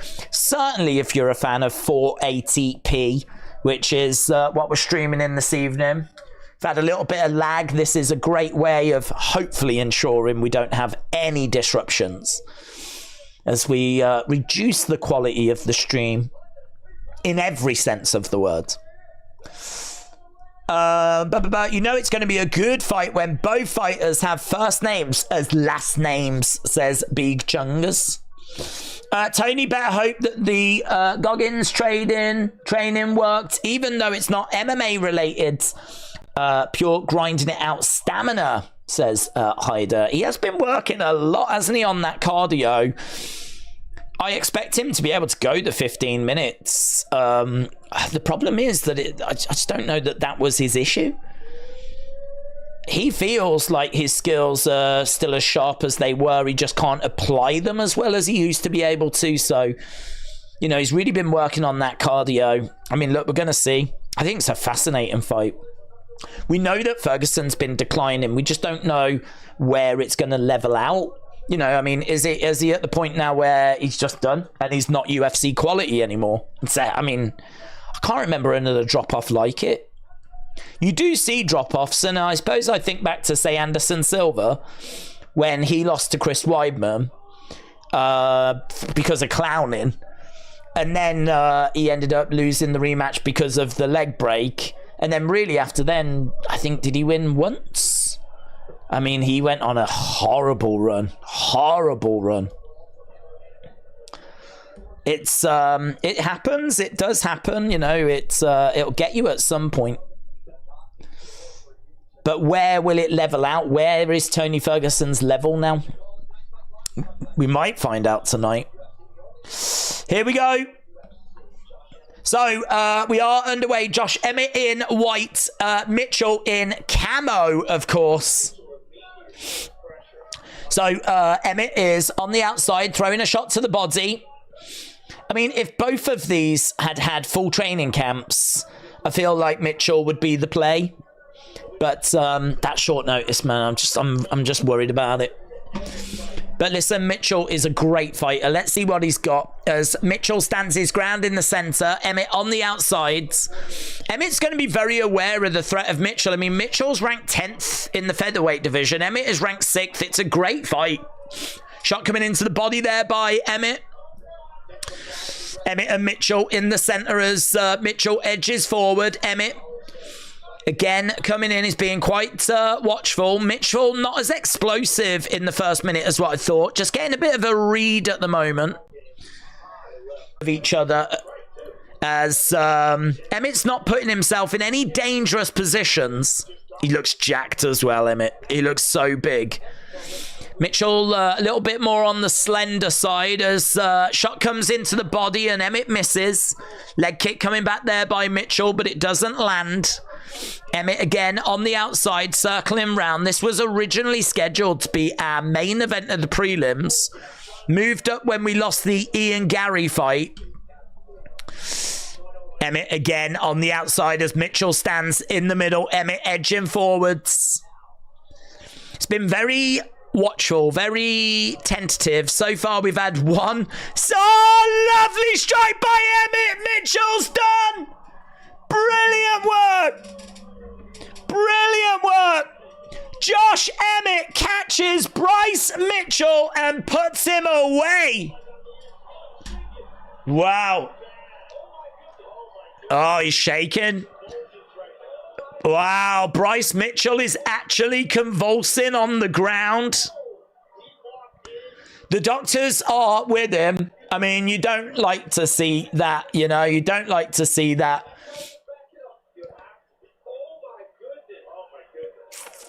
The cameras, I don't know why the camera's cut to Bryce Mitchell. The camera is just on Emmett now. Don't like it.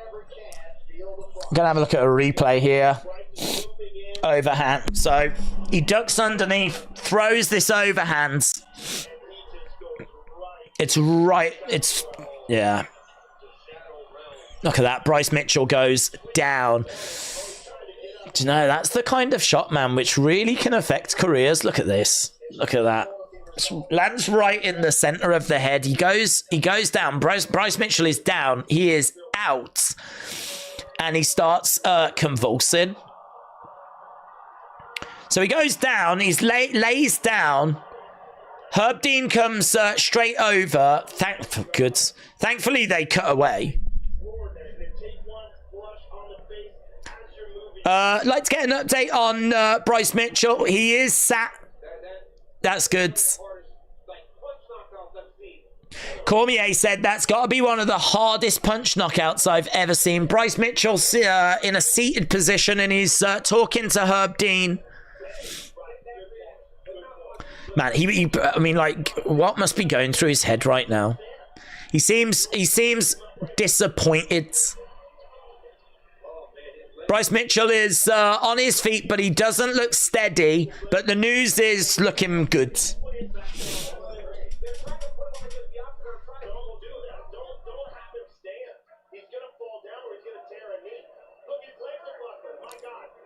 Yeah, Joe Rogan's like, don't allow him to stand. His legs are clearly buckling. Joe Rogan's like, look, his legs are so unsteady. He's going to buckle. He could tear a knee. Joe Rogan's really annoyed. Joe Rogan's really upset, man. But that knockout is... You're going to see that all over social media. Bryce Mitchell's gutted. That is scary, says James. Colby knows this is it for him. He's going to go full bore, said Kevin. Bryce goes out on his shield, said Elite GB. A fist is what just went through his... yeah. So, Emmett is obviously the winner here, but wow. Oh my God. If you haven't seen it, if you're not watching, if you're at work or traveling or whatever, if you get a chance, you have to see that finish. You have to see that finish. It is absolutely devastating. It is devastating. I would say, actually, I forget what fight it was, but we had a shot earlier. It sounded like a flipping gunshot. I don't think this sounded as bad as the knockout earlier. I forget who that was, but it doesn't sound as bad as it, but oh my God, it's bad. Seeing him convulsing on the floor. Joe Rogan said it's one of the best one-punch knockouts he's ever seen in his life.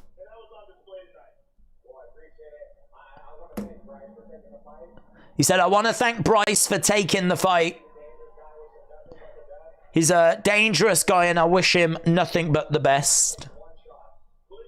Amazing. Amazing. That was nasty, said Greens for. Tony is going to win. Oh my God, that's the next fight, isn't it? Oh my God. I'm so excited for this. I'm so excited for this fight.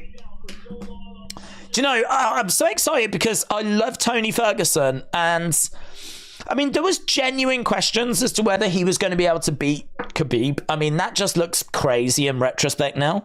But at the time, there was a real feeling that he might have enough of a dog in him. It might not like even possess the ability to give up.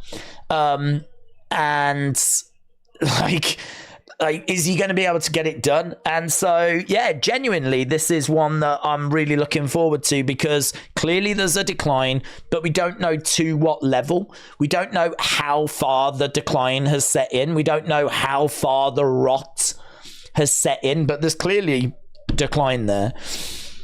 Paddy Pimblett, man, there are so many questions around this guy. He's someone that is very outspoken. He's someone that divides opinion. He's someone that I think a lot of people love to hate. This is so pro wrestling. You've got someone that is just a real favourite of the fans in Tony Ferguson, with someone the fans actively don't like in Paddy Pimblett now. So you've got a massive face. You've got a massive heel. Paddy Pimblett, is he overrated? You know, he got the decision last time out and it was super controversial. I mean, we still make jokes about it. Oh, God, I can't wait for this. I think Paddy wins. But it all comes down to how far has Tony Ferguson declined. And honestly, is Paddy Pimblett overrated? Is he going to get found out? Now that he's going in there with someone of Tony's caliber, could it be that Tony, even at this stage, has got too much for Paddy? I don't think he will. I think Paddy gets the win, but there could be some real moments in this fight. There could be some real interesting moments in this fight. How much dog is left in Tony Ferguson? I'm leaning to Paddy. That's the pick. We can do the proper breakdown. We just got a little video package for Power Slap. That's what's being shown at the moment. Let me know in the chat, which way do you think this one's going to go? Tony Ferguson against Paddy Pimblett. I think Paddy is overrated, but he still murders Tony. Paddy will knock him out. Don't say that, says Jamie. Which bit? Which bit? It's going to be 1-0 to the Brits, said David. 2-0 soon, F my country. Paddy rules, people. Get real, said Scott. Dana's like, Bryce, you've earned 50k for not dying. Tony got hurt a lot in his past battles, said Funky Junkie. That is very true. Of course he's overrated, said Online. Tony has got so much experience, said Elite GB. Yeah, but with experience comes war battle scars, and he's got plenty of those. So, you know, the decline is very real. He's a volume striker, Ferguson. He's a good wrestler. He moves forwards. We know that he's been working on his conditioning. We know that he's got heart. I mean, his body might fail him, but Tony doesn't know how to quit. He just keeps fighting, and we've seen him get absolutely battered. And we've seen him in submissions that, you know, should have ended long before fights have ended. He's took a lot of punishment. Incredible kicks, and he's got a reach advantage here as well. In fact, what is the reach? He's got a 3.5-inch reach advantage.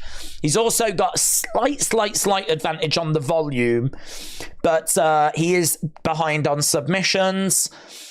He's a little bit behind on takedown average as well. Little bit behind on striking accuracy, and certainly a lot behind when it comes to age.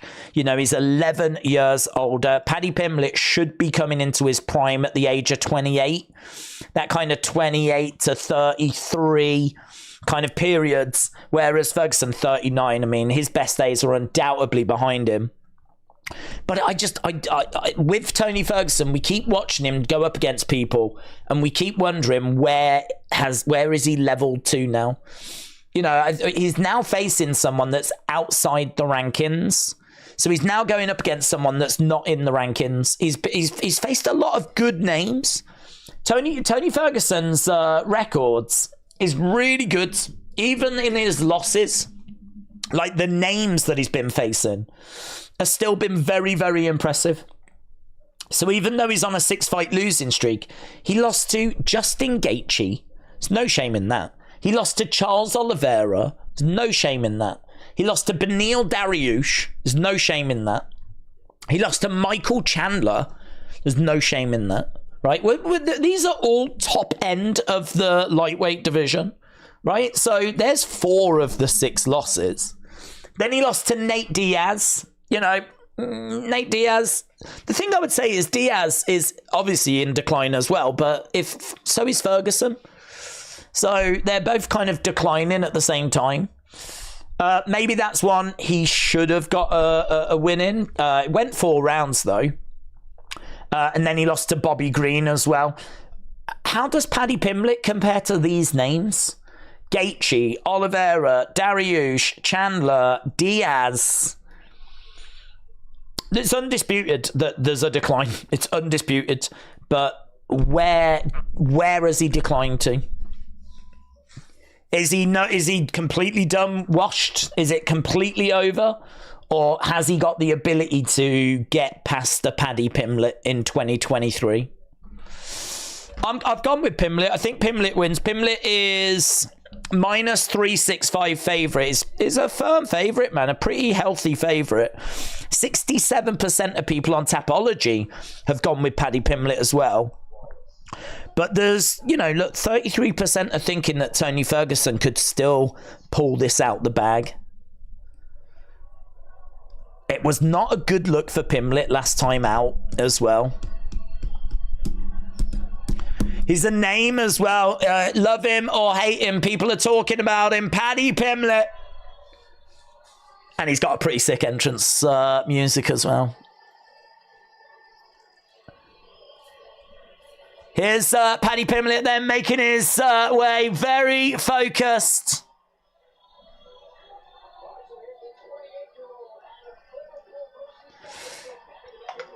Paddy, the baddie, Pimblett. Let me know in the chat. He's still above Paddy, said online. Gaethje would eat Pimlet like a cannibal in 28 weeks later, said Wise Final Solution. Delfino, how you doing, buds? How you doing? Oh, he's done his hair different, Paddy. Are those cornrows? Is that what they're called? Paddy Pimlet, 6-fight win streak, former Cage Warriors featherweight champion, Brazilian Jiu-Jitsu black belt. There's Molly. Molly shouting away. She's standing on a chair. You just can't see one without the other, can you?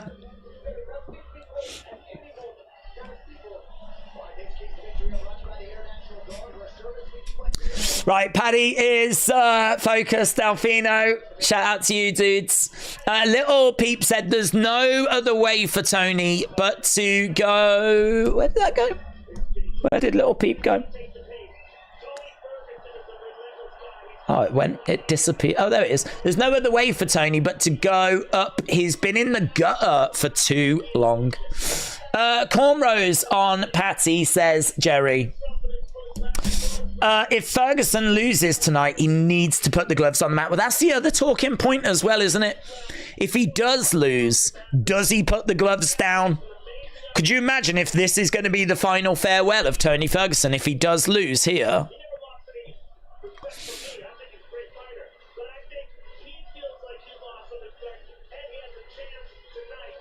So, Joe Rogan said Paddy feels like he lost some respect, and there's an opportunity here to kind of put that right.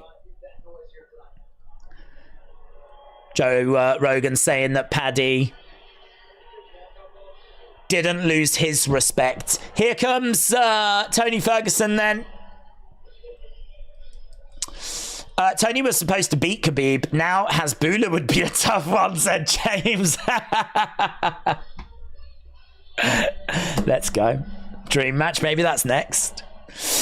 Jobson said, I'm envisaging a competitive first round or two until Tony starts to slow and gets clipped by something wide and round and starts to fatigue. Paddy fades too, but pushes forwards. DB Mikey, shout out to you, buds. Here becomes Ferguson. Surely Paddy is going to smash this geezer, says William. David said, Tony is the equivalent of a Tijuana cab driver today. Dream match. Okay, Tony has made his way down. Paddy is inside the octagon. This has got a real big fight feel to it. Crazy, and this is two fighters. I believe both of them are outside the rankings now. I think Tony is outside the rankings. Paddy is as well. But it feels big. It feels really big. I think it's because they're two big names. Tony Ferguson is a former interim UFC lightweight champion. He's tied for the 4th most finishes in UFC lightweight history. Redcoats are going down, said Thomas. Ferguson is far past his prime, said Michael. Paddy will win it with an ugly performance. Hyder said it's a sad day for all the Tony fans, including me. I never would have imagined Tony to be unranked. And this is terrible if Tony loses to anyone in this division that beats him. It's going to be... It's going to be an ask for him to get the win here. He's got to use punches to close the distance. He's got to be violent. He's got to remember who he is. Those are Daniel Cormier's paths to victory for Tony.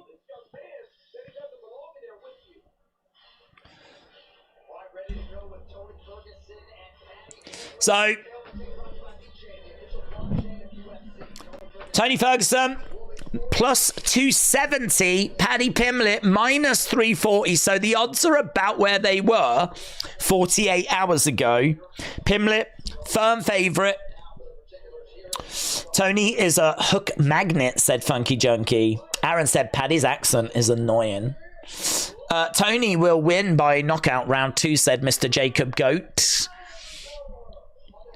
There's Paddy. There's Gias for Paddy. He is not massively popular in Las Vegas.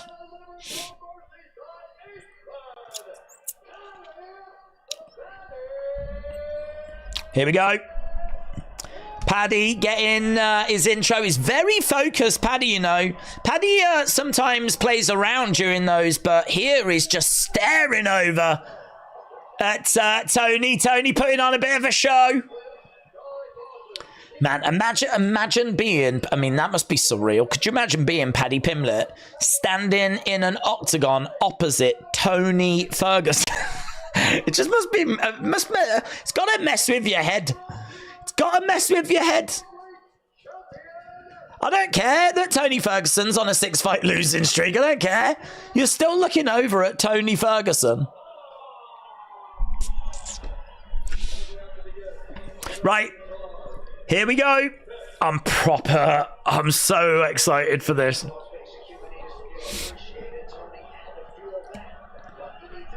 Okay, it's Robbie Fox said it's Paddy the Baddy time.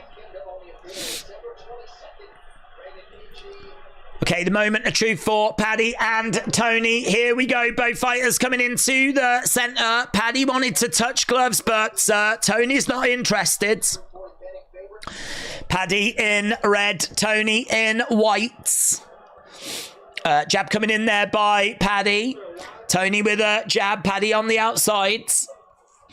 Oh, a couple of shots coming in there by Paddy.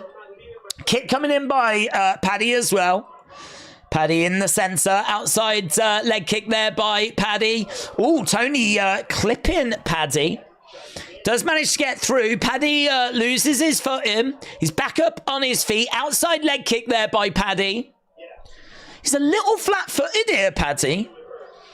Seeing a bit more bounce from Tony. Paddy getting backed up a little bit. Kick coming into the body. Hook shot there by Paddy, and he gets out. Looking for a takedown, but couldn't find it. Defended by Ferguson. Tony in the centre. Trying to find a way forward as Paddy backs up a little bit. Tony again having a little look. I like that by Paddy. He just had the hand just out there. Just giving Tony something to think about. Didn't know if like a quick jab was going to come in or what he was going to do there. And it just gave Ferguson something to think about. But Ferguson going to the body. It's quite close at the moment. 8-7. Heavy body kick there by Paddy Pimblett. Outside leg kick by Paddy Pimblett as well. It's fascinating. Neither guy has really landed anything of significance. That looked good by Ferguson, though. Nice shot upstairs by Tony. Kick coming into the body as Paddy is getting backed up against the cage. He's very easy to pressure, Paddy Pimblett. Outside leg kick. Body shot coming in there by Ferguson. Inside leg kick by Pimblett. You can see that Paddy is just waiting to throw something significant. Tony is being... He's working and he's trying to not get caught by anything, but Paddy seems... You're just waiting for Paddy to just throw that big shot. Just waiting for him to come back with something. Strike coming in there by Paddy. Inside leg kick there by Tony. Paddy with a kick on the outside. Oh, there's the big shot by Paddy. He's clipped him. Tony edging forward. Outside leg kick. Shot going upstairs.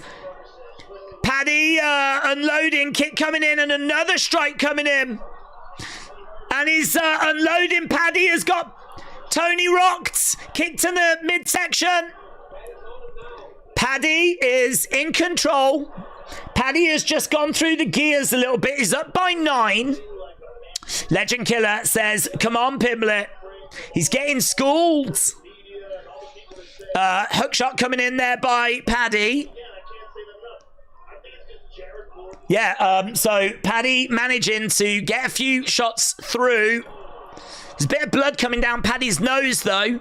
He's swinging away. Kick coming into the midsection. We got 1 minute 20 odd on the clock. The volume is with Paddy. Inside leg kick there by Tony. Another kick coming in there by Tony. Paddy coming back with a kick of his own. Tony chants by the crowds. 36 significant strikes to 26. 1, 2. Oh, look at the combos there by Paddy. Tony, gets knocked down. Paddy is all over Tony, throwing in some hammer fists. Paddy is raining down these blows. Tony Ferguson, though, is not out of this. Paddy jumping on the back of Ferguson. 30 odd seconds to go. This is going to be a Paddy round. He's all over Tony at the moment. There's blood pouring down the face. Big blows. Big ground and pound. Raining down by Paddy. Hammer fists. Shots coming down. The referee having a look, but Tony surviving. Tony trying to get back up to his feet. We got 6 seconds left to go in the round. I think that Tony's going to survive the round. End of the rounds. End of the rounds. Paddy winning the rounds. It was very interesting because... It's very interesting because we didn't quite know what to expect. And what we're getting here is we are getting quite a cagey little encounter, to be honest, in the early stages. Quite a cagey encounter. And then what we got was Paddy starting to put those combos together. We said it felt like he was just waiting to unload. It felt like he was just waiting to kind of pull the trigger. And when he did, he really pulled ahead. Clearly a Paddy round in the end. But the first couple of minutes, it was quite close. Quite close. So amazing action. He manages to put Ferguson down. Ferguson having to hold on right at the end of that round. Round number 2 coming up. Round number 2 coming up. Come on, Paddy, says Harry. Paddy is tired, says Thomas. Right, here we go. Round number 2. So first round, easily a Paddy round. But took a little while to get going. Now we start again. Outside leg kick there by Ferguson. Ferguson edging forward. Kick coming in there by Ferguson. Paddy circling back. Oh, there's a lovely shot coming in there by Paddy. And Ferguson is moving forward. He's got Paddy backed up against the side of the cage. Oh, Ferguson loses his footing. Goes down. He's on his back. Paddy is on top. I tell you what, though. Elbows from Ferguson. He's throwing in some elbows as Paddy is on top of him at the moment. Ferguson is on his back. Elbows there by Ferguson. He's working. Another elbow coming in there by Ferguson again. He's on his back. Paddy's on top of him. What I love about Ferguson is he isn't just lying there and accepting this position. Oh, he gets slammed down there by Paddy. Shots coming into the side of the heads. Again, a shot coming in. So an elbow there as well. Look at these big blows raining down by Paddy. Paddy trying to get the ground and pound going.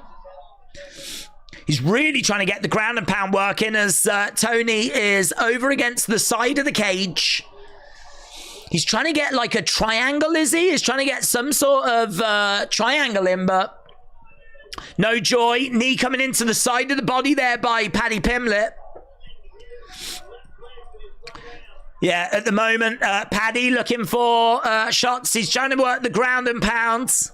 It's a lot of control time by Paddy, but control time doesn't mean anything unless you do something with it. And actually, significant strikes, we haven't seen loads. What we've seen, if we've seen Tony kind of throwing in elbows, looking for submissions. Tony's working just as hard in this position as Paddy is. We're over by the side of the cage. Come on, Pimlet, said Legend Killer. Halfway through the fight, halfway through the round, Mr. Jacob said Tony doesn't look tired. Shots coming into the side of the head. Tony is done, said Sports Guru. Again, we're seeing actually Tony, I agree, Tony doesn't look that tired. Paddy is throwing in shots to the side of the body, throwing in shots to the side of the head. I feel like this is going to be a Paddy round. Paddy took the first round. I feel like he's going to take this round as well. 23 significant ground strikes. Ferguson with 4. Paddy again raining down these blows. I do like Tony asking these questions, though. I do like him throwing in the elbows. He is not willing to just lie there. He is not willing. Oh, head and arm being applied. So Paddy is changing tact. Elbow coming in there by Paddy. Shot coming into the side of the head there by Paddy as well. He is landing big shots to the side of the head. It's a fascinating fight, this. We've been down on the ground throughout pretty much this whole round. Tony is not just lying there and accepting the position, but equally, he's not finding a way of, like, getting to his feet or creating much offense. He did try a few submissions, but I don't think that's enough considering what Paddy has been throwing. Dana is heartless. Tony is cringing his knee to Paddy's chin with pressure. We've got 20 odd seconds left to go. Tony won't ever get tired, said Jamie. A 10-8 round 1 for Paddy and 10-9 round 2. Yeah, I could see that. Ground control time, 4 minutes 51. We've got about 12 seconds left to go here. Elbows coming in by Tony. Yeah, a full round of control time. A full round of control time. Amazing. So, yeah, I agree. 2 rounds for Paddy Pimlet.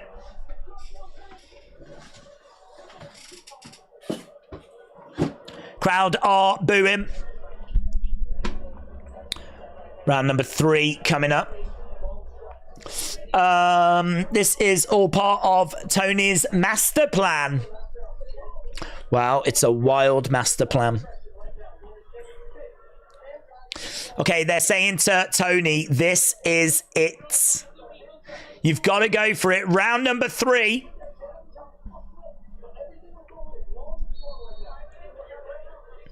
This is it. I mean, he does need a finish. He's got to know that he's losing this fight. He's got to know that he's losing this fight. If he does lose it, does he retire after? That's the question. If he does go on to lose it, does he retire after? Crowd are with Tony. It hasn't helped him so far. Here we go. Jab to the body there by Tony. And really, there's not much that Paddy needs to do here. He just needs to make sure he doesn't get caught with anything.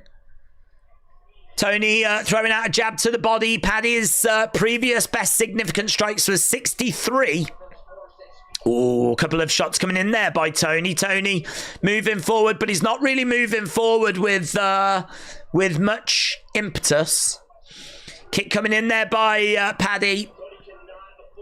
Paddy looks a little tired to me, to be honest. Paddy doesn't seem to be in a great place here. Again, we've got kick coming in there by Pimlet. He's backing up. Looks like he was going for a takedown there, Pimlet. He does go down. Tony wants him to get back up on his feet. Yeah, Paddy looks tired, man. Paddy looks tired. Tony Ferguson doesn't. He doesn't. Oh, there's a lovely shot that comes in there by Paddy. Blood coming down the mouth of Paddy. If Tony's got anything to give, this is, it's there for him. Tell you what, the crowd can sense that Paddy is tired. Paddy with a takedown. That is not what Tony needed. That is not what he needed. He's on his back with Paddy Pimlet on top of him. Right now, Paddy can just control the fight here because in that second round, he had like pretty much the whole round of control time. Paddy, the fatty. Tony should retire, said Hans. Yeah, I think that's going to be it for Tony. Big shots coming down by Paddy. That's exactly what Paddy needed. He needed to get a takedown. That's going to help him control this round.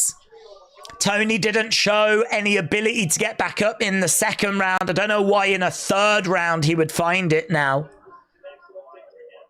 Yeah, it's a big moment, this. Big moment. I tell you what, there's the briefest of moments in that third round. Briefest of moments where the crowd sensed that Paddy was really gassed and really in trouble. Tony is just lying there as well now. Tony doesn't seem to have the fight that we've seen as well. Ben said, I told you that Paddy would gas. Paddy is a second-degree black belt, said Michael. It's going to be a dub to Paddy, said TKK. Hans said, what the heck? That Chandler front kick changed Tony for life. He's not fought the same ever since. Less than 2 minutes to go. I honestly think there was a window. There was a window of opportunity in this third round for Tony Ferguson. And he just wasn't able to take it. He ended up getting taken down. And to be honest, right now he's on his back still. Paddy is on top. Paddy's throwing in some big shots. Tony is battling and fighting away. Tony is desperately trying to get Paddy off of him. We got 1 minute 20 odds. He's got to be careful here, Paddy. We know that Tony is a desperate man. He's going to look for anything he can find. But at the moment, with just over a minute to go, it feels like it's going to be Paddy by decision. I think Joe Rogan has just summed it up best. He says Tony is just not able to do it. It's as simple as that. He's just not able to do what needs to be done. He's not able to get back to his feet from these positions. He's not able to stop the takedowns. He's not able to capitalize on the opening that had presented itself. He's trying to find a way of getting a guillotine on here. He's desperately trying to put a squeeze on Paddy, but no joy. We're into the final 30 seconds. We're moments away from Paddy securing a victory against Tony Ferguson. I think he was looking for an arm. It's Tony that's asking questions as the fight comes to an end, though. Tony's the one that's grabbing guillotines, looking for arm bars, trying to grab a hold of legs. Tony's cardio, 11 years older than Paddy. Tony's cardio was better. Tony gets back up to his feet. Paddy puts his arms in the air. Molly would beat Paddy. There's booze, man. There's booze. Decision time. Days, I've been a member for 5 months, but this is my first stream, UFC stream, and I've loved it, said AR Banks. AR, shout out to you. I'm glad you've enjoyed it, bud. Not a bad show to jump on for your first one. It's been a real fun way to end the year, this. But, yeah, disappointing. Disappointing that Tony wasn't able to give us just that little bit more. I think there's a few moments here where he really could have capitalized.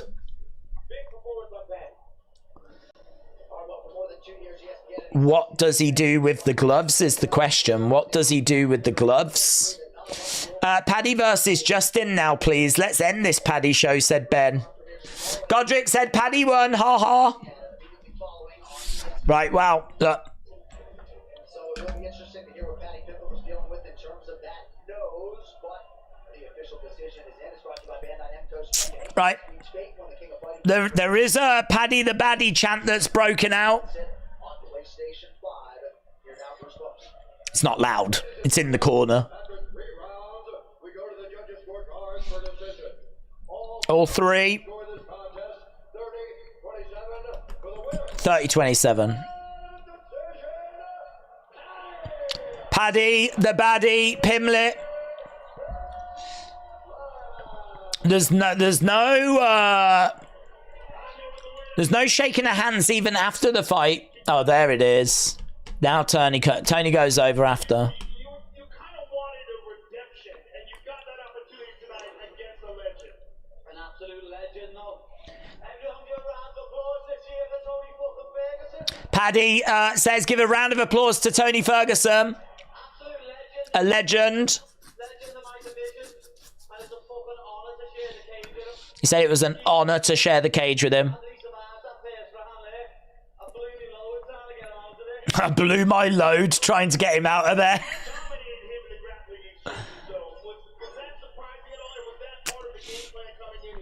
Paddy Pimlet has got 5 wins now. He is second, joint second for the longest active win streak in the lightweight division.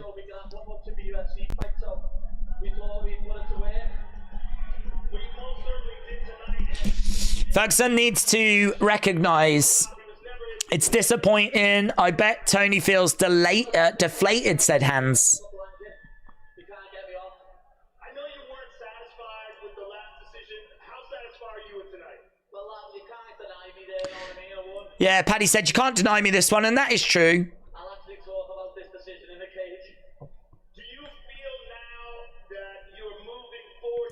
Do you feel that you're moving forward, asks Joe. Everyone's waiting to see what Tony's going to do.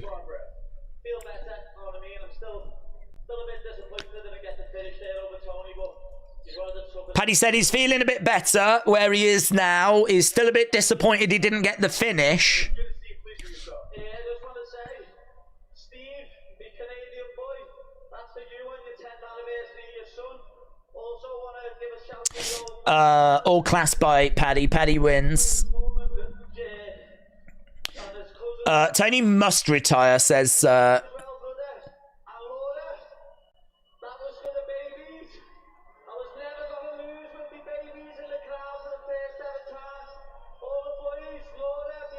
so he's shouting out a load of people. He's shouting out a load of people. He said, I was never going to lose with all my babies in the crowd. So must be some of the family that have come over to see him. And I don't know that we're going to talk to Ferguson. And Ferguson may even have exited the octagon. So yeah, no sign of gloves being left. No sign of gloves being left. Whoa, look at that. Jesus. Impressive. The legends are out. Duplessis is in the crowd as well. Paddy just dominated Tony Ferguson for 3 straight rounds. Sean Strickland in the house. So he is going to be main event in UFC 297. Well, there we go. 7 disruption, but if it is going to result in it being a bit better, hopefully that's going to be a bit better. May not, but we'll see. Right. Has Tony tied Sam Alvey for longest losing streak without getting cut? Do you know what? I don't know. I can't remember how many Sam Alvey had. Didn't Sam Alvey keep taking like short notice stuff, and it meant that they like really appreciated him? I think that's part of the reason as to why he just kept getting used. Sam Alvey. Jesus. 1, 2, 3, 4, 5, 6, 7, 8 losses in a row. And when Sam Alvey got cut, 1, 2. So Sam Alvey's last win was 2018. So Tony is close. He is definitely in Sam Alvey territory. This is now 7 losses in a row for Tony Ferguson. So yes, he is in Sam Alvey territory, but we're not quite there yet. Right, coming up on January 20th, it is going to be Arnold Allen taking on Evloev. Magny against Mike Malott. And then we've got the vacant UFC Bantamweight Championship on the line as Raquel Pennington takes on Mayra Buena Silva. And then in our main event, Sean Strickland takes on Duplessis. What a fight that main event is. Great fight. So, really fun main event. Yeah, it's a good looking card. That's UFC 297. If you are watching and you've not left a like, leave a like. It is greatly appreciated. As we are continuing on our way, our next fight coming up is going to be the last of our fights before we get to our title fights. So this is going to be Rachmanov taking on Wonderboy Thompson. So Rachmanov against Thompson. Let's do that and that. Right, long shot, but I want to see an upset here. Thompson is going to get smashed to bits.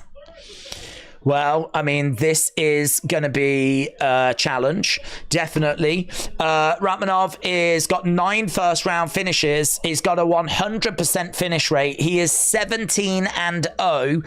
He is 5-0 in the UFC. He's a grappler. He's got combat sambo. It's a big step up in competition for him. I mean, Stephen Thompson is a highly ranked fighter. I mean, Rachmanov is ranked 5th. Thompson is ranked 6th.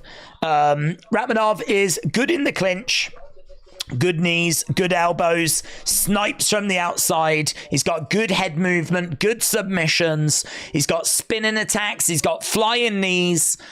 He can be a little bit predictable, but he's so good it doesn't matter.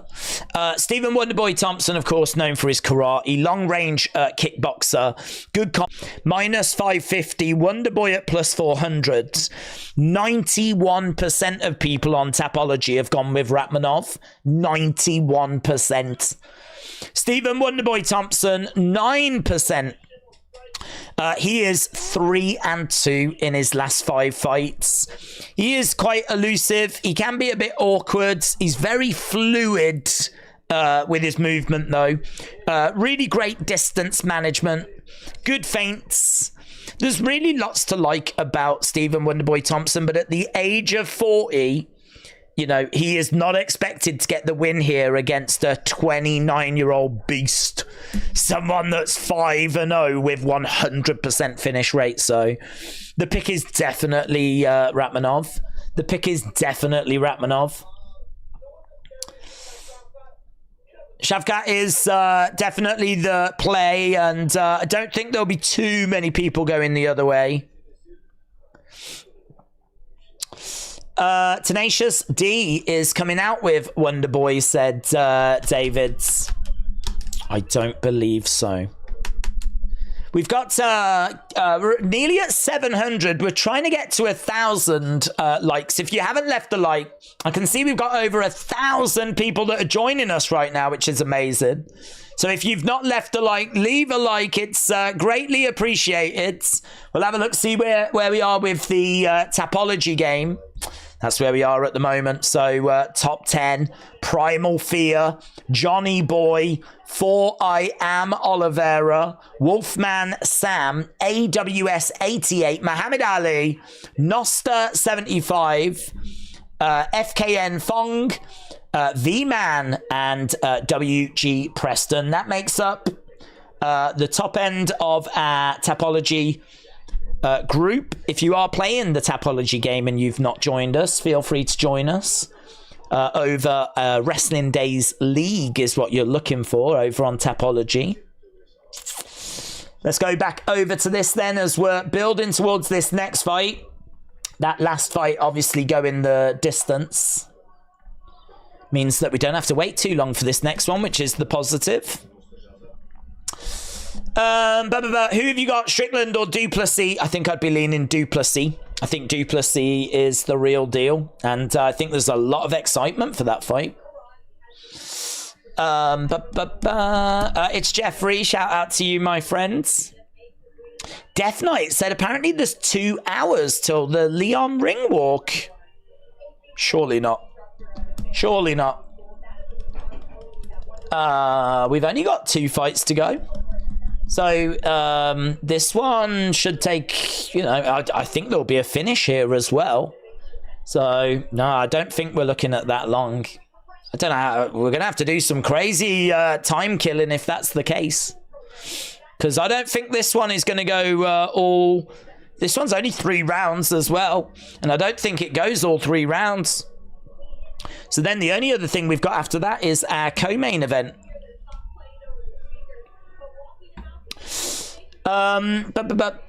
Days, all the mods. Who is still here? Stamina for days, said William. William, shout out to you. Wonder Boy, elusive at range for round 1, late takedown, then early takedown, round 2, submission, light work, says Scott. So Joe Rogan says that Wonder Boy is one of the best strikers to ever compete in MMA.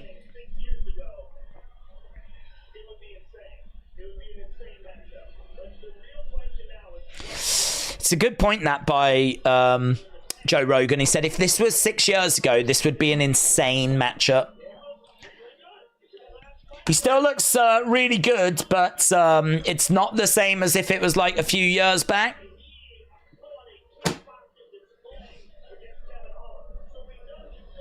Kickboxing record of 57-0 for Wonder Boy, who steps inside. Big smile on his face. He's obviously going to have a lot of support. I respect Thompson for taking this fight, regardless of decision, says Andrew.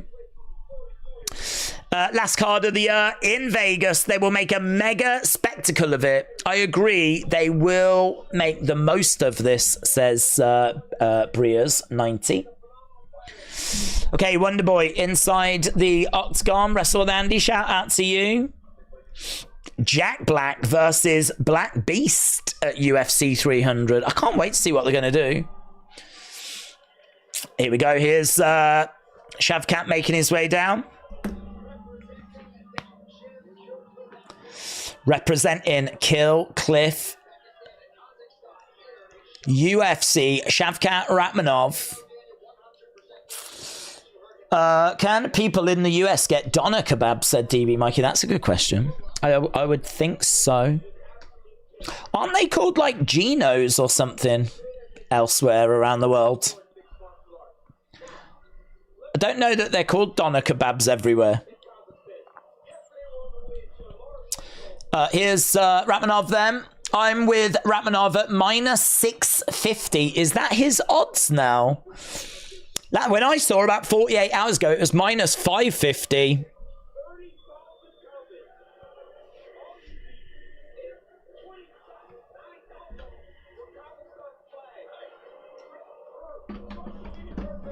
So they're saying that this guy getting a lot of support, a lot of people excited for Rakhmonov. The whole country tuning in.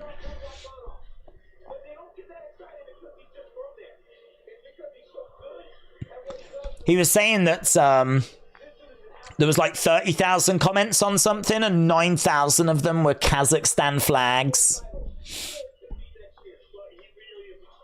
He is a fantastic fighter. The pride of Kazakhstan, which I can't imagine is that difficult, to be honest. It's either that or like a, you know, attractive looking sheep. Shavkat is legit Genghis Khan's grandson. I'm scared on my couch right now, said Scott. John said, I like Stephen Thompson, but he's way past his prime. I don't think he will make it. Okay, so Thompson is 40. Shavkat is 29. Shavkat has got a 2-inch reach advantage. Stephen Wonderboy is still a great striker. Still in great shape. But man, this is just such an ask. This is such an ask. Rachmanov's one of the most exciting prospects, if you can even call him that, in all of UFC. He's undefeated. He's 17-0. He's 5-0. He's finished every single one of those wins.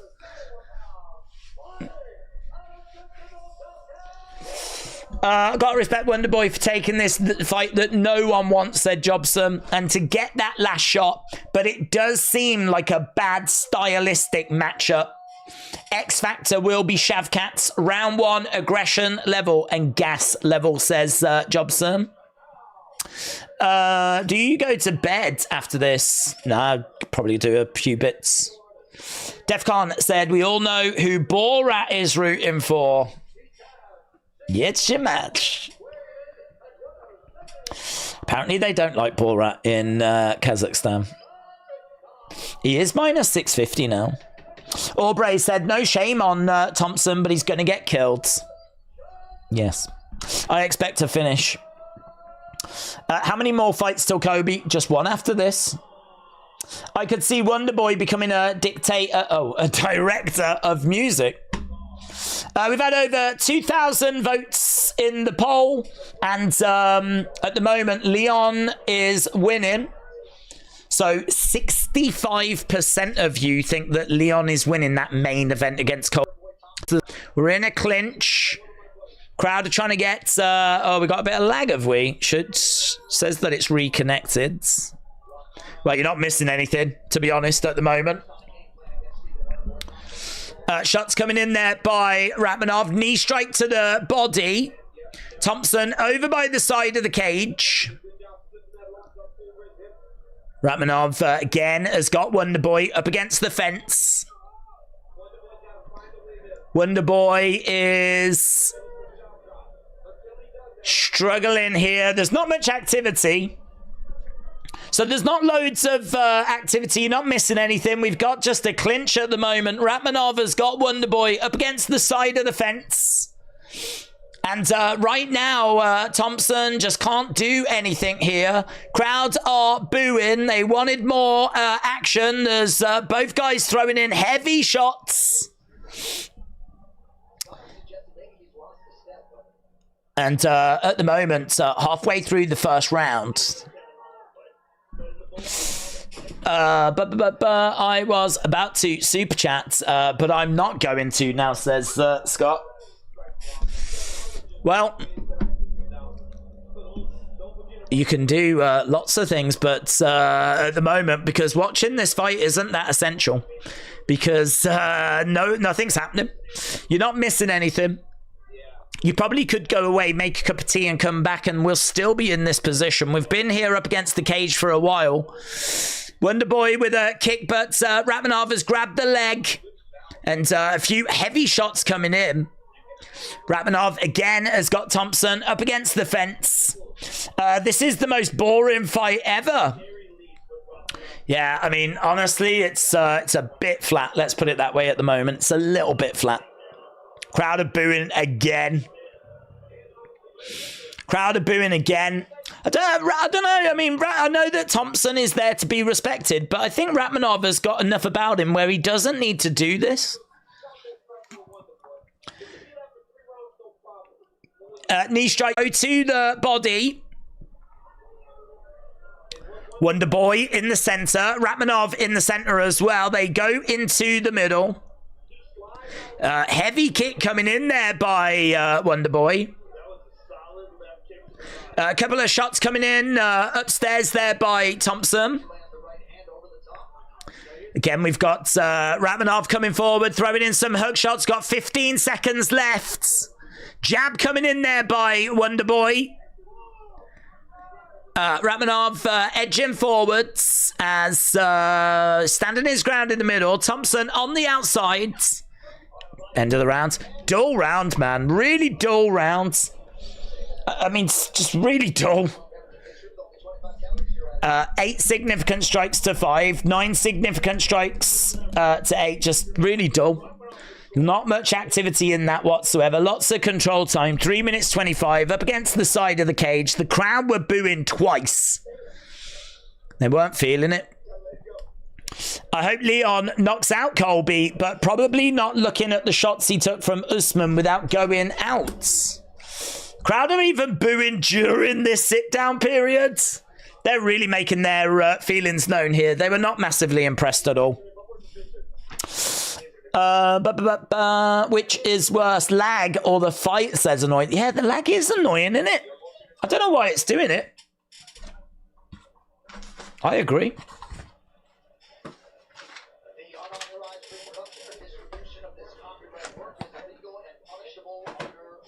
Right, coming up next.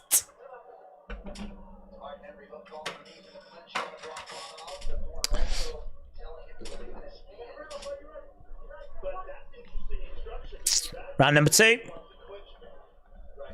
Let's see if this is going to get any more interesting as Thompson comes out with some great side kicks.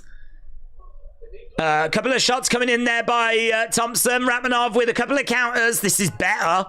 At least we're staying on the feet here. Kick coming into the body there by Thompson. Jab coming in there by Ratmanov.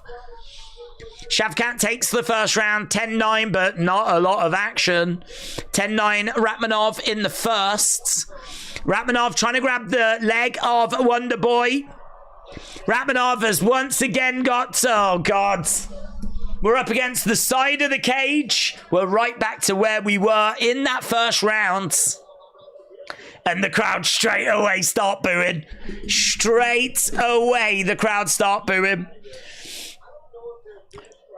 Ratmanov has got Wonderboy up against the fence again, and we're right back to where we were in that first round.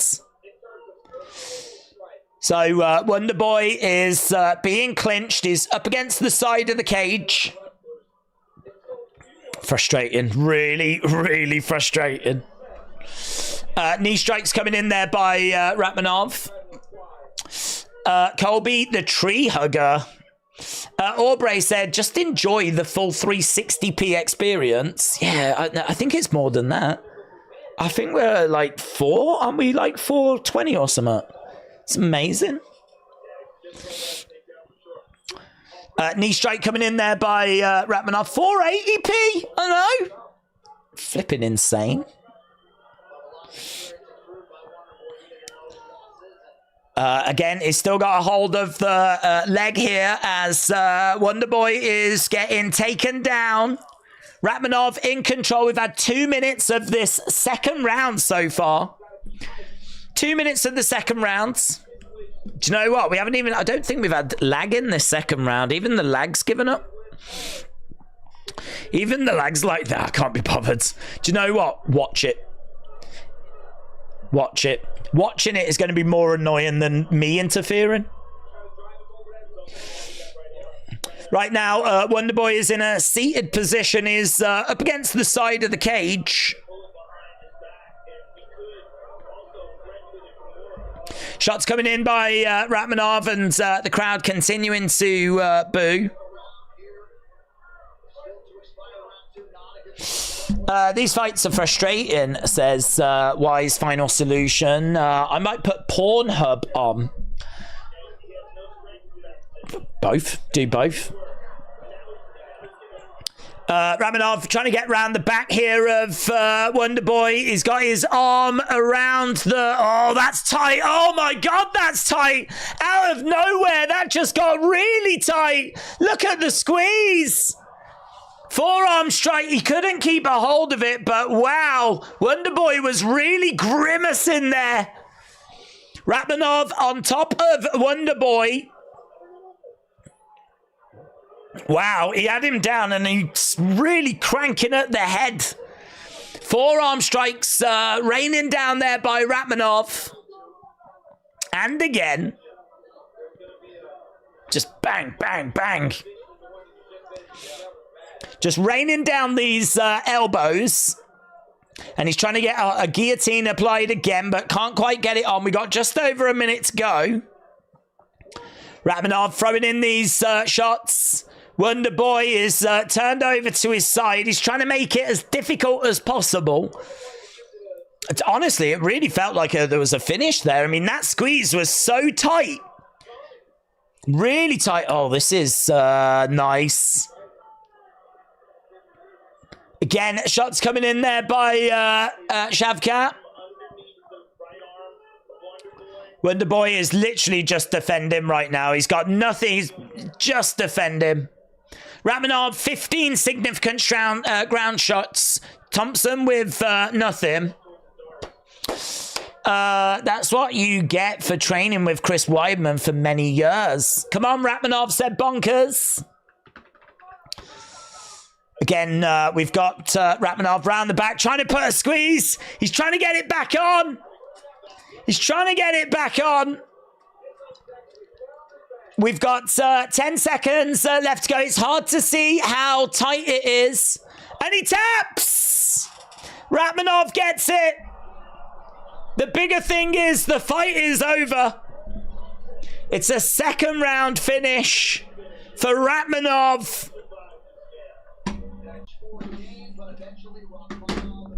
There we go. This fight, it needed John Fury. Every fight needs John Fury. A few words being exchanged by both guys. And yeah, thankfully, the fight is over. I feel sorry for Wonder Boy, but there just wasn't really much that he could offer up. Ratmanov was firmly in control. He was definitely taking this second round. And I think if he hadn't have finished him here, he would have got him in the third. So, 2 title fights. Called it, said Scott. Let's go, man. 2 title fights. Pantoja versus Royval coming up next. Around, said Wise Final Solution. Laura, Sanko's floor must be wet right now. I'd imagine it's wet all the time. Andrew said the bigger thing is the fight is over. Please put that on a shirt. The bigger thing is we don't need to watch that anymore. Yes, the fight is over. Yeah, I mean, at times it was painful. At times I was trying to find ways of getting the lag to come back. So there we go. Major injury said. In UFC welterweight history. There we go. We'll try this one again. Why not? The stream has issues sometimes, but not lately. We've been actually, like, we've been getting a little bit recently. We've had pretty nasty, but not nasty. It just seems to like drop out a little bit and then come back again. I honestly don't know why. I might look into Skylink. That's all I'm gonna say. Summit Dead is on his head. It's a fun look. So a win for Ratmanov, and we're going to go to our co-main event for the Flyweight Championship. Pantoja taking on Royval. Pantoja has got great jiu-jitsu. He's sharp. He's aggressive. He's good at maintaining range. He's got powerful hook shots. He's a brawler. He keeps his hands high.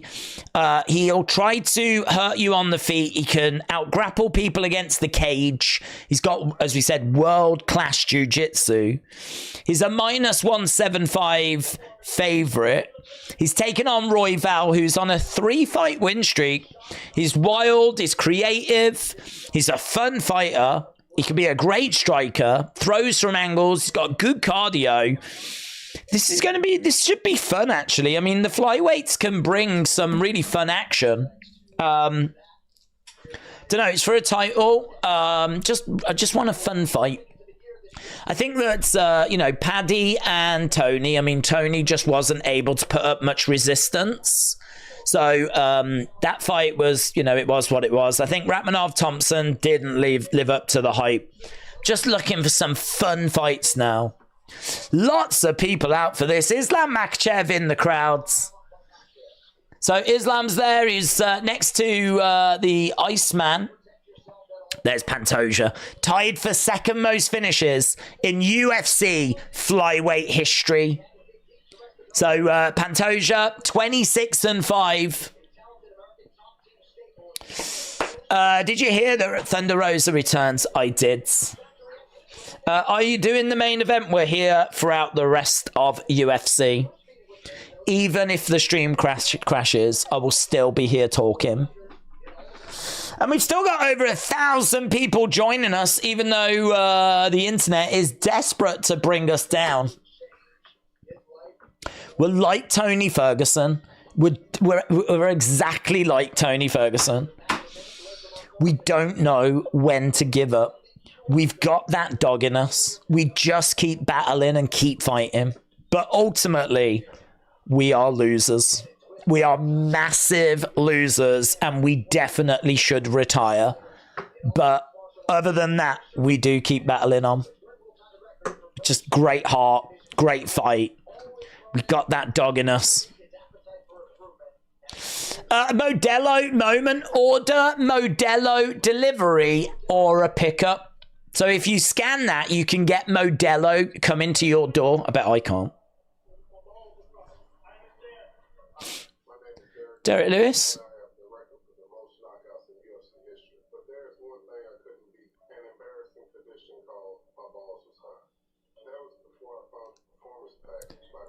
We've got Derek Lewis doing a Manscaped advert. Don't use Manscaped if you prefer your balls being hot. Oh, that's good. That's fun. I've never seen that before. I don't know if that's the first time they're showing it. Derek Lewis doing a Manscaped commercial. That's fun. And then we follow it up with a stupid PlayStation commercial. Let's go. Wonderboy taps. Balls. His balls were hot, says K-Dub. Mr. Jacob, I just joined on Tapology, did you? I will add you. Let me refresh it. I normally like to joke about how like I'm gonna like reject people and whatever, but I'm just, you know, I'm just glad that we're still live and that the lag hasn't took us down, so you've been accepted. Right, Pantoja, Royval. Feel free to get your thoughts over as to which way you think this is going to go.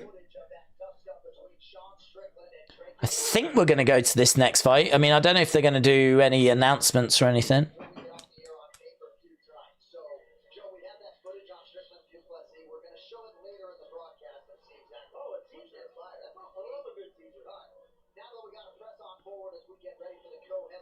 Yeah, co-headline match coming up. So Pantoja's the champion. Rank number 1 is Brandon Moreno. Number 2 is Royval. Number 3 is Albazi. 4 is Kaikara France.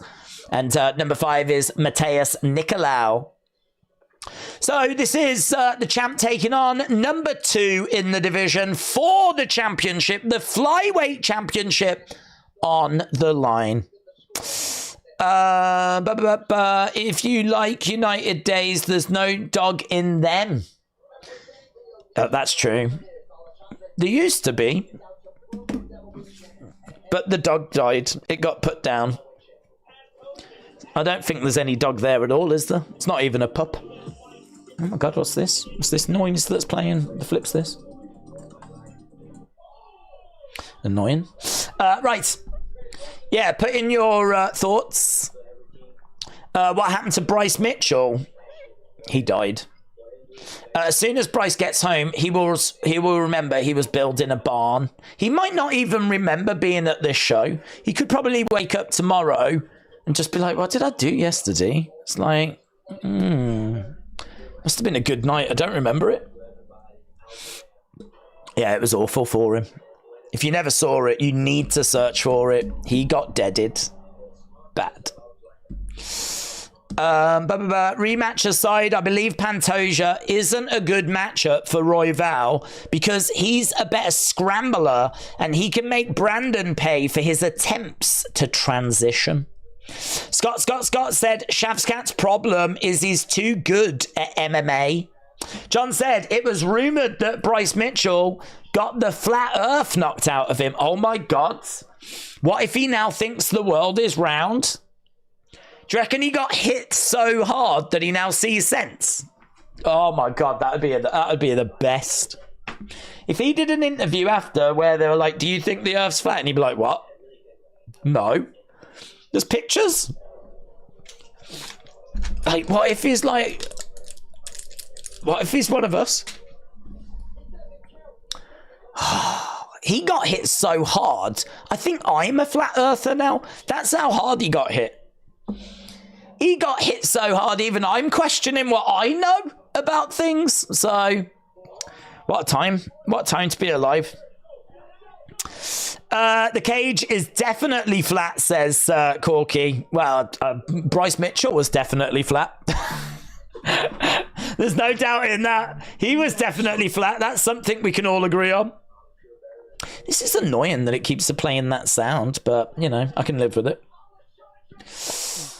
Right, I've got Leon. Let's go. Head kick. Bang. Head kick dead.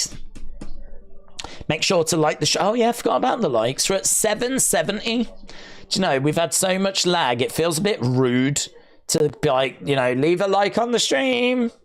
Do you know what I mean? Seems a bit rude. But do it, you cowards. Do I not do enough for you? We started 45 minutes before this show even began. Before the early prelims even began. This is so flipping annoying. Thank you. I only need Pantoja to hit my 5-leg multi, said Victor. Dudes. I hope you do it. And just remember who your friends are. Yeah, I've always been a big believer in you, buds. I knew this day would come for you. I just saw Strickland and Duplessis. There's a video of them fighting in the crowd. They said they were going to show it. Apparently they do get going in the crowds, yeah. I haven't seen it. I think they said they was going to show it on this broadcast. Is it doing the rounds on social media? Add a little bit more spice to proceedings. Let's have a look. Duplessis. You would think searching Strickland would be easier. Let's go. Let's go.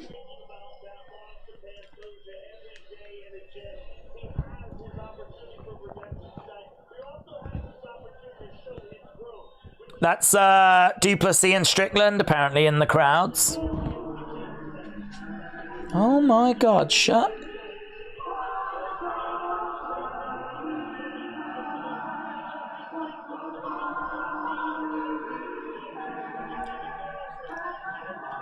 Why is it playing that? I've got some stupid... I got the American National Anthem. And it was a bad version as well. Is there any other footage? Oh, yeah, man. That's good. That's good. That's good. Look at this. Bang, bang, bang, bang, bang. Yes. I want to see that again. This is Screen Geek. I wonder when this was. Boom! Look at that. Is that Strickland? Is that Strickland, like, launching himself at Duplessis?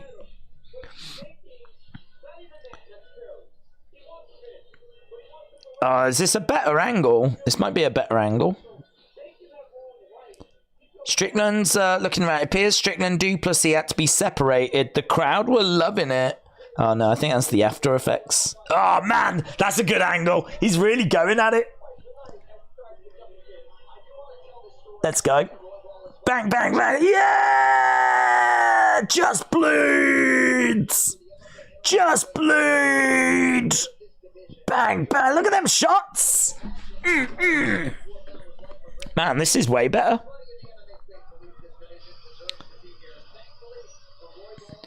Duplessis got the takedown and floored Sean with ease. Oh, this is the best angle. This is the best. Look at this.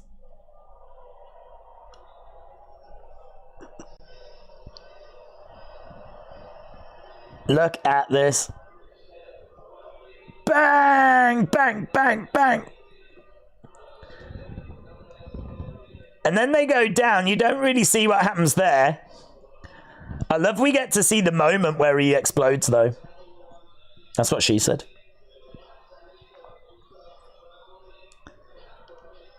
Yeah, that's good. I like the fact that you get to see this moment.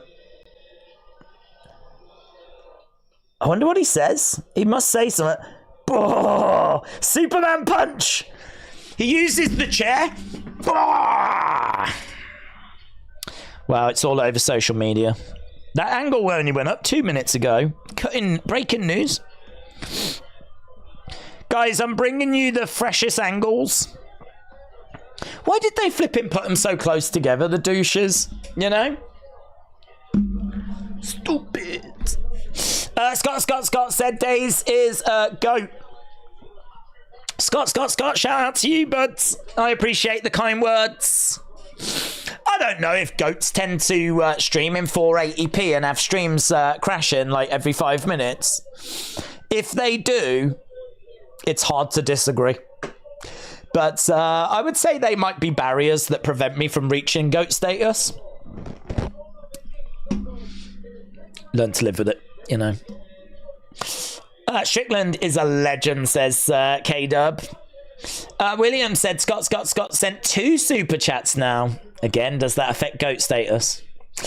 Scott said, I'm 998 short, but I hope this inspires more donos. Well, it did. It inspired another one from you. It inspired you to send another one just moments later. I really appreciate the support, dudes. I appreciate everyone joining us as we've just been getting the ring walks. So we will be underway with this one very soon. Hope it should be fun, man. Let me know in the chat which way you're going. Jerry said, who you got? I'm leaning Pantoja. Pantoja is the flyweight champion. 3rd most wins in UFC flyweight history. 3rd most finishes in UFC flyweight history. So funny that this division was so Moreno, Figueiredo for so long. And now here we are with Pantoja versus Royval. So let's see what they've got in store for us. UFC 296. The first of our 2 championship fights. Days, would you date a girl that's bigger than you, says John. Would I date a girl that is bigger than me? Don't know. I suppose it's good for dusting in higher places, isn't it? It's good for getting to those little nooks and crannies that the average girl can struggle with, so it's good for that. Plus also, if she's bigger, I'm guessing she's going to be stronger, so that's good for pulling the plough around the field, you know? There's a lot to do around this place. There's a lot to do. I need big, strong woman. So, yeah, I would, but I wouldn't do it for any other reason other than it's probably good for getting jobs done. Look after her, you know. All the bread she could eat. All the bread she could eat. All the water she can drink. I'm a dream guy, let me tell you.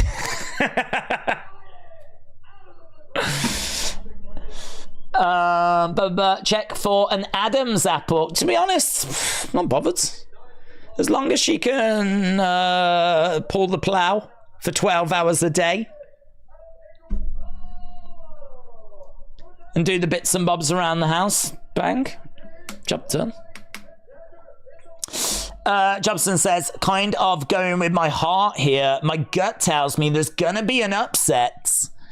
Despite his loss, I do think Royval had some good looks in their first matchup. Scott said, let's go. Let's go. Just think she could lift your spirits as well as you, said Annoyed Guy. Mike said, true that you are the GOAT, damn it, says Mike. Mike, shout out to you, my friend. Shout out to you. Do you know what? I'm a humble man, but I will admit I am the GOAT when it comes to 480p. When it comes to 480p, the GOAT, mate. Certainly in 2023. There ain't no one that's approaching 2024 in 480p. I'm disappointed it's as high as that, actually. What about if she's stronger than you? Oh, she needs to. I can't pull the plow for 12 hours. You're joking, aren't you? Joking? What do you think I need? What do you think I need a female? She needs to be stronger than me. Otherwise, we're doomed. There won't be a harvest. Right, here we go then. Time for the championship fight.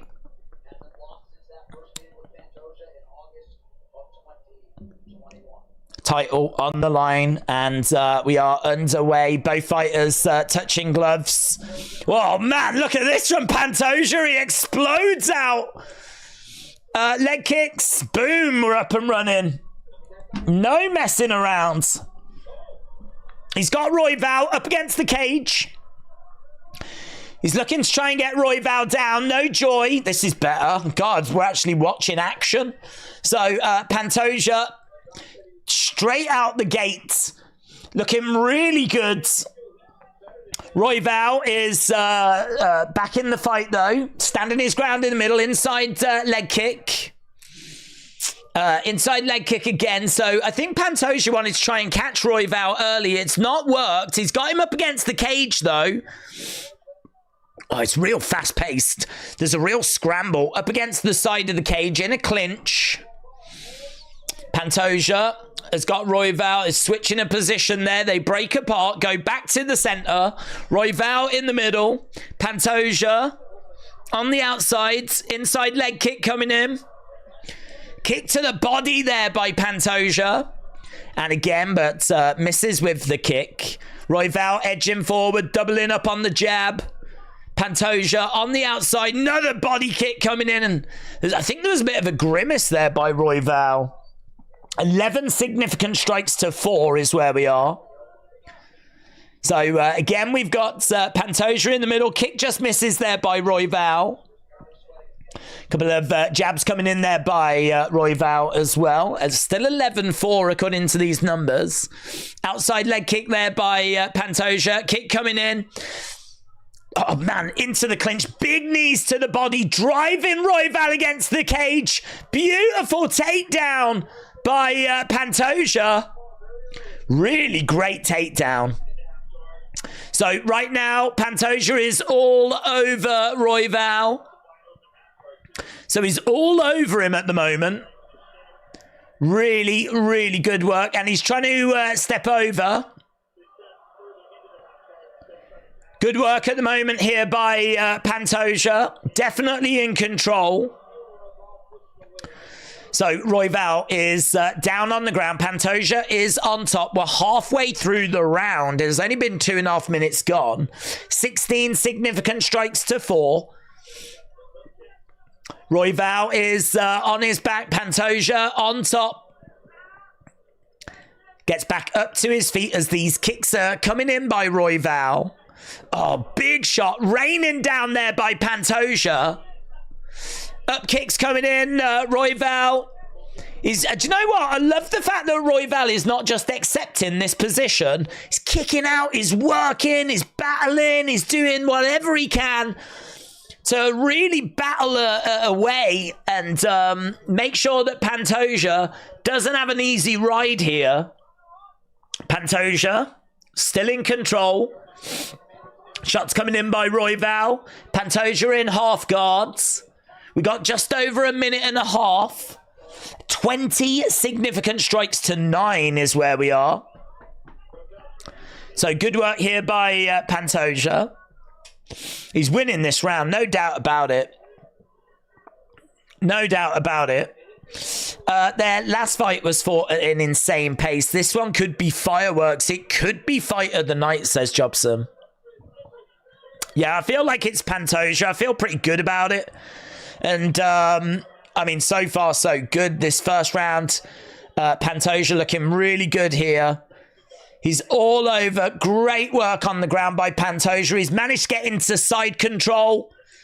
Throwing in some shots. He's fully mounted. Royval. He's in a really good position. Just over 2 minutes control time. So he's just schooling him on the ground at the moment. Pantoja looking so good. Yeah, he's so good.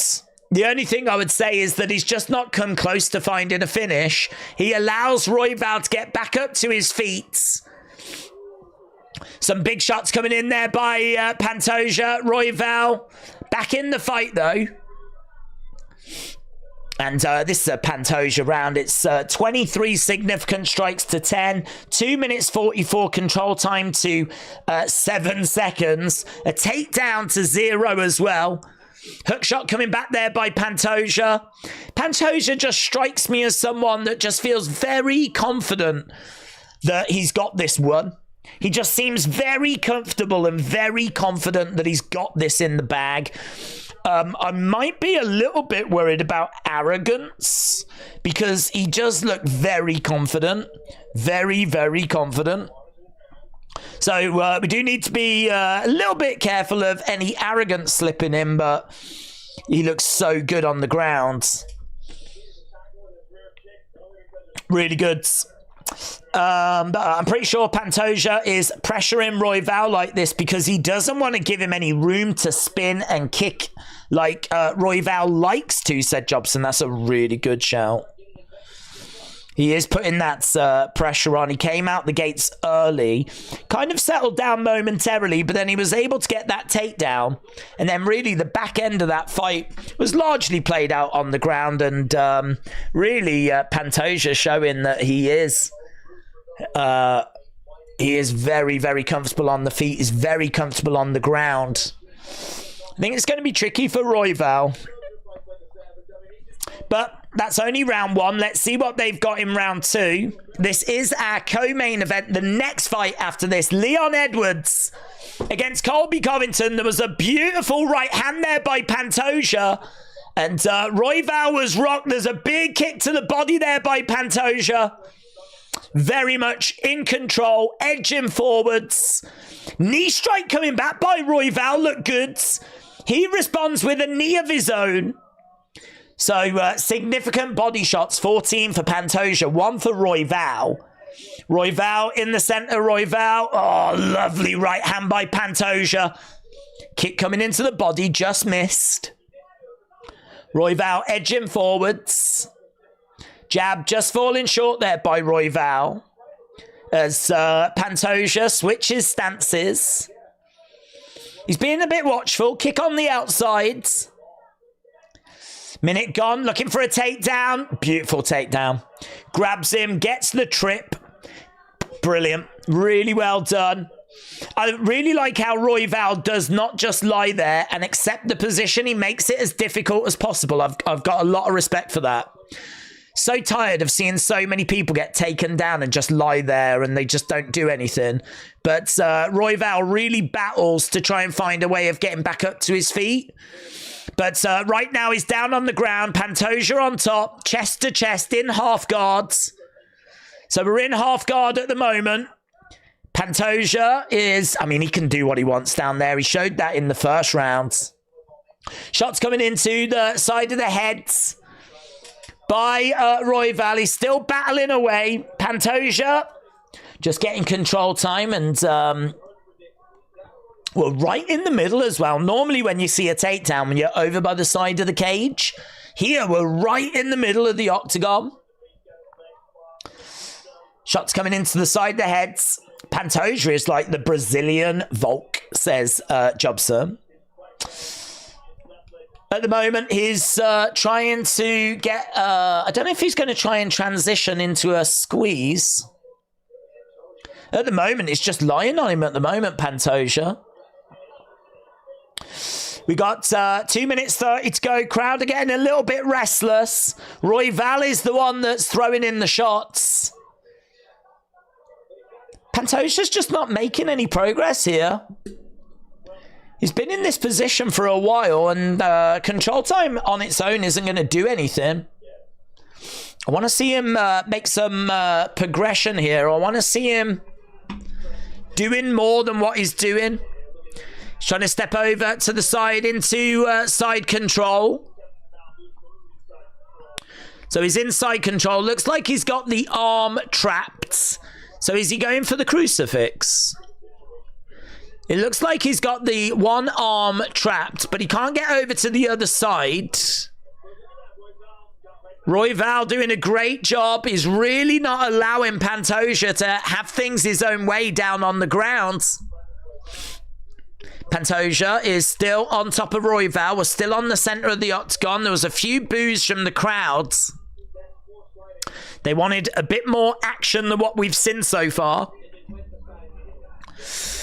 It's very evident that Pantoja has improved a ton more than Royval since their last fight, said Jobson, which is wild, knowing that the fight was only 2 years ago. So, chest to chest at the moment. Hammer fists coming down. Now we're starting to see Pantoja doing a little bit more. But Royval, I love the fact that he works. I think he has made it so difficult for Pantoja. Oh, big shot. Oh, Royval got rocked there. Big shot coming in by Pantoja as both get back to their feet. Kick coming in by Pantoja. We got Royval edging forwards. Kick coming in. Down he goes. Pantoja all over Royval. He's got him back down again. He's inside control again. It's a dominant performance here by Pantoja. Royval is battling to stay in the fight, but it's nothing more than that. He's battling to not allow bad situations to get worse, but it's no more than that. It's Pantoja that's dominating proceedings. Very, very impressive. We got 5 seconds left of round number 2. And there we go, end of the round. So I don't think there's much doubt about who's winning this one. But can Royval get back into it? This is for the Flyweight Championship. The next fight after this is the one that everyone's waiting for. Leon Edwards against Colby Covington. This is our first of the championship fights. Bustin Bay, shout out to you. You call it as it is. Bustin Bay, shout out to you.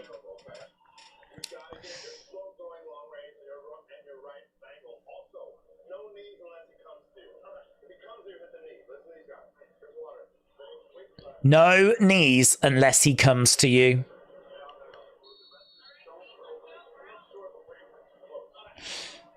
Okay, I was just trying to listen to what they were saying there to Royval, because Royval needs to change his approach here. He's very much out of the fight at the moment. That's 2 pretty dominant rounds by Pantoja. So I'm interested to see what changes are going to be brought in by Royval. Let's have a look. Let's see what we've got then in round number 3 as Royval is in the center. Pantoja backing up a little bit as Royval putting the pressure on. Kick coming in there by Pantoja. Royval grabs the leg. He's got Pantoja up against the side of the cage. Kick coming in there by Pantoja. Royval in the center. Coming forward, inside leg kick. Takedown by Pantoja. A takedown, and we're right back to where we've been before. So that's the 4th takedown out of 6 attempted by Pantoja. Royval in the middle of the octagon. He works hard, he battles hard, but it's just to make sure that these positions don't get any worse. So that's got to be disheartening for Royval. You know, to find yourself again being taken down. And if he was going to win a decision, chances are he was going to need this round, but there's a squeeze being applied. Doesn't look that tight. It looks like a head and arm, but doesn't look that tight at the moment. He's trying to take the back at the moment, though, Pantoja. Lovely little scrambles, though, and it's Royval that ended up on top. They both get back up to their feet. Lovely work there by Royval. He did well in the scramble. Got to give him props for not just, you know, when he goes down to the ground, he doesn't give up. Right now, throwing some hands, trying to see if he can get something going. Pantoja may be showing that he's gassing a little bit. Not looking quite as fresh as he was in the first. Kick coming in, and that's grabbed by Royval. Royval looking the more lively fighter at the moment. Certainly looking like the more lively fighter. Pantoja on the outside. Royval. Oh, big right hand coming in there by Pantoja. Royval looking the more dynamic. Throwing in a jab. Pantoja just being quite watchful. Yeah, I think Pantoja's struggling a little here. You could see that he had like his mouth open momentarily, like just seemed to be taking in the oxygen, just really sucking in some air. We're not seeing much output from him. He just kind of grabs Royval and drives him up against the fence. This is round 3. It's a 5-round fight. It's a championship fight. Kick coming in there by Pantoja. Royval in the center. Jab coming in. Certainly more dynamic movements coming from Royval. Pantoja backing up a little bit. Again, circling around. He's trying to time something, but that shot looked labored. That kick looked labored as well. Another kick coming into the body.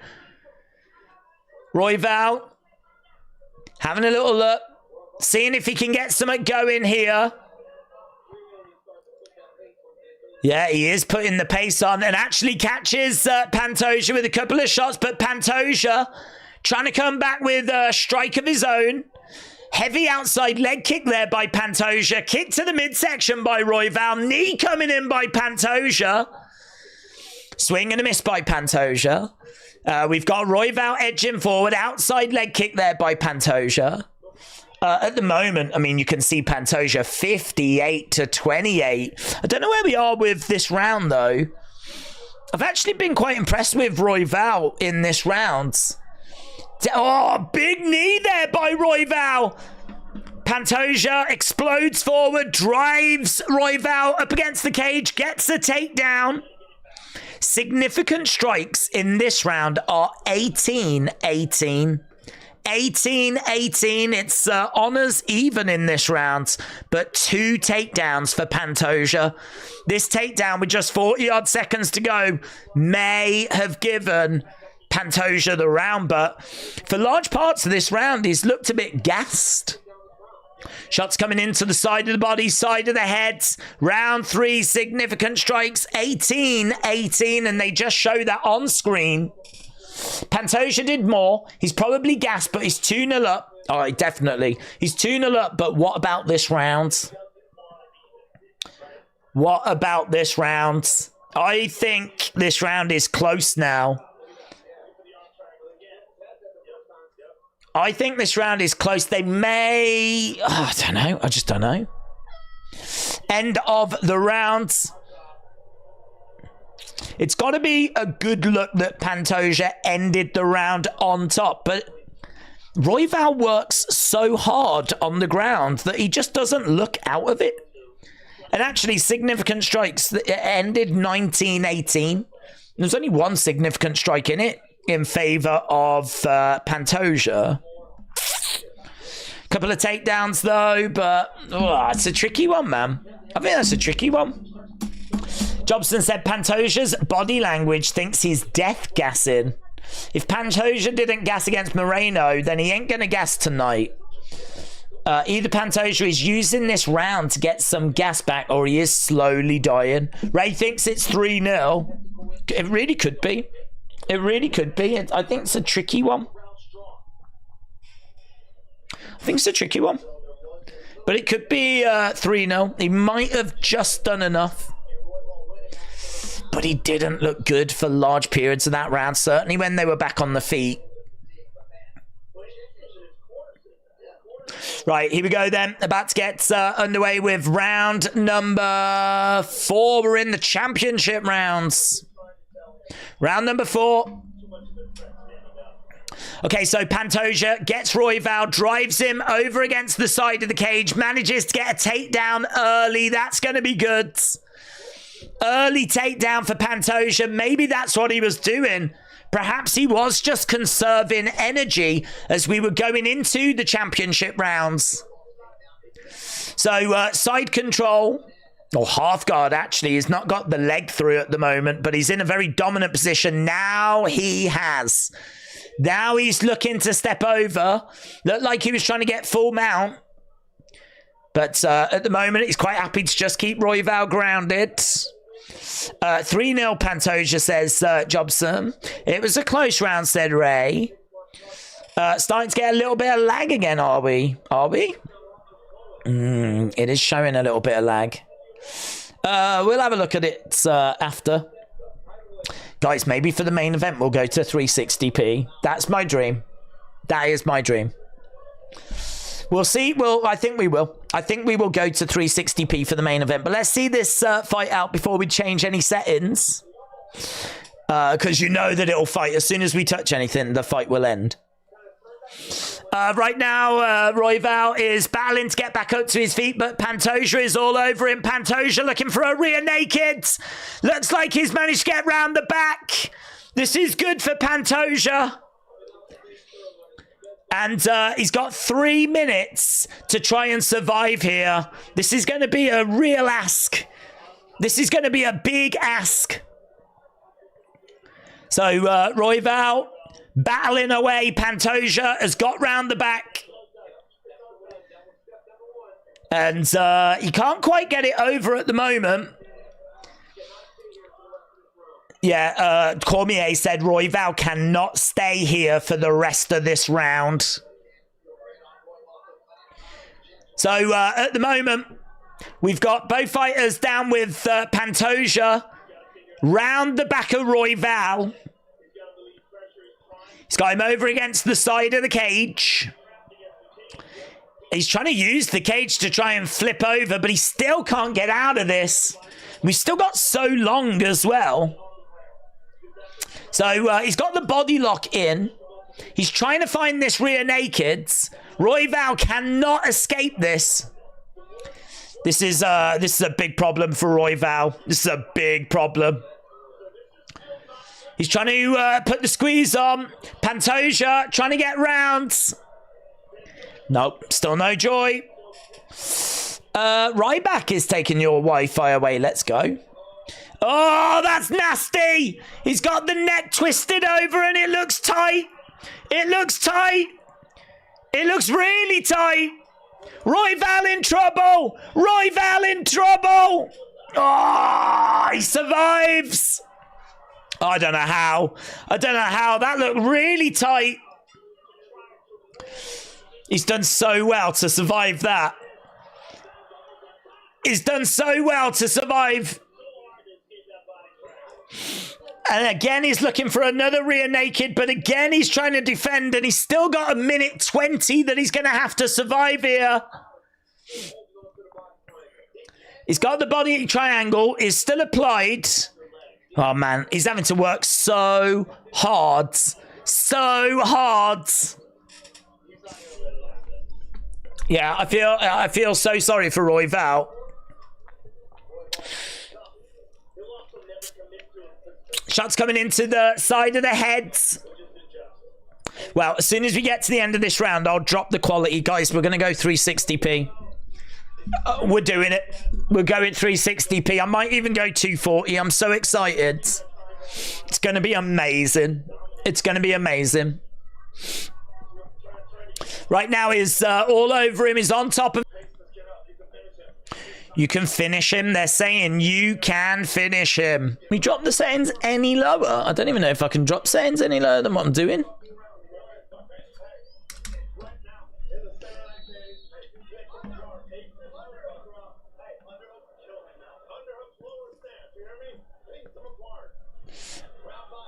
saying to him, like, he's trying to say to him, is that going to hold? I don't think I can drop any lower. I'm in right here. GOAT streaming the co-main event. Big shots coming in. Lovely work here by both guys. So a brilliant end to that last round by Royval. Jabs coming in. Big shots coming in by both guys. If Royval's going to win this, he's going to have to find a finish. Couple of jabs coming in. Big shot coming back there by Pantoja. Oh my God, that right hand by Royval was so good. Pantoja is in a slog, man. Look, Royval is getting the better on the feet. He's getting the better on the feet. Lovely leg kick coming in there by Royval. Oh, an uppercut by Royval. Could you imagine if Royval wins this? Pantoja looks rocked. Pantoja looks rocked, stumbling around there. He's just throwing it all out. Whatever he's got, he's just throwing it all out. Pantoja needs to get a takedown to get this off the feet, because right now Royval is winning that battle.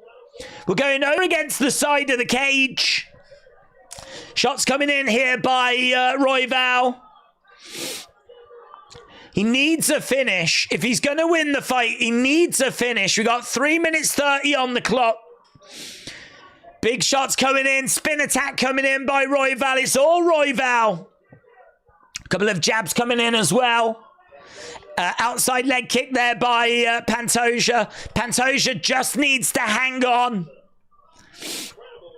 Yeah, amazing. Amazing action. Lots of, look at these blows coming in by Royval, man. And he's got him rocked as well. Pantoja in all kinds of trouble. Look at these two in the middle, unloading. Straight down the center there by Royval. Big blows. He drives him up against the cage. Good work there by Pantoja. He's just trying to take a bit of sting out of the fight.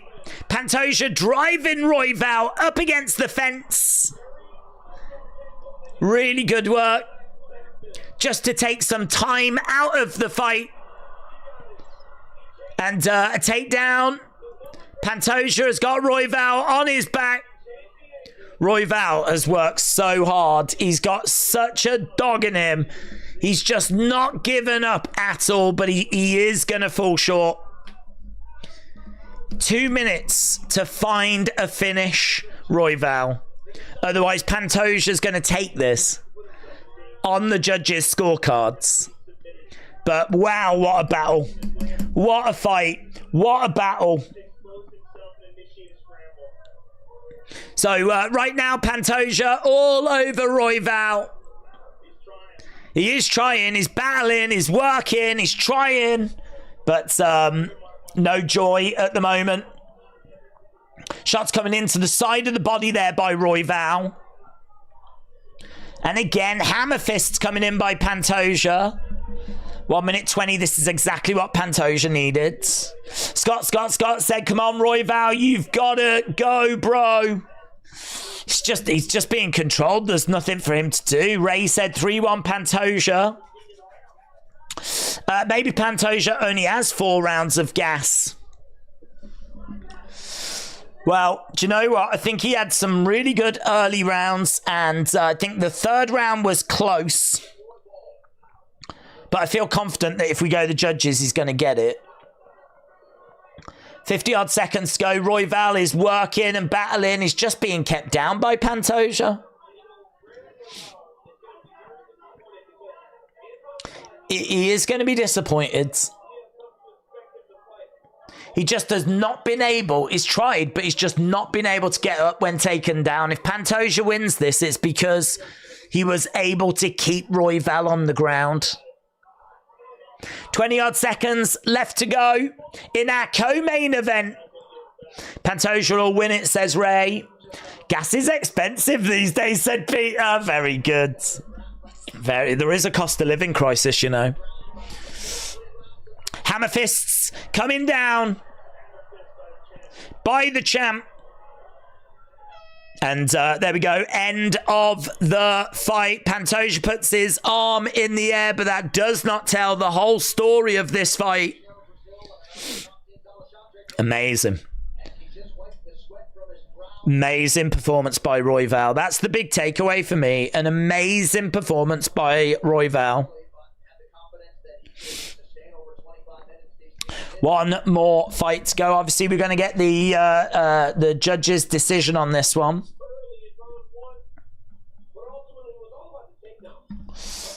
Yes, robbery. I haven't even got it yet. Robbery. Guys, if you are watching, if you're a big fan of lag, if you love to watch your fights with major disruption, where you don't quite know what's happening because the sound keeps dropping out, the pitch keeps dropping out, you might get like the loading screen a little bit. If that's how you enjoy consuming your UFC content, this is definitely the right channel for you. And proudly, we've been bringing that to you now for about 6 years or so, and we're going to continue to do that into 2024. I'm really looking forward to major disruptions throughout, like UFC 300, when UFC go to the Sphere, when UFC come back to the United Kingdom. So next year is going to be a big year. It's going to be a big year. Lots of disruptions during some major fights. But if you do enjoy that, make sure you leave a like. As we try to knock on the door of 1,000, we're on 855. 855 is where we are at the moment. Can we get to 1,000? Can it be done? One fight left to go. One fight left to go. It's going to be Leon Edwards defending against Colby Covington. We're going to get the decision in this co-main event right now. There we go. Judges' scorecards.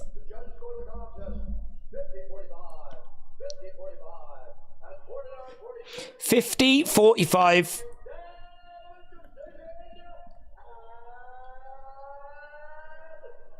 Still. So, yeah, I mean, it was pretty wide, actually. Pantoja gets it done.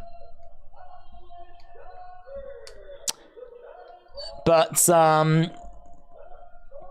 it's a win for him, but maybe not one that, I don't know.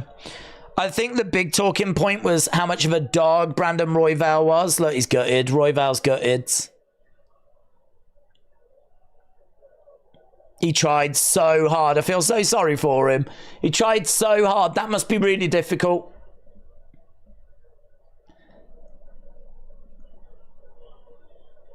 Kids are in there.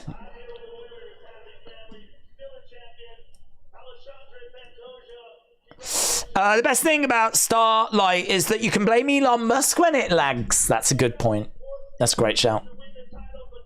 We can actually blame Elon.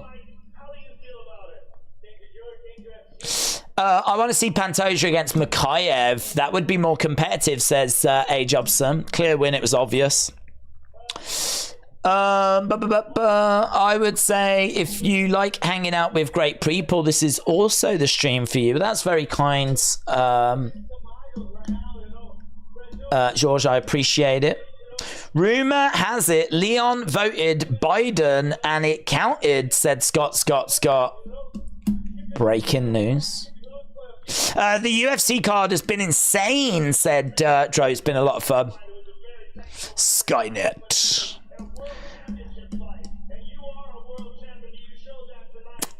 One more fight to go then. So, you lot have been voting away as to who you think's going to win. And let's go. We've had 2,500 votes.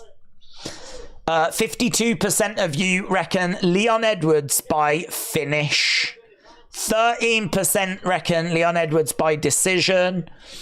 19% think it'll be Colby by finish, and 16% think it'll be Colby by decision. So looking at this, 35% of you think that it's going to be Colby, whereas 65% of you think it's going to be Leon Edwards. So that's where we are with the community.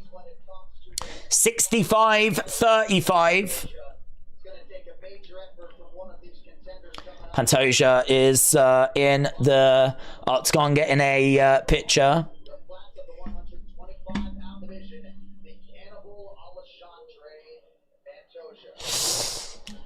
Your dedication to unoptimized 360p live streaming in 2023 is unmatched.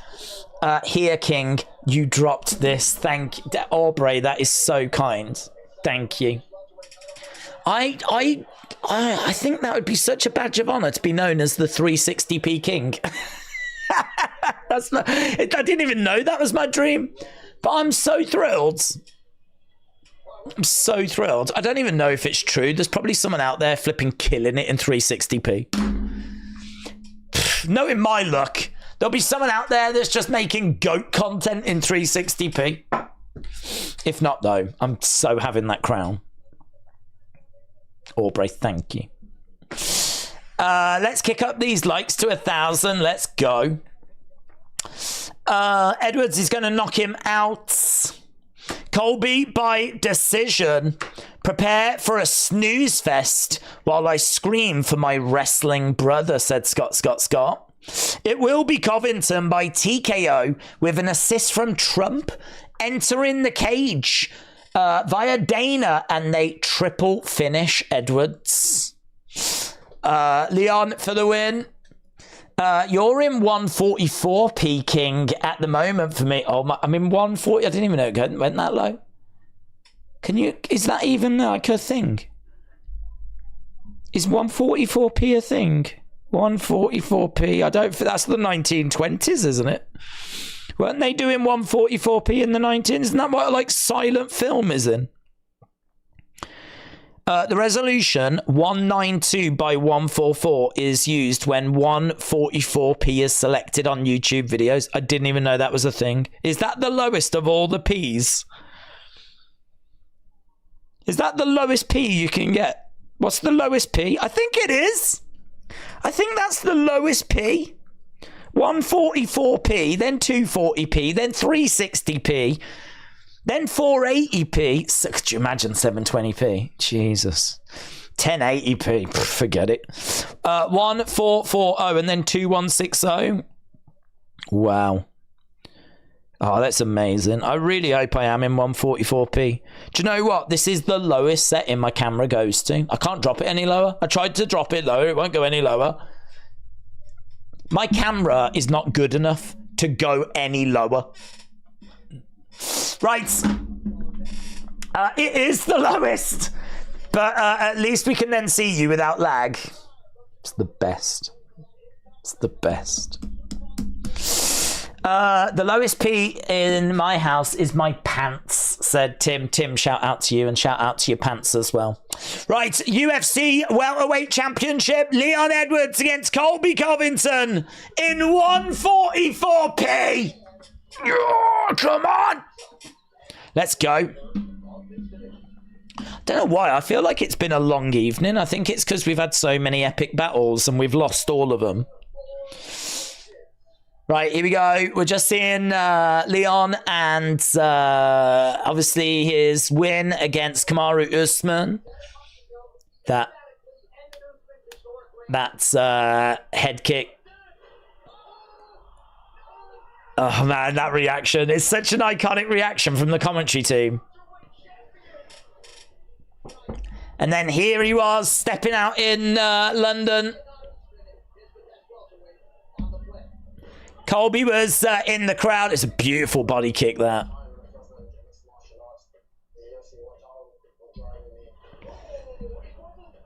Leon Edwards. Is he the real deal? If he beats Colby, will we even find out if he's the real deal? I don't know. Because I feel like a lot of people have said that he's beaten aging Usman. So if he beats an aging Colby, is there anything he can really take from that? I don't think there is there? I mean, if he loses, that's going to be a problem. But if he wins, I don't know, man. I don't know. Does this prove anything?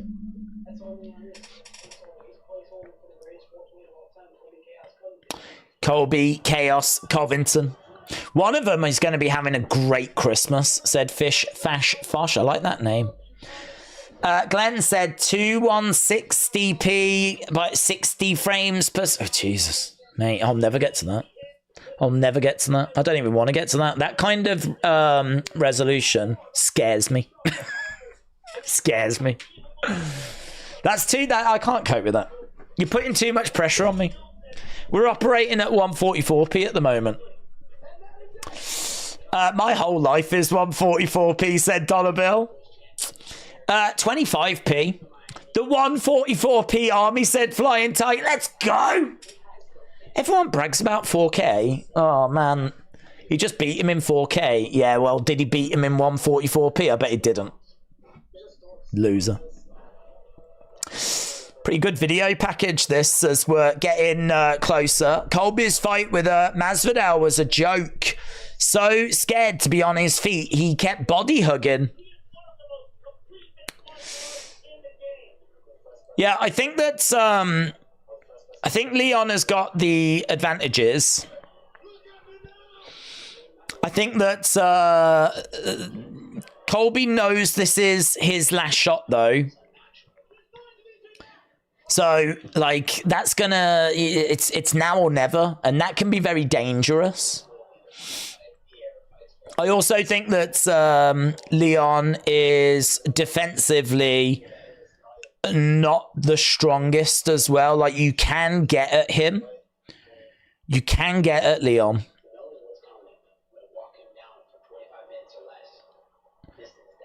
Colby said he's going to walk him down for 25 minutes or less. This is his destiny, and it's our destiny as well. The main event is about to get underway as Colby Chaos Covington is heading towards the octagon. Let's go. He's coming out to Kurt Angle's theme. If you haven't left a like, leave a like. We're on 899. 899. We're 101 away, and I can see that we got 1,526 people in the 144p army. Shout out to all of you as Colby Chaos Covington takes a deep breath and starts to make his way out into the arena. He will certainly be the fan favorite here.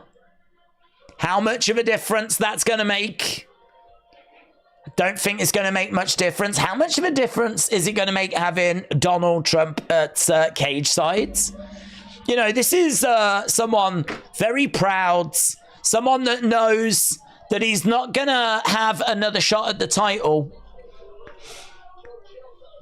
I think he's coming to fight. He's coming to give everything he's got.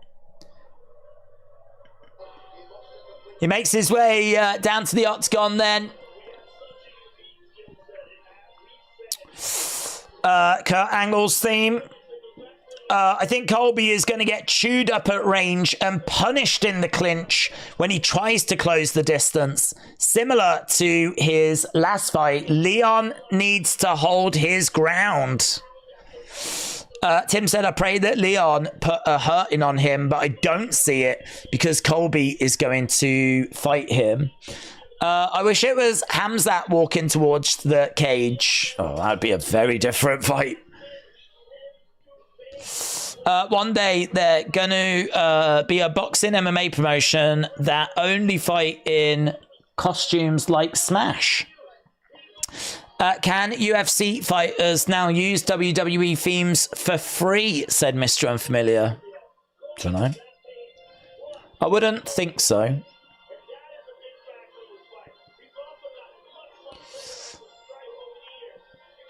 I don't think they paid for it anyway. I think it was UFC that would have paid for it. He goes over to have a word with Donald Trump. A few final words of encouragement from Donald Trump. Colby Covington is going to step inside the octagon. Man, this is wild, isn't it? This is wild. Chris says my blind ass is at 0p. Chris, shout out to you. It's a fantastic comment. It really tickled me. I really appreciate the support, Chris. Shout out to you. Well, I mean, just know we're not operating much above that 0p, to be honest, buds. So I don't think you're really missing out on a great deal. But it's a brilliant comment. Chris, shout out to you, man. I hope you've enjoyed the action tonight. I hope you've all enjoyed the action tonight. It's been an insane card. Really fun. There's been some crazy finishes. That women's fight as well. If you didn't see earlier, the Rosa fight, I mean, I think that's still fight of the night. Absolutely brilliant. But we're in for a real treat here. Colby Covington, we don't get to see him all that often, and he definitely divides opinion. He's inside the octagon. We've got Leon Edwards about to make his way down. Loud boos for Leon as the lights go off.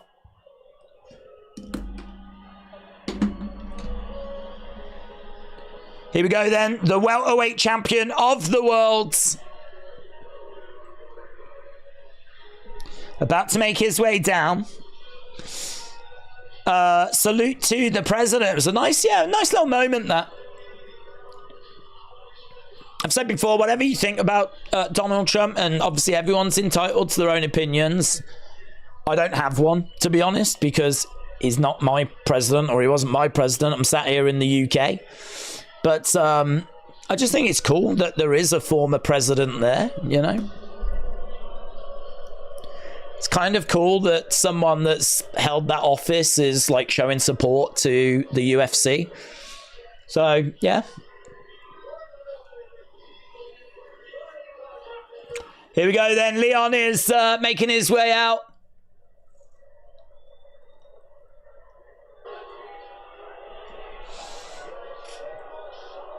Loud boos as Leon Edwards steps out. There's a big smile on his face, though. He takes a deep breath. Really good performance last time out. He looked great. He looks very cool, calm, collected. I do fancy him to get the win here.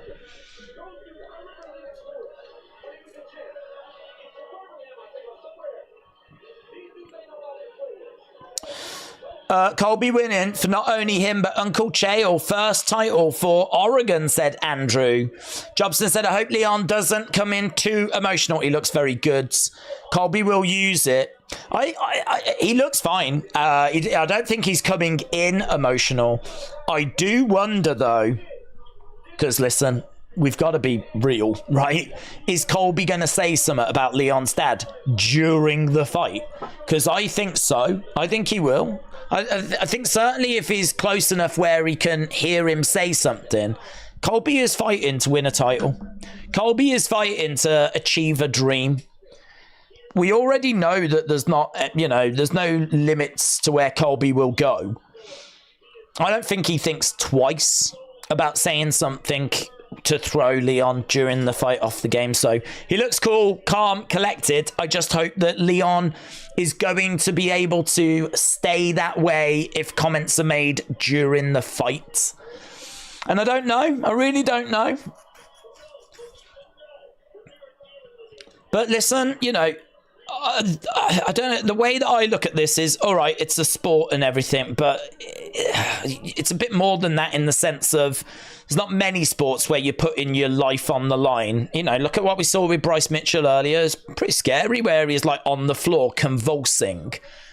This is two people that are going to fight. This is a war. I mean, granted, a ref will step in before it gets too bad, but there's serious repercussions here. And I just think that, Colby could very much use that to his advantage. You don't want to see Leon get thrown off his game. And to be honest, if he's going to be thrown off his game by such comments, that could be something that anyone could exploit at any time, not just Colby. future opponents could exploit it. Colby is in the octagon. Leon is in the octagon. Leon has got a 2-inch reach advantage, and he's a few inches taller as well. He always looks quite small to me, Leon Edwards, but he's actually 6'2". Let's go, Colby. Get the dub, said Hunter George. Open up the old folks' home, said Adam. Colby has got this, said Dro. Well, guys, get your thoughts in. Who are you cheering for? Who do you want to see win this? Hunter says both respectable fighters. Either way, it's going to be a firefight. Herb Dean is the referee for this one.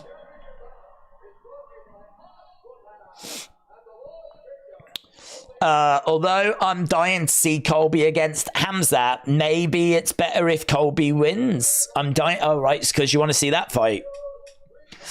I've said, I mean, like, I'm sat here in England. I would love for Leon to do it. Because obviously, you know, it's great for us that we still got a champion. And I really like Leon as well. But I do think if Colby was to win, it'd be good for the sport. He's going to bring more eyes if he's champion, you know. He's a bigger personality. So I don't mind if Colby was to get it. But yeah, undeniably, I'm no secret. I'm rooting for Leon here, sat in the UK. But no, I mean, nothing but love if Colby's about to do this. Because I think it'll be good for the sport in the sense of he's a real character. And this sport thrives on having characters in and around the title picture. Right. Colby is going to take Leon into the deep ocean and drown him, said Elite GB. I think it'll be an early finish for Leon, said Dr. Ria Sharma. It's 5:41 in the UK. It is, man. It's been a long evening, actually. We're already 2 hours 40 into this main card. So, yeah, it has been a bit of a long one. Scott is chanting for the USA. An outspoken right-winger is good for UFC. Yes. Because you either agree with him and you want to back him, or you hate him and you want to see him get beat up. That's what pro wrestling is built on. Pro wrestling is built on, like, you know, people trying to get heat and trying to get people to hate them. And then, like, the babyface comes along and beats them. So, yes, definitely. The alternative is that you just have bland people that don't really move the needle. You know, Connor was massively outspoken. Massively outspoken. Like, constantly saying stuff at press conferences. You either loved him or you hated him. Either way, you had an opinion about him. And the same with Colby as well. You either love him or you hate him. And if you hate him, that's fine. Because hopefully you're going to tune in to see him get his ass handed to him, you know. But yeah, definitely what's worse than that would be two bland fighters that just don't move the needle at all. Here we go. We got Leon stepping into the middle with Colby then. He normally puts the gun up. No touching the gloves. No gunshot either. Right, here we go. Time for our main event of the evening. The time for talking is done. We can get rid of the poll as well. How many rounds is this going to go? There's a good chance it could go the distance, in all fairness, as both fighters step into the center. Colby throws out a kick as Leon. Kick coming in again there by Colby. So I think it's a really interesting fight. I mean, Leon is coming in as the favorite. Kicks coming in there by Colby. Colby in white, Leon in black. Colby on the outside. Leon standing his ground in the center. Switching of stances there by Leon. Switching of stance there by Colby as well. So not much activity in the early stages of this one. Colby is staying on the outside. Leon is not showing any signs of emotion at the moment. He's keeping it. It's a lovely front kick, but it was well short. But it came really quick. Head kick there by Colby, and Leon had been defending it. Colby's got to be aware of the head kick coming in by Leon. He does look very measured. Leon does look very measured. Leg kick coming in there by Colby. Kick coming in straight down the middle by Leon. Outside leg kick there by Leon as well. Very tentative start here. Very tentative start. Leon again. Big Colby chant. Leon in the center as we're just seeing these guys circling round. They're just staying out of each other's range. At some point, we're going to see them start to engage. Someone's going to pull the trigger. But at the moment, they're sort of just cancelling each other out. Leon, again, throwing out a kick, but it falls short. At the moment, 2 significant strikes to 1. It's an interesting one as well because like there's patience here. Like both guys are hoping that the other's going to come in. They're going to find counter opportunities, but you know they're showing good patience at the moment. Oh, okay, Colby starting to let his hands go a little bit. We know that Colby's got good volume. Doesn't have much in the way of power. Not really known for his finishing ability. Hook shot there by Edwards. Smile on the face of Colby. Colby on the outside, circling rounds. Just over 2 minutes left in round number 1. Again, Colby on the outsides. I'd say that a couple of shots coming in there by Colby. Leon standing his ground in the middle. Leg kick coming in by Leon. Colby, again, having a look. He was the first one to kind of get this fight go into a different gear. Uppercut misses there by Colby. Leon tracking round with him. Jab coming in there by Leon. Colby again looking for a leg. Trying to get a single leg. It's a little bit sloppy. He didn't even set that up. He literally just went to grab the leg. There was no setup of that at all. There was nothing technical about it either. He just went for the leg. And Edwards was quite easily able to defend that. A kick coming in there by Edwards. It's 6-4. It's very low volume. Shot coming in there by Colby. The counter coming back by Edwards. Colby on the outside as Edwards throws out a couple of jabs. Kick coming in there by Colby. Edwards switching his stance. He's tracking Colby as Colby is circling round. Edwards is right there with him. There's not loads of room for Colby to operate in at the moment. Leon again tracking around, having a little look. Leg kick coming in. It's very close. Very close. I feel like the more significant shots have been with Leon. Kick coming into the midsection. Kick coming back there by Colby. Leon again. Oh, that was a nice shot coming in there by Colby. Good left hands. Colby again over against the side of the cage. I feel like if anyone lands anything juicy in this final part of the round, they may take the round. There's just nothing in it. I mean, look at the numbers. Swing and a miss there by Colby. That's the end. Those numbers went up a little bit by Leon, and to be honest, I don't know why. 12-5. It was like 7-5. I didn't see 5 unanswered shots by Leon at the end of that round.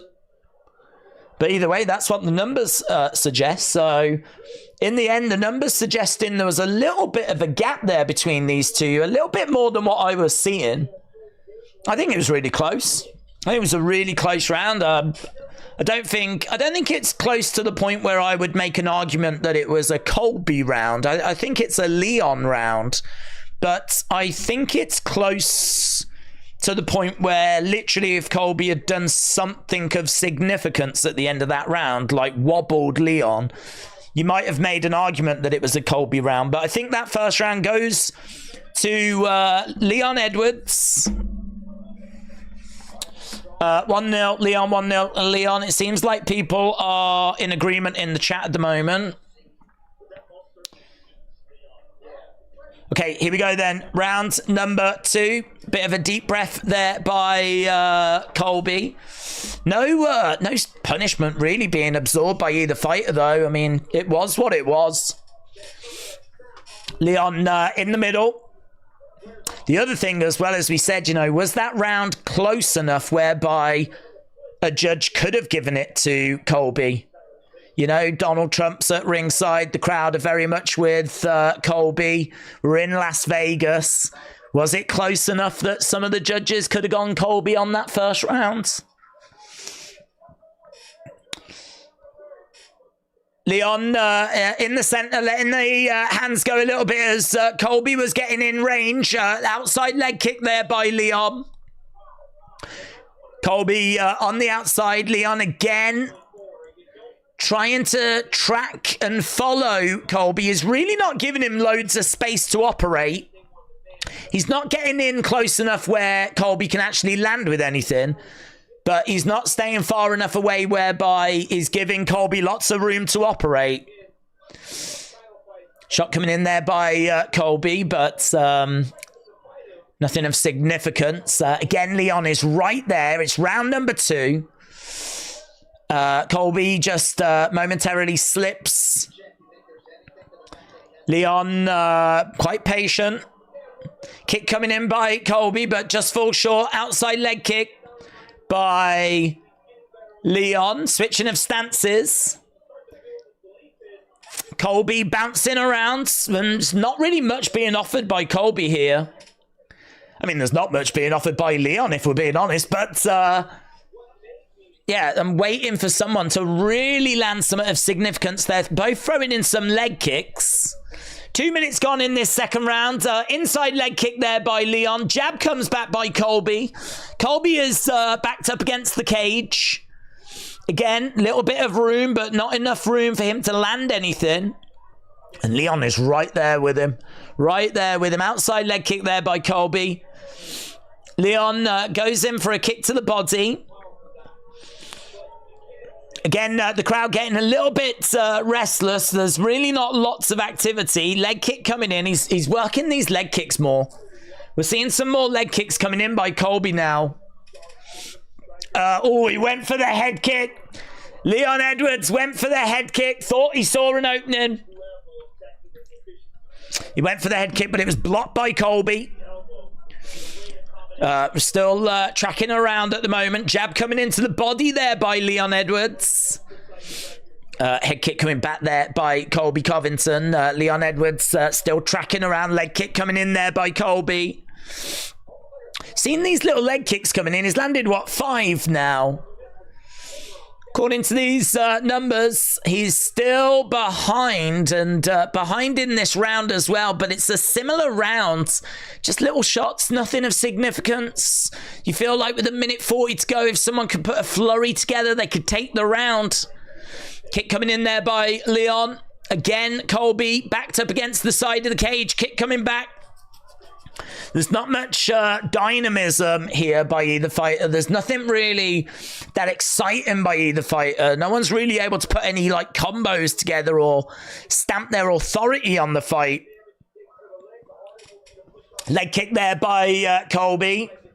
Putting Edwards in a clinch isn't the safest spot. One of the best exit strikers in the UFC, says A. Jobson. Shot coming in there by Leon. We've got Colby just circling around on the outside. Let's go, Leon, said Jay Duval. Headshot dead, said Melly. Well, it'd be nice if we could get something like that again. At the moment, it's a bit plodding. The action is not the most exciting in the world. But no complaints because it's quite cagey as well. You sort of feel like something could happen at some point. Hook shot coming in there by Leon. Colby on the outside as Leon tracks him round. Kick coming into the body there by Edwards. Colby again circling round and jab coming in by Edwards but falls well short. Switching of stances. 28-13. That gap has got wider. It suggests that this is also a Leon Edwards round. I would struggle... In the benefit of fairness, I would struggle to make an argument for giving this round to Colby. I think it's 2-0 to Leon Edwards, but I don't think it's 2-0 by much. He's sort of just doing enough. It's not spectacular. It's not even good. It's just, he's just doing enough to take the rounds. Leon 2-0 said J14. Callum said 2-0 Leon. 2-0 Leon. Colby is giving him the sweats. 2-0 Edwards says Naga. Ray said 2-0. Jobson said Colby is a walk-in punch bag. Yeah, I agree. It's weird. You're waiting for someone. I mean, I suppose Leon doesn't have to do anything. Leon doesn't have to be reckless. Doesn't have to, like, you know, do anything. So this is fine for Leon. It's Colby that's got to up the tempo. Colby's the one that's got to do something here and make something happen. I suppose the problem is, if he's going to do that, is he going to start getting a bit reckless? Kick coming into the body there by Colby. Leon is standing his ground in the center. 2018 Leon, it's a baffling performance. It's a weird fight, said Scott. Covington is reserved. I think it's Leon's speed that's throwing Colby off right now, says Brett Okamoto. So Edwards standing his ground in the center. Colby again on the outside. Everyone's saying that it's a weird fight. It's a strange fight. No, this isn't what they expected. Covington, outside leg kick there by Edwards. I think there's a lot of respect, you know. I think Covington has got respect for Edwards, and he's just not been able to find a way in. He's just not been able to find a way through. M7 Skills, shout out to you, my friend. Really appreciate the support. I hope you're enjoying it. Even if it's not fireworks, it's interesting. It's one of those fights where it's so tentative, you just feel like something's going to happen at some moment. Like, you just feel like someone's going to throw something that's going to change this fight. We're in round 3. And there was a leg kick there by Leon. Colby tries to let his hands go. This could be a moment. Colby drives Edwards up against the side of the cage. And at the moment, Edwards battling to stay on his feet. Colby grabbing up by Leon. But Colby does a great job. Really great job by Colby. He gets Leon Edwards down. Colby Covington is on top of Leon Edwards. So that gives Colby fans something to cheer. But Edwards gets right back up. Head kick comes in by Leon. Wow, brilliant work there by Leon. He goes in for a takedown. It's denied by Colby. This is the best action that we've seen so far. M7 Skills, shout out to you, my friends. You should put a message, M7 Skills. Right now, Colby is down on the ground. Leon is allowing him to get back up. There's a bit of blood on the face here of Colby. Both guys have managed to get a takedown. Both guys with a takedown. The significant striking gap is 20. Leg kick just misses. Edwards was not making it easy. Colby continuing to move forwards. Jab coming in there by Leon. Outside leg kick there by Colby. I want to have a look at the round by round breakdown. We got 1 minute 30 left of round number 3. Colby right in the center. Leg kick coming in. I don't know, tricky one this. Has he done enough to win this round, Colby? Kick coming in there by Edwards. Colby staying on the outsides. Jab just misses, jab just short. I want to have a look at the unofficial numbers on the UFC website. Leon Edwards staying out of range. Leon is 14-6 up on significant strikes in this round. Both have managed to get a takedown. So those takedowns should kind of cancel each other out. Couple of jabs coming in there by Leon Edwards. Colby is we haven't seen much of this actually. Colby is in the middle of the octagon now. And he's being given a lot more room to work. Jab coming in there by Leon. Kick coming back there by Colby. Heavy kick coming back by Leon. It's a bit of blood coming down the nose of Colby Covington. He tries to get in a knee. Colby standing his ground in the middle, bouncing around. Leon looking very relaxed at the moment. Very focused. And that's going to be the end of the round. Listen, I'm looking at these numbers. I think it's 3 rounds to Leon. The unofficial numbers on the UFC website say that that was 16 significant strikes to 7 in favor of Leon Edwards. 16 significant strikes to 7. It's not the biggest gap in the world, but it's a gap. I mean, what would you give Colby in that round? The takedown. Well, Leon Edwards also got a takedown. So the takedowns kind of cancel each other out. He couldn't keep Leon down on the ground. Leon was able to get back up to his feet relatively quickly. Vice versa the other way around as well. Just struggling a little bit to see where Colby gets the rounds here.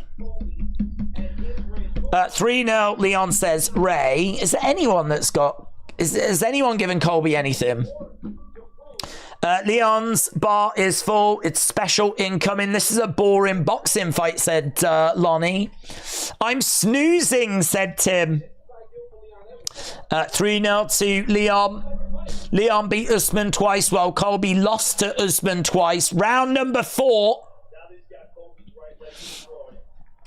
Okay, so oh my God, look at the marks on Colby's leg. Look at the mark on Colby's leg. Look, Colby has really took some damage from those leg kicks. That right leg is all bruised up, man. His legs in a bad way. Another leg kick coming in. Leon looking really good tonight. Colby looking a little bit slow. Aljamain Sterling said that leg is getting chewed up. Colby trying to drive Leon back against the side of the cage. Leon is over against the cage. We could be at the point where Colby could win the next 2 rounds and it still might not be enough. There's oh, lovely guillotine. There was a squeeze that was being applied. Covington was able to get out of it. Leg kick was checked there by Colby Covington. Leon, as we said, we might be at the point where Colby needs a finish. We might be at the point where Colby needs the finish. M7 Skills, shout out to you, buds. Appreciate the support as Leon throws in a kick. And again, we've got Leon just stalking after Colby Covington. He's just keeping that pressure applied. Outside leg kick there by Leon.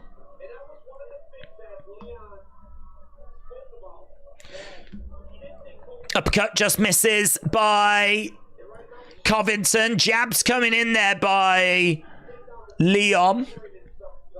Covington on the outside, switching of stances there by Leon. It's been slow.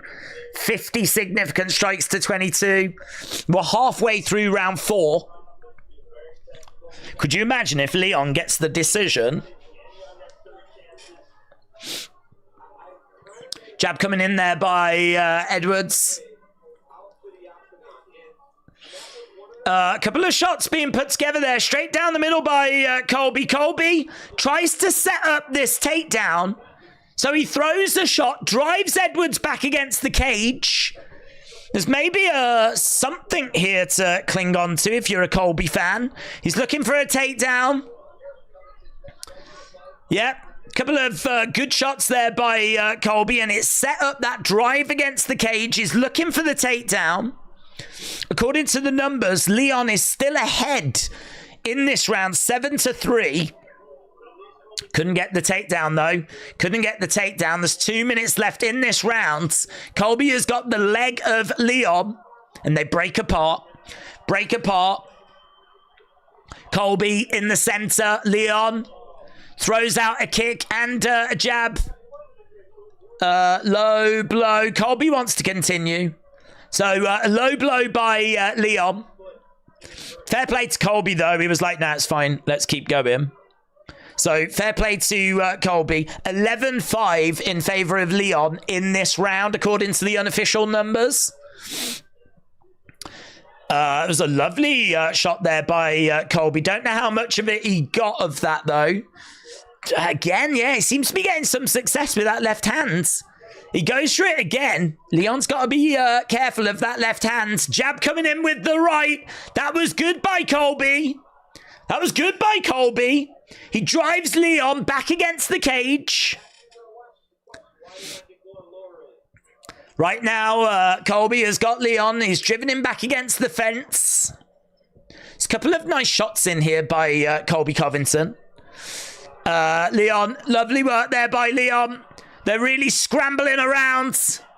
Good work by Colby. He's in a brilliant position.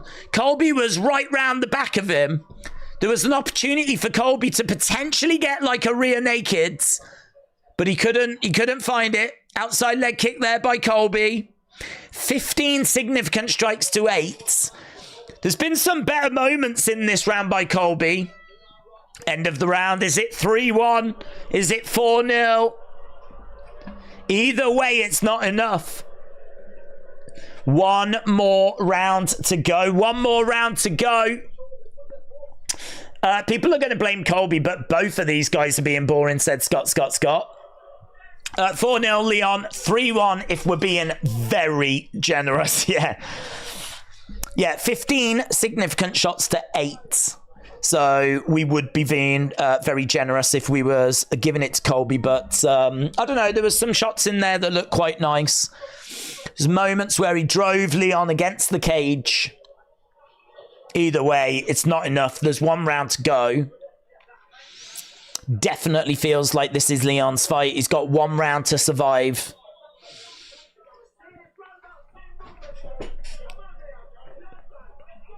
Come on, Leon, it's your time. Right, final round. Big thank you to everyone that left a like. We did manage to get to that 1,000, even with all the lag disruption that we've had tonight, which has battered us, but it got us to the promised land that is 144p. And here we go. So Leon was looking for the head kick there, but it was well scouted by Colby. Leon really doesn't need to do anything. I mean, it's probably best to not allow Colby to have a good round, of course. But certainly he doesn't need to be taking any risks. Colby trying to come in with a kick. I suppose in a way, is it not a bit reminiscent of the fact that, like, Leon was down going into that 5th round, and it felt like Leon was out of that first fight with Usman, and then he found that head kick and pulled out a victory from the jaws of defeat. It's got a little bit about that here for Colby. Colby grabbing a leg, looking for a takedown. Leon Edwards manages to get back against the cage. So Colby right now has got Leon. This is interesting. This is interesting. So we've still got plenty of time to go in this round. There's 3 minutes 40 on the clock. Leon Edwards and Colby Covington over by the side of the cage. Colby is round the back of Leon. Leon, though, reversing that position. He's trying to drag Colby down. He's trying to trip him over. He kind of manages to get him down. He steps over as well. This is pretty good here by Leon. He's looking for a rear naked choke of his own. He's looking for a rear naked. Leon Edwards looking for a rear naked choke. Good defense, though, by Colby. Good defense. He's got that one arm trapped underneath his arm. So it means that he can't get it like totally round. He's got the one arm round, but you need both really, and the body lock isn't applied either. Oh, the body lock might be coming in. What have we got here is he's wrapped the legs around the head.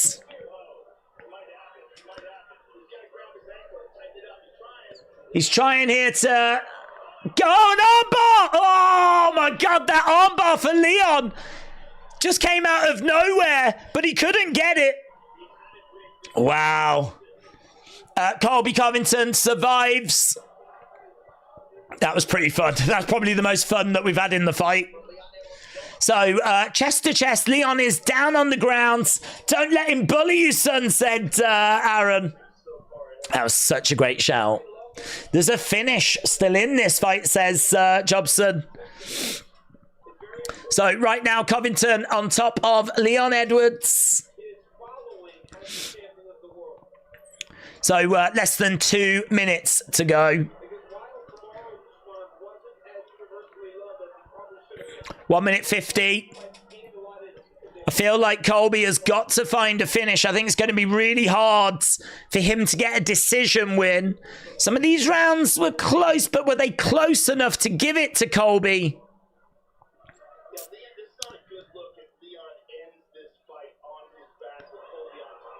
It's not a good look if it ends the fight with Colby on top of him, says Joe Rogan. We've got 1 minute 20 to go. Shots coming into the side of the body there by Leon. Yeah, Cormier said if Colby had got to the takedowns earlier and been able to get these takedowns earlier, could he have secured this win? Joe Rogan said this is a bad look for Leon being on your back with Colby on top of you. With a minute loses the round. I don't know. Tricky. I mean, he's the one that tried a few submissions. We haven't, apart from the control time, we haven't seen much here from Colby. Give him the round. I mean, to be honest, I don't think it matters. I feel quite comfortable that Leon was 3-0 up going into round 4. Crowd are booing away. There's 30-odd seconds to go. Colby still all over Leon. There's 20-odd seconds. Leon turning over. A couple of hammer fists coming in by Colby.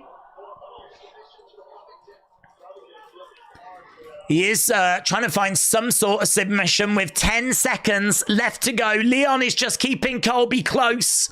6 seconds left. It's not going to be enough time. And there we go. Colby Covington puts his arms in the air. He thinks he's done enough. Crowd are booing away. Scott said it was a bizarre performance and game plan from both men. Nas said it's a boring fight and still. I'll tell you what, let's ask a question and see what people thought, shall we? So, who won? Who do you think won that fight? Do you think it was Leon or do you think it was Colby? It's going to go to the judges. It's going to go to the judges. Just seeing some of these kicks, man. Brutal. 5-0 Colby, said Aaron. Let's go. 5-0 Colby Covington. None of these guys deserve to be champion. None of these guys deserve to be champion. Who won? Definitely not the fans, says Ben. So, right now we've got... Just seeing some replays.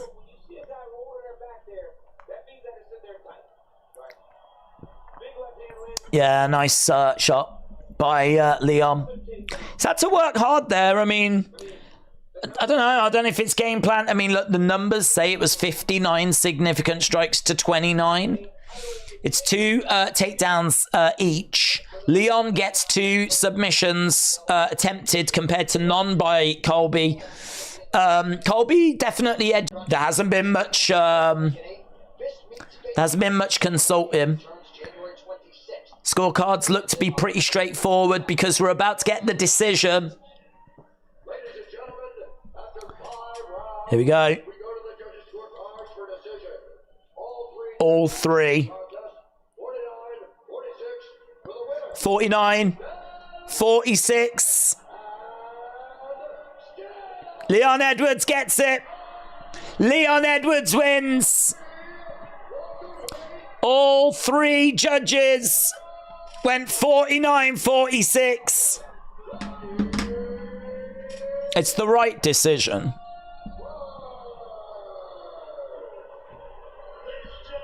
So that means that they gave Colby a round. I don't know if it was the last round or if it was round 4.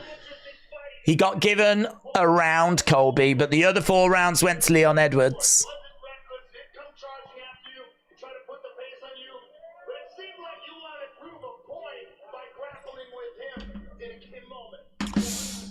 Drake won 250,000 tonight. What did Drake bet on that? Did he?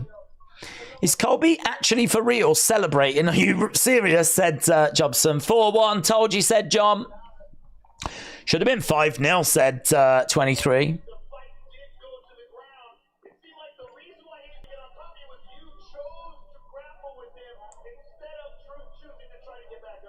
Well, that's it for Colby, innit? I mean, that's it. He's not going to get another shot at that championship.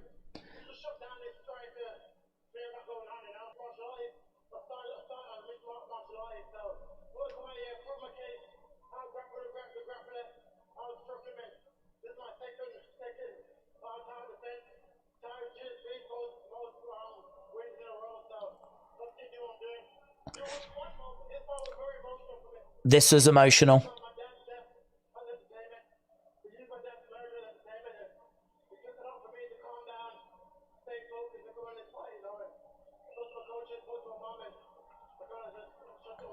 He said he used my dad's death as part of the entertainment and it took a lot for me to calm down. That was the point of it. That's why he did it.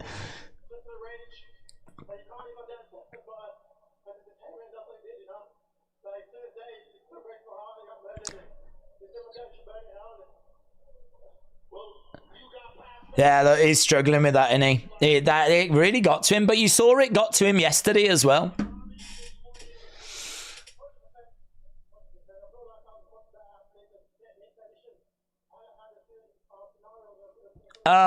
And now Leon thinks his life is a movie. Colby blew his load in front of Trump, said KW. That's probably been his dream for a long time, in all fairness. Leon is the worst champion.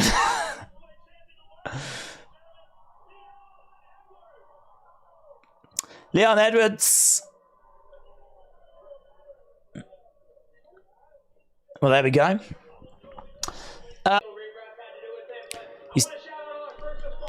He blames the long layoff, Colby does.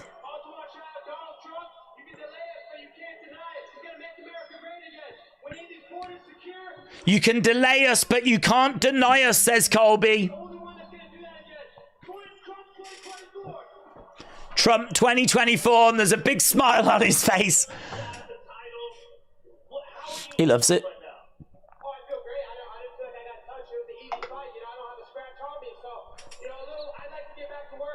I haven't got a scratch on me. How can he say I've not got a scratch on me when his nose has got blood coming down?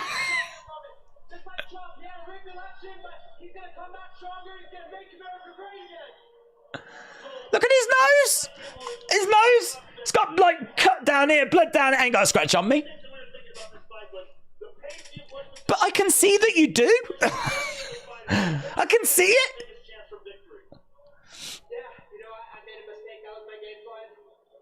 I saw his leg as well.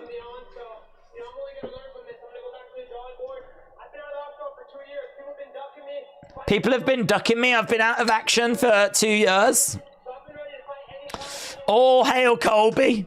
Shout out to Hunter, shout out to Dana, thanks to UFC. I love being a UFC fighter. I will come back stronger. I'm 35 years young. I didn't take any damage. This fight is the easiest fight of my life. It's the easiest fight of my life. I didn't take any damage. Mark my words. God bless everybody for coming out. Thank you all for your support. Thank you all for that. He beat Usman twice. He scored Covington. He's built different, said Macca Rice. Thank you very much. Colby Covington. That's amazing. I love that. All right, so Colby Covington quick to acknowledge that layoff, right? Yeah, got some Yeah, he blamed the layoff. He said it's the inactivity that's done him. cycles against absolute Wilds. Colby being a sore loser. Yeah, ring rust definitely does exist. Longest active unbeaten streaks in the UFC. John Jones, 19 fights unbeaten. Leon Edwards is on 13, the same as Islam Makhachev. And Kelleher on 11 and Bilal Muhammad on 10. Well, there we go. So, fight night coming up on January 13th, and Kelleher against Walker 2. UFC 297 on January 20th. Strickland Duplessis against Pennington Bueno Silva. February 3rd sees Delidze take on Imavov. And February 10th sees Hermanson take on Pfeiffer. So that UFC 297 obviously standing out at title fights. Pennington against Bueno Silva doesn't really seem like it's ever. I'm glad the belt stays in the UK. I love how the crowd turned on Colby. They were booing him at the end, weren't they? 1987 big fan. Shout out to you. Jobson said it was a waste of time for us and Edwards ever giving Covington the title shot. Then again, that's all Covington is good at, wasting people's time and money. No action, said Emily. Trevor said this guy is delusional. Prelims were better than the prelims were really good tonight. Yeah, really good. Well, on that, we are done. And I think the lagger's returned as well. So we might as well just run away. A real big thank you to everyone that joined us tonight. Wild, crazy disruption with lag. I'm going to have a look, see what we can do to fix that. It was especially bad tonight, actually, but we got through. At least we managed to get through that main event without any, and 144p. That's where it's at. So, yeah, massively appreciate the support. I hope people had fun and enjoyed their evenings. Main event didn't live up to the hype. I think there was some good fights, though. That women's fight, I still think is fight of the night. The Rosa fight, it was absolutely brilliant, and there was some great finishes tonight as well. I think Bryce Mitchell is still out cold. I'm not sure. But, yeah, not bad. I mean, talking points, that's what you look for. And I think this show definitely delivered some. So that's it for 2023 and the UFC. So have a great Christmas or holiday or whatever it is that you are celebrating. And the last thing to do is have a look and see how Tapology did.